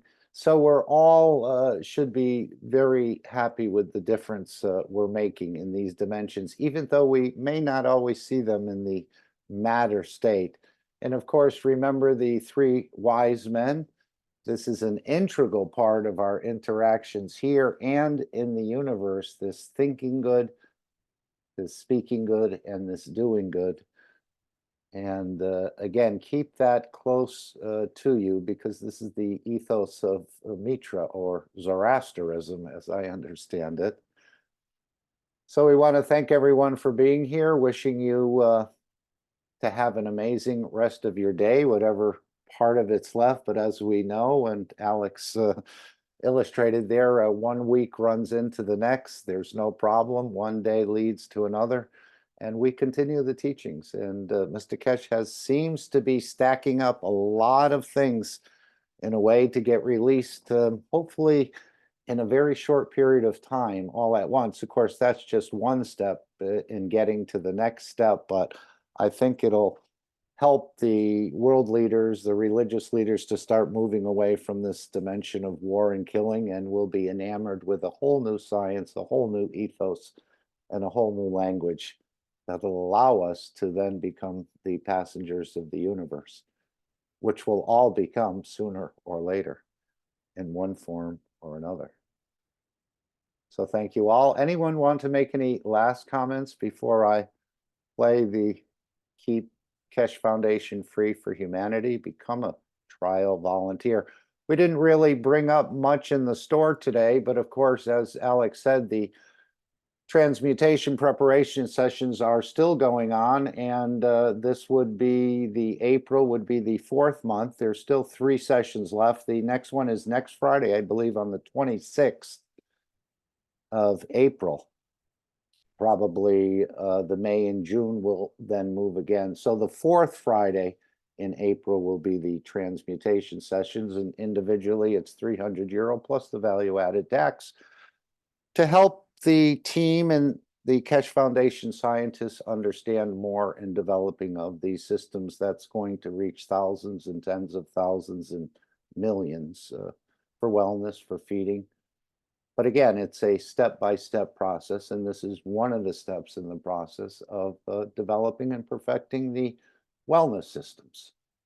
And you may Mark, receive... has that change in the date? Excuse me? Has the change in the date been confirmed? Yeah, I think he mentioned this in the last workshop, the 26th. But we can double check that. Well, he wasn't 100% sure. I just wonder if anything's Okay. changed in the past 3 days, if you know. Not that I know of. Let's see if we find anything on the 26th here just quickly. I'm just going to put in 26th and see if we get anything. Yeah. Okay, there it is right there. Can I come in? There's a possibility, third week meeting for those who participate monthly to be changed to the following, what you call it, Friday, the 26th and the 19th. It's very possible, 99% be announced this coming Thursday, which would be the 18th, I believe. So we still have time to verify. Okay, thank you.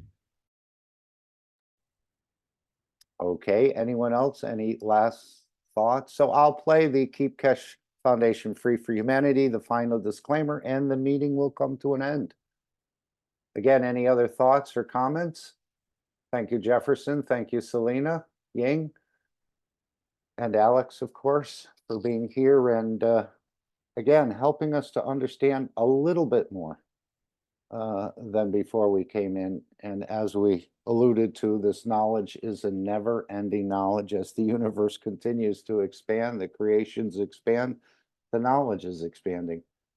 And we're in a very good position to really jump millions or perhaps even billions of years in understanding this transmutation. We know the universal community is banging their heads, some of them, on how they missed this transmutation and are still operating more or less in the what we call the matter state, even though they're far above us in knowledge, but they haven't been able to understand fully the transmutation. And this is what we'll be sharing with them. And they'll be sharing some of their very advanced matter state capabilities with us, I'm sure.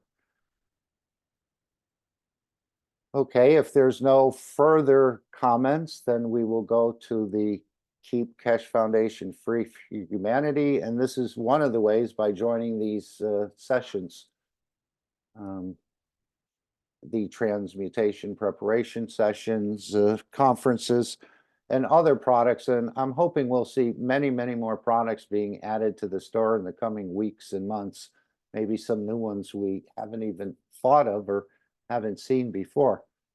And apparently there's a room on store shelves. If you know someone with a restaurant or a store who'd like to add a few items, you may contact the Keshe Foundation and see what that is all about.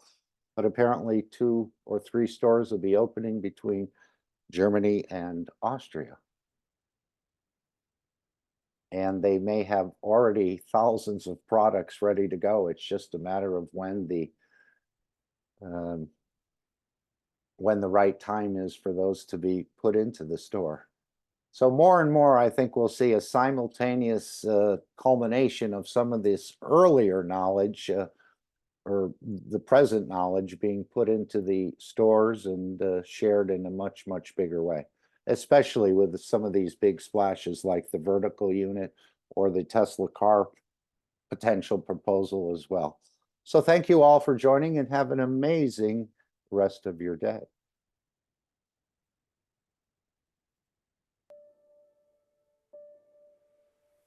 Keep Keshe Foundation Free for Humanity. Become a trial volunteer. And Mr. Keshe is making every effort to keep Keshe Foundation free and independent, and out of control of the multinational corporations. Therefore, we need more knowledge seekers with certain health conditions to come forward and be part of the trials and test. It's different than volunteering for big corporations with huge budgets. For one thing, they pay you to put experimental drugs inside your body because you are taking a risk. With plasma science, it is totally opposite. You are working with plasma fields that cannot damage you, and usually your condition changes or goes away. But you have to pay for it because it's an act of love to help bring the change to humanity. Please, if you could consider volunteering for these trials. Not only do you benefit, but you bring benefit to others.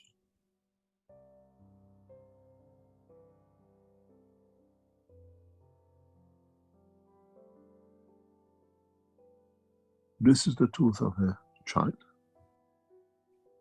and you can see it literally to the flesh. And this is very few weeks later.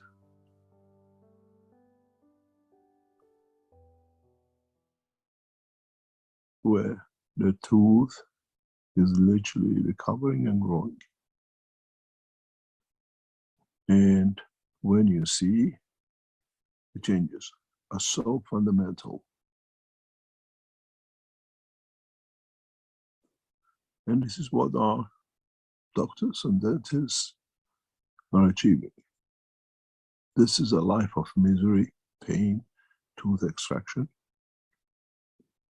And this is today, a few weeks later.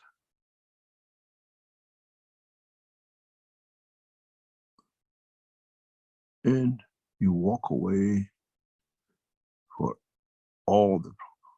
How far this will go? Will it become a complete tooth in the next 6 months, 12 months? And would we see the changes? Because if you're a dentist and if you're an ordinary man, you can understand the difference between the two. No chemicals, no medicine, nothing was used. The target of our dentists and doctors is to grow tooth where it has gone. It's been pulled out if it's possible. It's been the dream of the dentists. And using the new technology by them, I'm sure they will try. As you can see, the difference between the two is very clear. We see new bones, new structures, new covers appear. It's the same for us with the what we call the world of salinity. Can we create a condition? Would you like to change the screen, please? Right. Can we come to the point that with application of the remote, we can deliver directly, for example, to build a piece of wall of a heart of a baby, the way we did with a tooth, from thousands of kilometers away, without open heart surgery? Can we rebuild part of a kidney which has been damaged in your dialysis machine? Can our doctors, with a new technology, remove kidney stone without any intervention?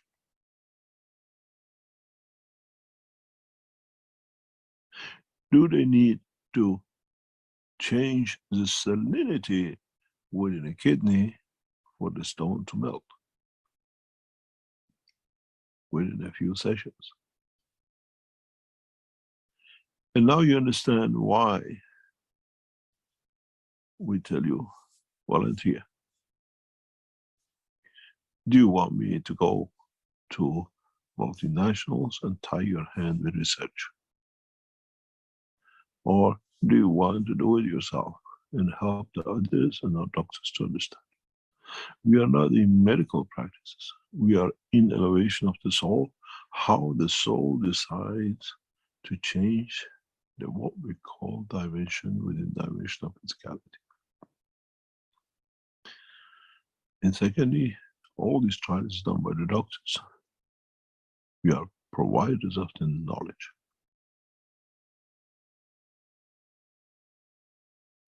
So, if you want to see if it works, if it can bring a new understanding for us,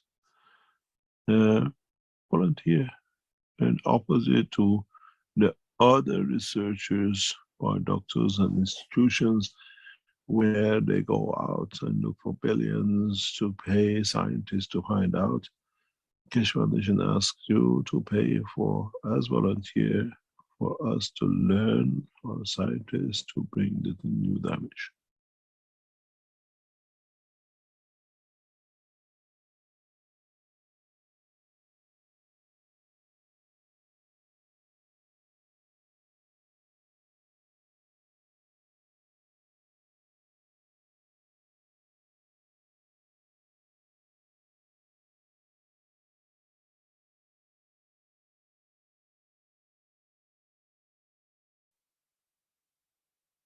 Disclaimer. The information and education material contained herein is meant to promote the general understanding and dialogue of GANs processing. Such information is not meant or intended to serve as a substitute for a healthcare professional's clinical training, experience, or judgment. For patients and individuals, such information is not to be a substitute for professional medical, therapeutic, or healthcare advice or counseling. For medical issues or concerns, including decisions about medications and other treatments, readers, viewers, listeners should always consult their physician or, in serious cases, seek immediate assistance from emergency personnel. Prescription information, procedures, and use of medical devices information should be undertaken only by properly trained and certified medical personnel. We specifically disclaim any warranties, express or implied, including implied warranties of merchantability or fitness for a particular purpose. Such information is provided, as is, and is believed to be accurate at the time of its publishing, but it is the viewer's job to evaluate the accuracy of any information found in this presentation. Every case presented is of their own experience, applied by themselves for themselves, and it applies to their case only. Every person experiencing health problems should seek professional medical advice and consult their course of treatment with a doctor. The processes of plasma balancing described herein are a natural process which supports the body but does not replace medical advice or therapies one is already subject to.